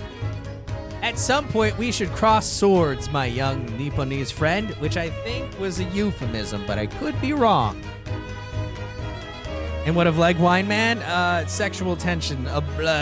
We're on the ship, and it's sailing towards sword fighting. And yeah, right now we're talking to Sholmes. He's like, you know what? I had a time back in the day where I was betrayed, and that's why I can't trust the Japanese. And I was all like, can you tell me about it? And he was like, one day you'll know in Great Ace Attorney Chronicles 2. Well, Great Ace Attorney 2, basically. Yeah, crossing swords, exactly. He crushed his wine glass out of happiness. I don't know. I'm just gonna burn in hell with McGilded, exactly. Congratulations are in order. As a close friend, I tip my hat at you. Oh, thank you? Some great detective you are. Great at being cold as ice, maybe. Have I irked you in some way, Miss Lestrade? Well, you've been having a snooze in your soft, nice bed. Some of us have been fighting for our lives. Oh, well, that bullet did cause me to lose a substantial amount of blood. It's true. So I have indeed been feeling somewhat cold. Not perhaps cold as ice, but, well, have a feel. Did you just feel up this young lady? Oh, he's touching me. Never mind. Could you take your hands off my neck, please, Mr. Sholmes? Well, it's gonna be a fight between Mr. Sholmes and Mr. Legman Van Zeeks at who gets to cross swords with Mr. Naruhodo. And in some way, I suppose, congratulations are in order for you too, Miss Lestrade. What's that supposed to mean? Why so half-hearted? Well, naturally, it isn't my intention to alarm you, but, an acquittal in a trial with that particular prosecutor is perhaps a little precarious. Well done, Mr. Sholmes. Not alarming in the slightest. Oh, the Reaper, you mean? Was anyone who's found not guilty in a trial he was working on winds up dead anyway, is that it? The very point I was trying to make! As exemplified by the fate of Mr. McGilded, in fact. But of course, I pay no attention to such irrational drivel myself, even though I brought it up. Yeah, well, it don't bother me. Oh, really? Of course not. The way I see it, the Reaper is a bit like him upstairs. Him upstairs? You mean, like, God? Yeah, him upstairs knows what's what, right? He knows what people are like on the inside. You won't have got the wrong end of the stick. There are some coves like that big bog trotter, water rotten to the core. At the end of the day, I'm upstairs. Him upstairs makes sure they get what they deserve. I suppose that's one way of looking at it. Divine justice is one thing, though. The Reaper taking matters into his own hands and claiming lives is another. Well, I ain't like the McGildeds of this world, so I ain't scared. I got principles, see? A trait in you which is to be admired, Miss Lestrade. Oi! Just give me a rest. Give it a rest, all right? As I was saying, congratulations are in order. The news of your acquittal was very welcome news to me indeed. Let me express my heartfelt congratulations, Gina. Well, there you are, Hurley. How long have you been there? Honestly, I went to the main entrance to especially meet you there.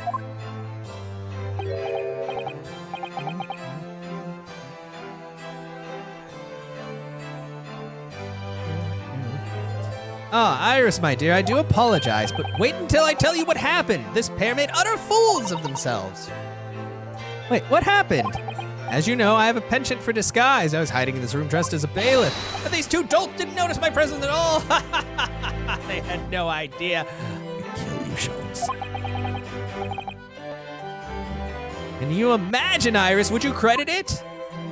I'm not sure, really. Beg your pardon? I'm sorry, Hurley, but you just don't have the weighty presence you seem to think you have. In fact, you really ought to be careful about that. It's going to land you in trouble one day. In Great Ace Attorney 2. I'll be careful. Ouch. Anyway, it's such a shame. I was so hoping to throw a party for Ginny tonight, but you won't be able to come, will you? Don't look like I'm going... don't look like I'm gonna... Don't look like I'm gonna be going nowhere for a while. Like, Jesus Christ, just say I'm not going anywhere for a while. Fucking, you heard the judge's patter. I got stuff to make amends for, apparently. All them offenses. What was it again? Breaking and entering, taking the bog trotter stuff, what was in the log, blah, blah, blah. Yes, I think you'll find that basically being a pickpocket is the main offense. But diving ain't no offense. It's a job, ain't it? I don't think so. Still, it has got me thinking, Alice. Maybe I should start looking for another line of work. I mean, you didn't start off as a lawyer, did you, Otto? Well, no, but I was never a pickpocket. Well, anyway, I reckon I can make a change. I'm gonna do something for them all. For all of them like me for the slums. Something that'll make a difference for them. That's a wonderful idea, Ginny, and I'm sure you can do it. What is it?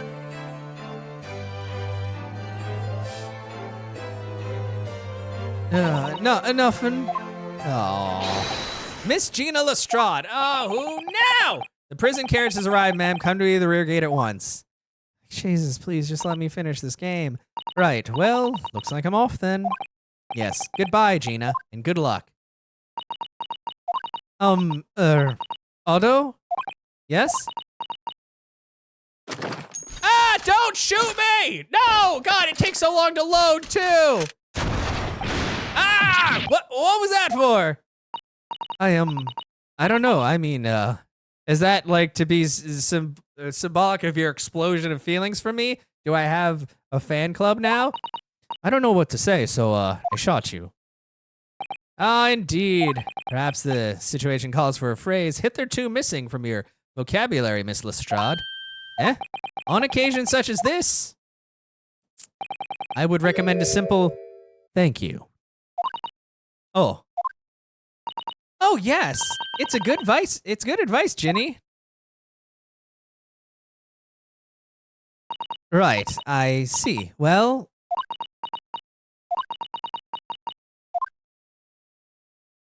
Ah! Thanks, Otto.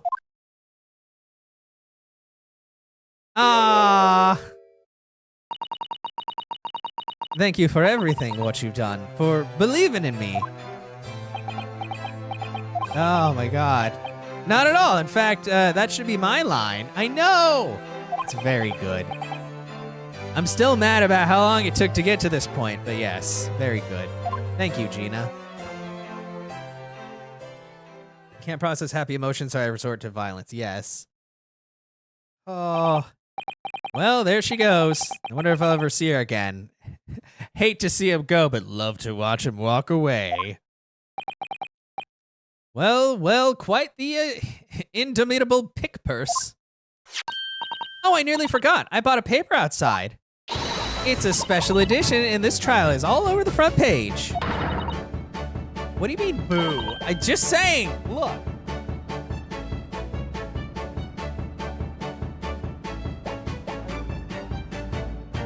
Fine.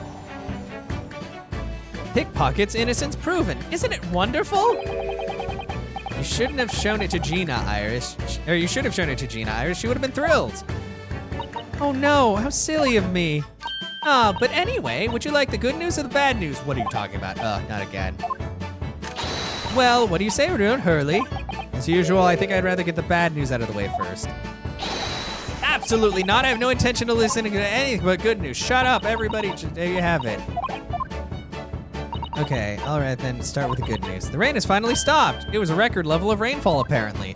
The bad news is the boat couldn't make it out, so Susato-san is still here.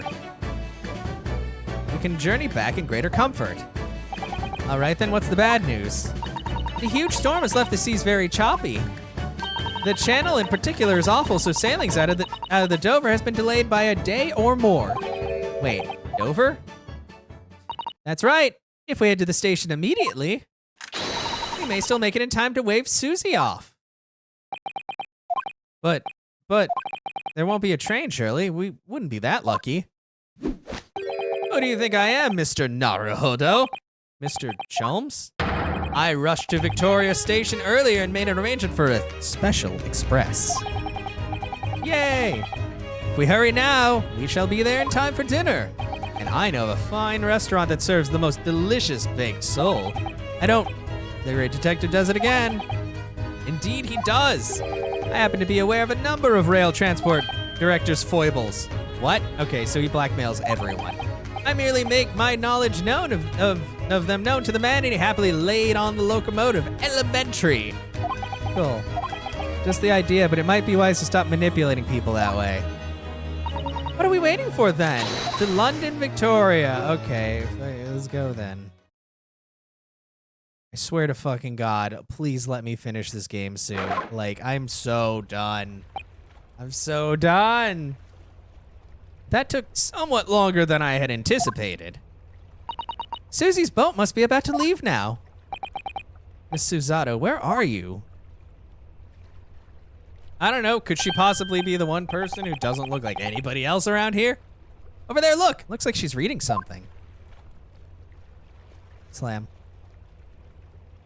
Don't hold it! Hold it! Miss Susato, wait, what are you doing? Huh? Don't throw your book.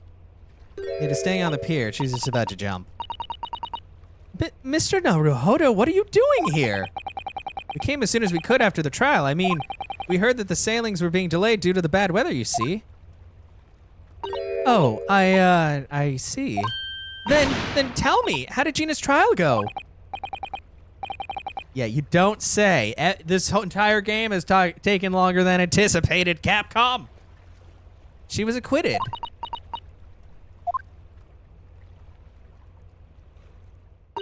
That's wonderful. Really wonderful news. Yeah, let's go eat some baked sole. The book you were about to throw into the sea. It was your Encyclopedia of British Law, wasn't it? Oh dear, I was hoping you hadn't seen that. I'm not worthy of practicing law in any way now. So I was saying my final farewell. You were saying goodbye to law? You, Susato-san? Would I be correct in assuming it's because of the peephole, Miss Susato? I deliberately altered the scene of the crime, and then I tried to hide that fact. What I did is utterly unforgivable. That reminds me. How did you even come to have this, Susie? On the evening of the incident, Mr. Sholmes had invited Gina to dinner, if you remember. Oh yes, we had a wonderful time. Well, Gina gave us a little introductory lesson, didn't she? How did you steal? That thing has to be like huge. How did you? The art of pickpocketing, I mean. So are you a stereotypical Japanese ninja? Is that what you're telling me? Oh, that was so much fun. I stole Runo's armband. Yes, please don't do that again, Iris. The band's very important to me. Well, if it's so important, you should pay more attention to it. You didn't notice for ages. Oh, wow. On a whim, I thought it would be fun to see if I could take the cat Flapomat, so I put it up my sleeve. Her sleeves are huge, this is true. That's the stupidest thing I've ever fucking heard. Really? And then I rather forgot about it until I found myself in Mr. Windybake's shop with it later that night. It's the stupidest fucking happenstance I've ever fucking heard of, and I've played a lot of Ace Attorney games. I see. And then, bang! Ah! Mr. Sholmes, leave me, Naruhodo. Right. After Mr. Naruhodo had left the shop, I started to think that door started playing on my mind. The storeroom door, you mean? Yes, if Gina was anywhere in the shop, I realized it could only be behind that door. And at that moment, the little device I had up my sleeve sprang to mind. I was so worried about Gina, I simply had to know. Yeah, exactly. So you used the cat Flapomat to make the peephole in the door. As captured in a photographic print of the shop by one of Hurley's red-handed recorders.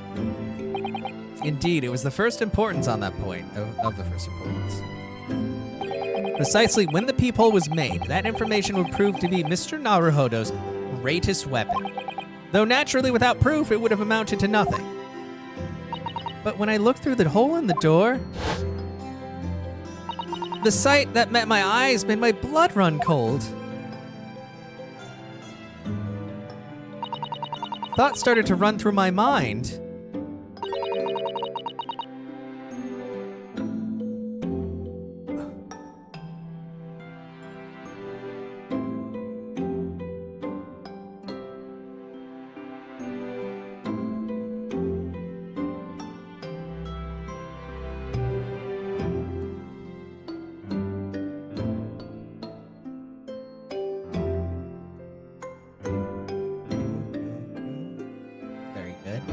Okay, remember that the trial was 2 months earlier. Sorry, I was talking to Anna, and she said her mom's in town, which she's very excited about. I was wondering why she hadn't said any. I was getting a little worried because she hadn't responded to me all day, but I think she was just busy with mom. The trial of Magnus McGilded. What about how he had manipulated the evidence and arranged false testimony to secure his freedom? It made the British justice system feel very dark and sinister to me. And then a terrible thought occurred to me.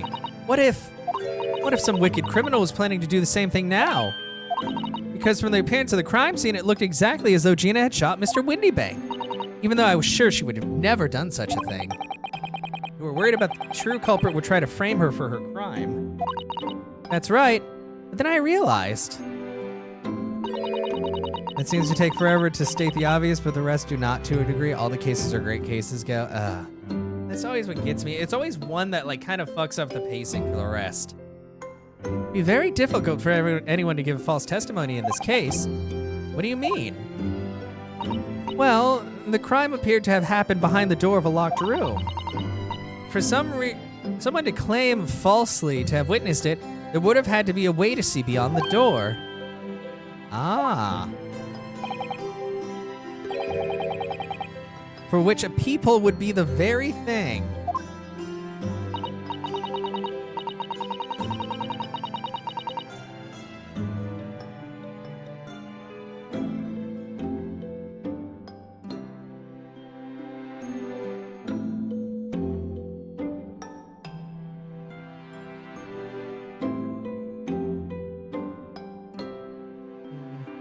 Only the people I had made wasn't actually there until after the crime had been committed, of course.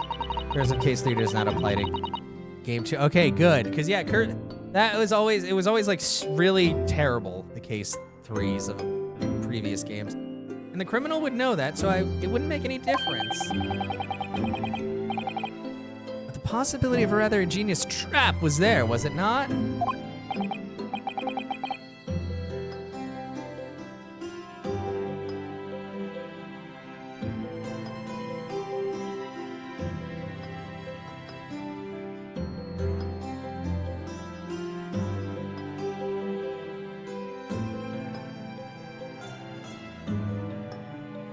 trap. Is that why she did it? It's a trap. So, is that why you kept it a secret, Susie? You never mentioned that you made the people to anyone, not even to the police. I'd say it's the best case 3 of all time. Oh, really? Huh. I know, and I knew at the time what I was doing is wrong, a criminal offense even. That's why I decided to confide in Mr. Sholmes. If Mr. Naruhodo was completely backed into a corner with no other possible means of escape, the truth about the people could save him. That was my plan. She really does think of everything. But then, why didn't you just tell me everything before the trial began? My dear fellow, you're not thinking straight. If she had done that, it would have rendered you complicit in the whole escapade. Oh. You could have been disbarred if you had been seen to have knowingly tampered with a crime scene. So Miss Susato decided to shoulder the burden of responsibility alone. For your sake, and Miss Lestrade's. Oh, yeah, that was really nice of you. Miss Susato. Truth is, when it happened, I did it because I'd lost a little of my faith in the law. I mean, understandable because of this shit. Oh. I was worried that the right person wouldn't be convicted of the crime, but the moment I allowed myself to think that is the moment I lost my right to call myself a judicial assistant. I mean, everybody has doubts, girl. What you did isn't comparable to what he did. Graydon is the one who lied in the witness stand, using that people as a way to implicate Gina.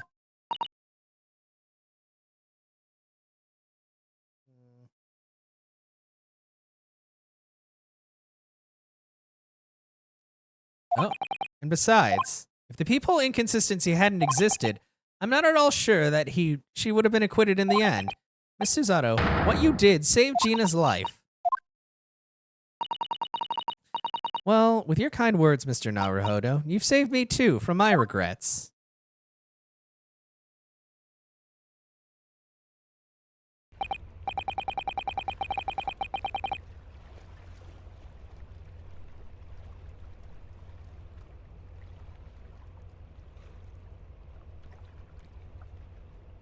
Okay. Well, we must all be thankful that Miss Lestrade's freedom has been assured. Yes, exactly. Although some of the loose ends in that trial will continue to play on my mind, I'm sure.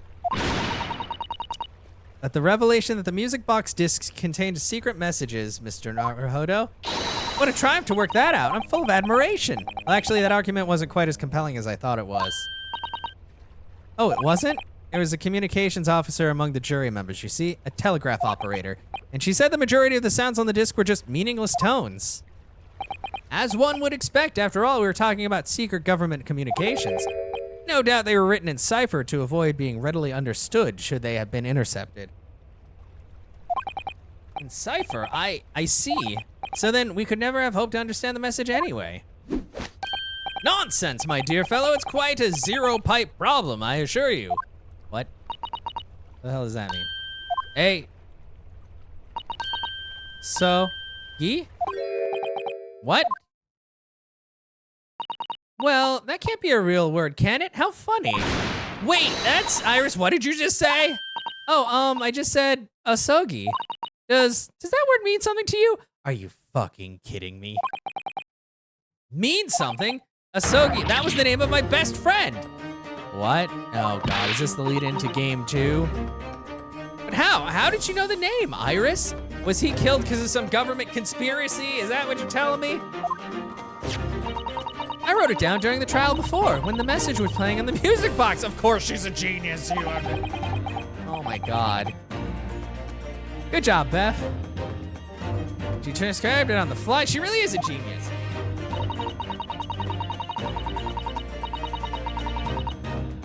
I thought the message probably wouldn't be written out in plain Morse code, so I tried various ways to interpret it.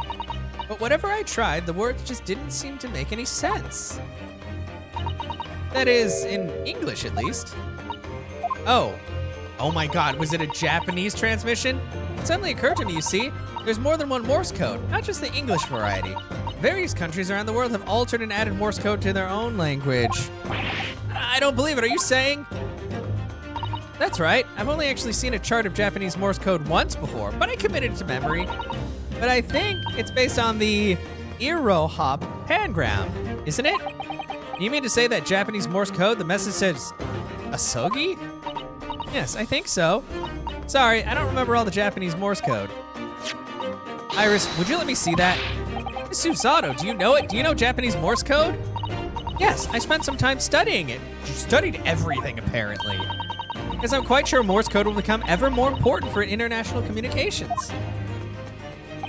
And might I recommend, my dear madame, that you focus your efforts on the English version. Be that as it may, Iris, show me the message, please. Of course.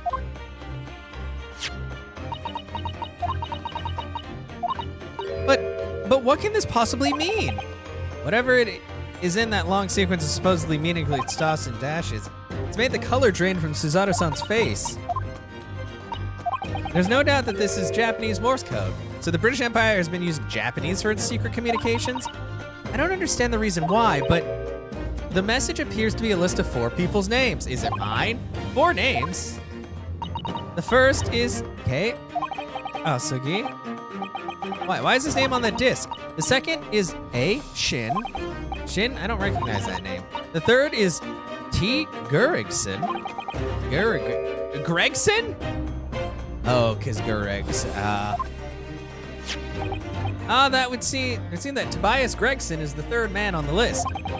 What's his name doing in a secret government communications as well? Well, he was a part of things. And the last name. What's the matter, Miss Susato? It's my name, isn't it? It's just so strange, so unexpected. Just fucking say it! Enough suspense! I'm so tired of it. Just fucking say it out loud. The last name is J. Wilson. Oh, her dad. What? Wilson? John H. Wilson? You mean daddy? Well, she's got to find out eventually that he's dead. Fucking Christ. It only says J. Wilson, so I'm afraid I can't be sure. Then, after the 4 names, it reads, if I translate from Japanese, that is all 4. And that's the end of the message, or rather the end of what you noted down, Iris. Just can't believe it. Who would have ever thought that those discs contain Japanese Morse code? Not to mention a strange list of some disturbingly familiar names. It would appear that this particular message is a communication of some kind between Great Britain and the Empire of Japan. So Daddy could be in Japan then, where Susie and Runo come from. Oh, well, sure. No, it's not very likely, really, is it? I mean, there are thousands of people with the surname Wilson, and there must be a lot of J's among them. Sure. Professor John H. Wilson, visiting professor of medicine at the Imperial Yume University. We can't tell Iris about that now. We just can't. Wow, then when? After you cross swords with Legman? It's so strange. Somehow I'm solving the case of Mr. Windybank's murder today. I feel like I've rolled back a boulder at the mouth of a very dark cave. I do wonder if perhaps it's a dark cave we shouldn't go wandering inside. I don't know, I love dark caves, I guess. Honk. Oh dear, the ship's going to set sail soon. Yes, it seems so. I'll sail on that steamship first to port of Dunkirk in France. Then I'll change onto a larger passenger vessel bound for Japan. You're really going then, Susie? We wish you a safe passage, Miss Susato. Thank you so much. Wish you all the best. Miss Susato, I had hoped to have you always at my side to guide me and support me. Mr. Naruhodo, please come back soon. As far as I'm concerned, you really are the very best judicial assistant in the world. Ah, you're gonna make her cry, you dick. I'm quite sure. I'll be back before you know it. Really, Susie? Oh, now don't forget, Iris. I made you a promise I've yet to fulfill. A promise? About your manuscript. Ah, yes, the Hound of the Baskervilles. Well, I'll be waiting for you then, Susie. A promise is a promise. Definitely, Iris. Oh, is it over? Is it over? Yes? Mr. Naruhodo? Yes? Do you remember the first time we met? Yeah, you flipped me. Yes, of course. On the SS Buria when I was dragged out from the wardrobe, still half asleep. If I remember rightly, you threw me halfway across the cabin with a Susato takedown. You know very well that I'm talking about after that. It's so strange, but being thrown together as we were in that case, I somehow felt straight away that you were the perfect person to continue Kazuma-sama's great legacy. Miss Susato. And my instincts were right. I really wanted to believe. No, I'm sure that. I'll be back soon. Farewell until then. Okay, bye. So, is it done? Are we done? Is this the final cutscene?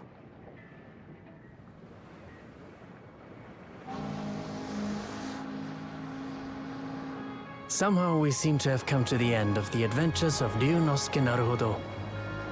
Or the first volume, at least. Who is that? Who's talking? Looking back now, it feels as though fate has led me on this journey. Wait, that's him? Or what? I didn't realize he sounded, well, I guess he is technically Japanese, but I wasn't expecting Fate kind led me of to English. becoming a lawyer, to traveling halfway around the world, to meeting the great detective. Or is that just I'm general sure narrative? there'll be trials and tribulations ahead. Of course there will. I'm not, what? But whatever happens, I know I'll be able to turn my fortunes around. Hey there, thanks for, where did you have that? Good job. After all, I have the greatest friends in the world on my side. Yay. Oh, except for her, she's going back to Japan.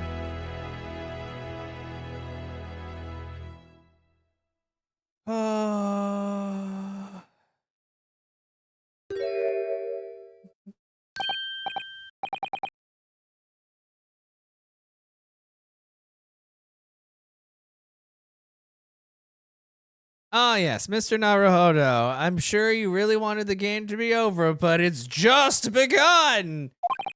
Yes, Mr. Shelms. I have some rather awkward news. I have a boner.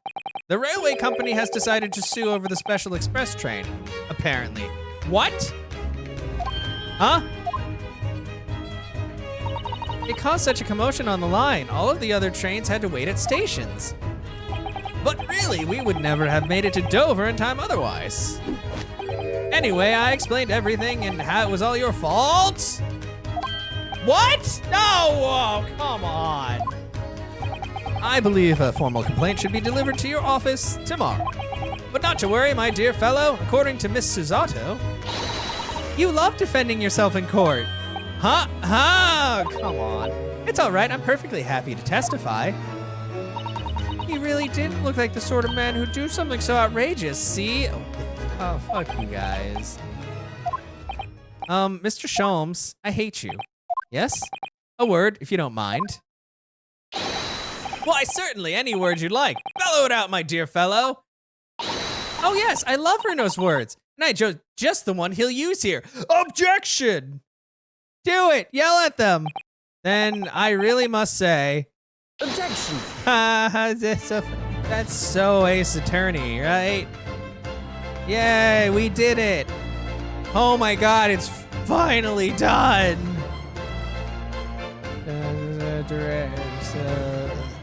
Very good. Oh, that took even longer than I expected, but we did it, and I powered through. Okay, we just passed the 8-hour mark, which means so I've advertised a sale with used by Mr. Sholmes to solve an important case. Okay, so the first part of this case took 3 hours. The second part of this case took almost 5 hours. Kazuya Nuri, thanks for the art and designs. I haven't slept a wink. This manuscript is due tomorrow now. When I'm this busy, Hurley usually cooks me breakfast. Well, cooks is an overstatement for some dry toast and insipid coffee. Okay, I do miss Susie and her lovely Japanese breakfasts. So basically, the first part of this, the investigation part, probably took about 5 hours, and then this part took about 8 hours for the trial. So that's about 13 hours of just the final trial. Witness, your testimony is riddled with contradictions. Exactly. Rarely do rare Koban chords hide under things. Well, I don't know. Son knows his father's an innocent man. Are you calling my son a liar? I forgot about these guys. Witnesses, my courtroom is no place for your petty arguments. You know what? The problem is a lot of people are like, if a video game isn't above a certain length, it's not good enough. I argue that some games could definitely be much shorter and be perfectly fine games. This is one of them. Last night I apprehended an extremely suspicious Japanese national on board. I've done nothing wrong! All I did was give Wagahai's offspring refuge in my pocket. A man brings some kittens on board and suddenly he's a hardened criminal? It's not fair!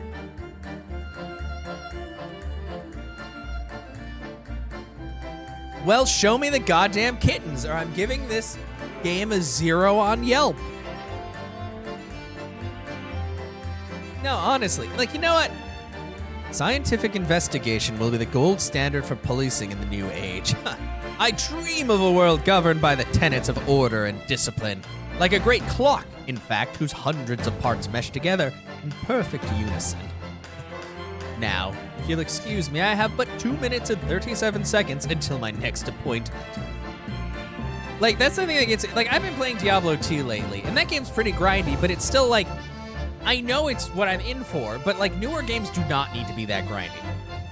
You know, like, old Final Fantasies used to be grindy as hell, but not anymore. The latest Ranced magazine is out, and I want it again. Whatever I say, the one line she wrote now, I get a standing ovation. Want to hear it?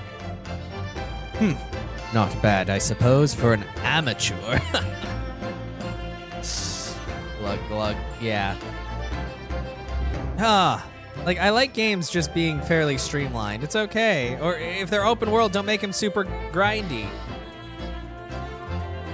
If people want to do the extra stuff, they can. If they don't want to do it, that's fine too. Just make it an option.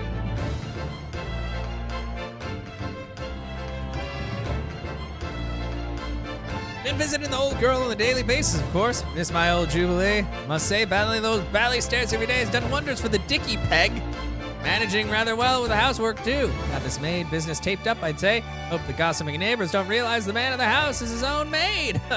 Did he just say I don't know. Can somebody go back? Because that happened really quick, and I'm pretty sure he said the Dicky Peg. My Rolly is back on the beat again, and thanks to the Reaper. All thanks to the Reaper. Nothing I enjoy more these days than hunting out the small change in the gutter. I'm a better Bobby now. Look out, Londoners. Dropped halfpennies in my lovely wife.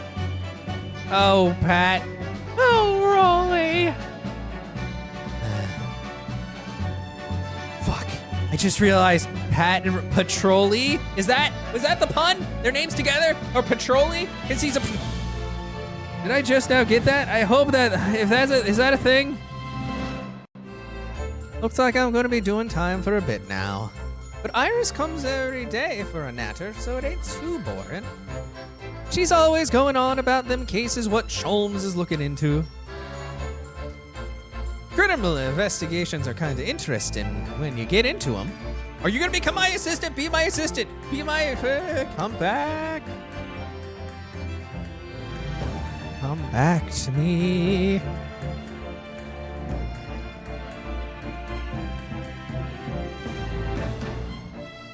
Yes. Oh, I remember my upbringing shows a life of sophisticated crime. But regrets? Please. Give over, bruv. That ain't the Ash we used to know. We got time in here to play a comeback of the Milverton and Skulkin Milk Run, right? The three Muskawutsits milking the neighborhood for all it's worth. Gross.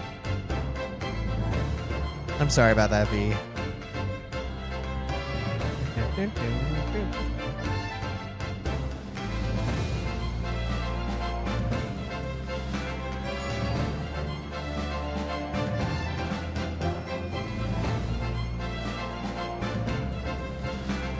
Oh, this past 6 months has been a time I shall remember forevermore. Painful goodbyes and wonderful encounters, I've come to realize that's what life is all about.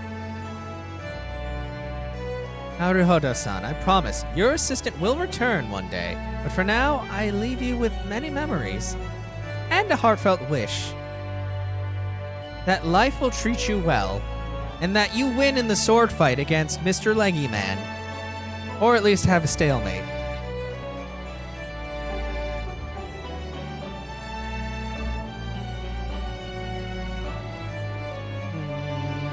Oh, it's us! Look at all of us!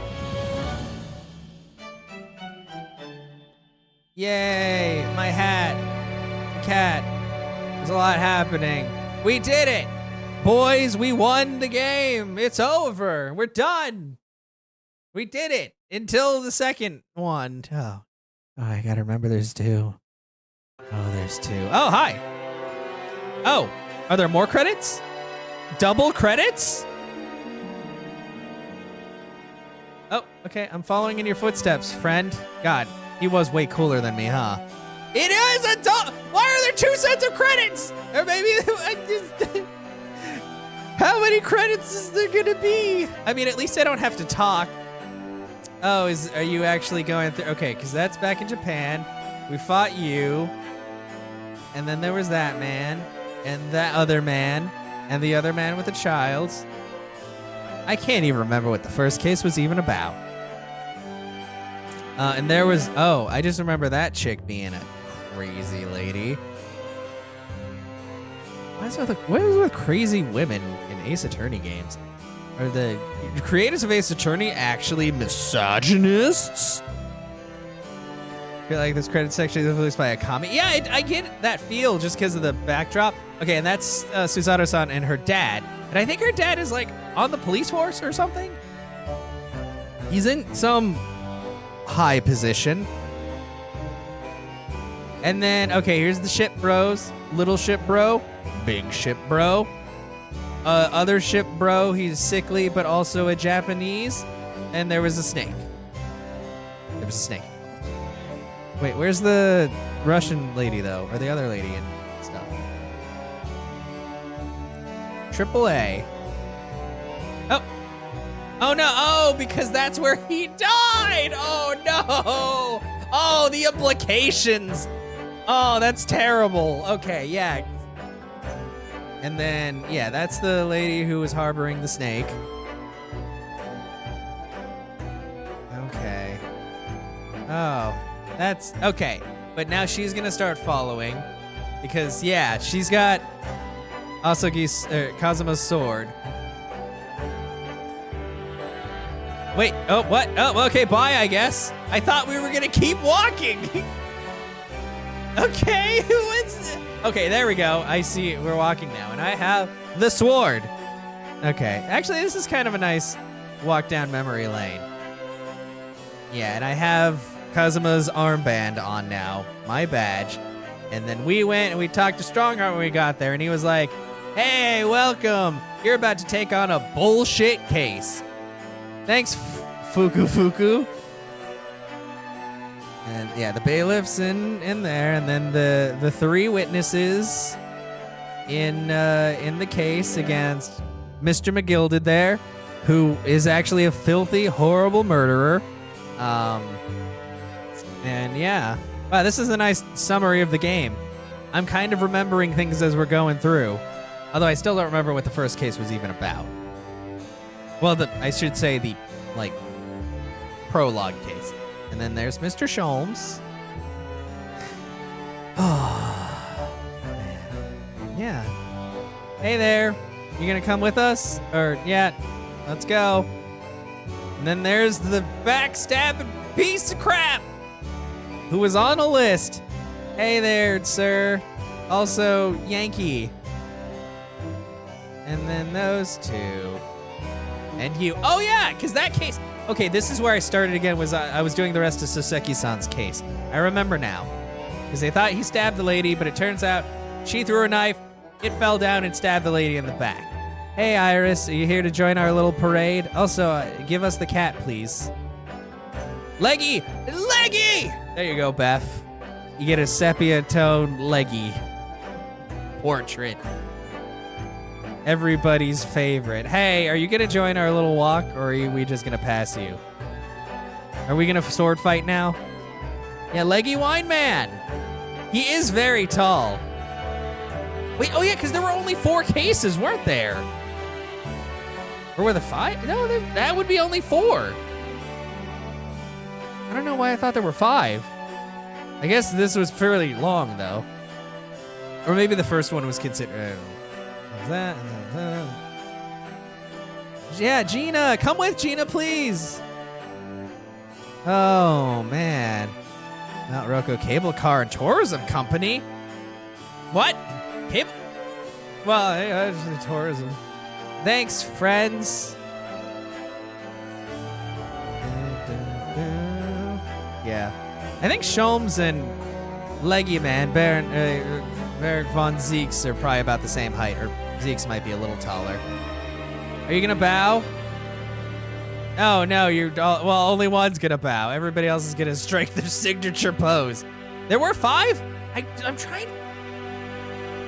Is that, and then, oh yeah, the McGilded. So for the McGilded. Yay, Finn! And where's the to be continued? Waiting for that to be continued to show up on the screen. Save your data. Oh! Yay! We did it. Yeah. Me and my bro.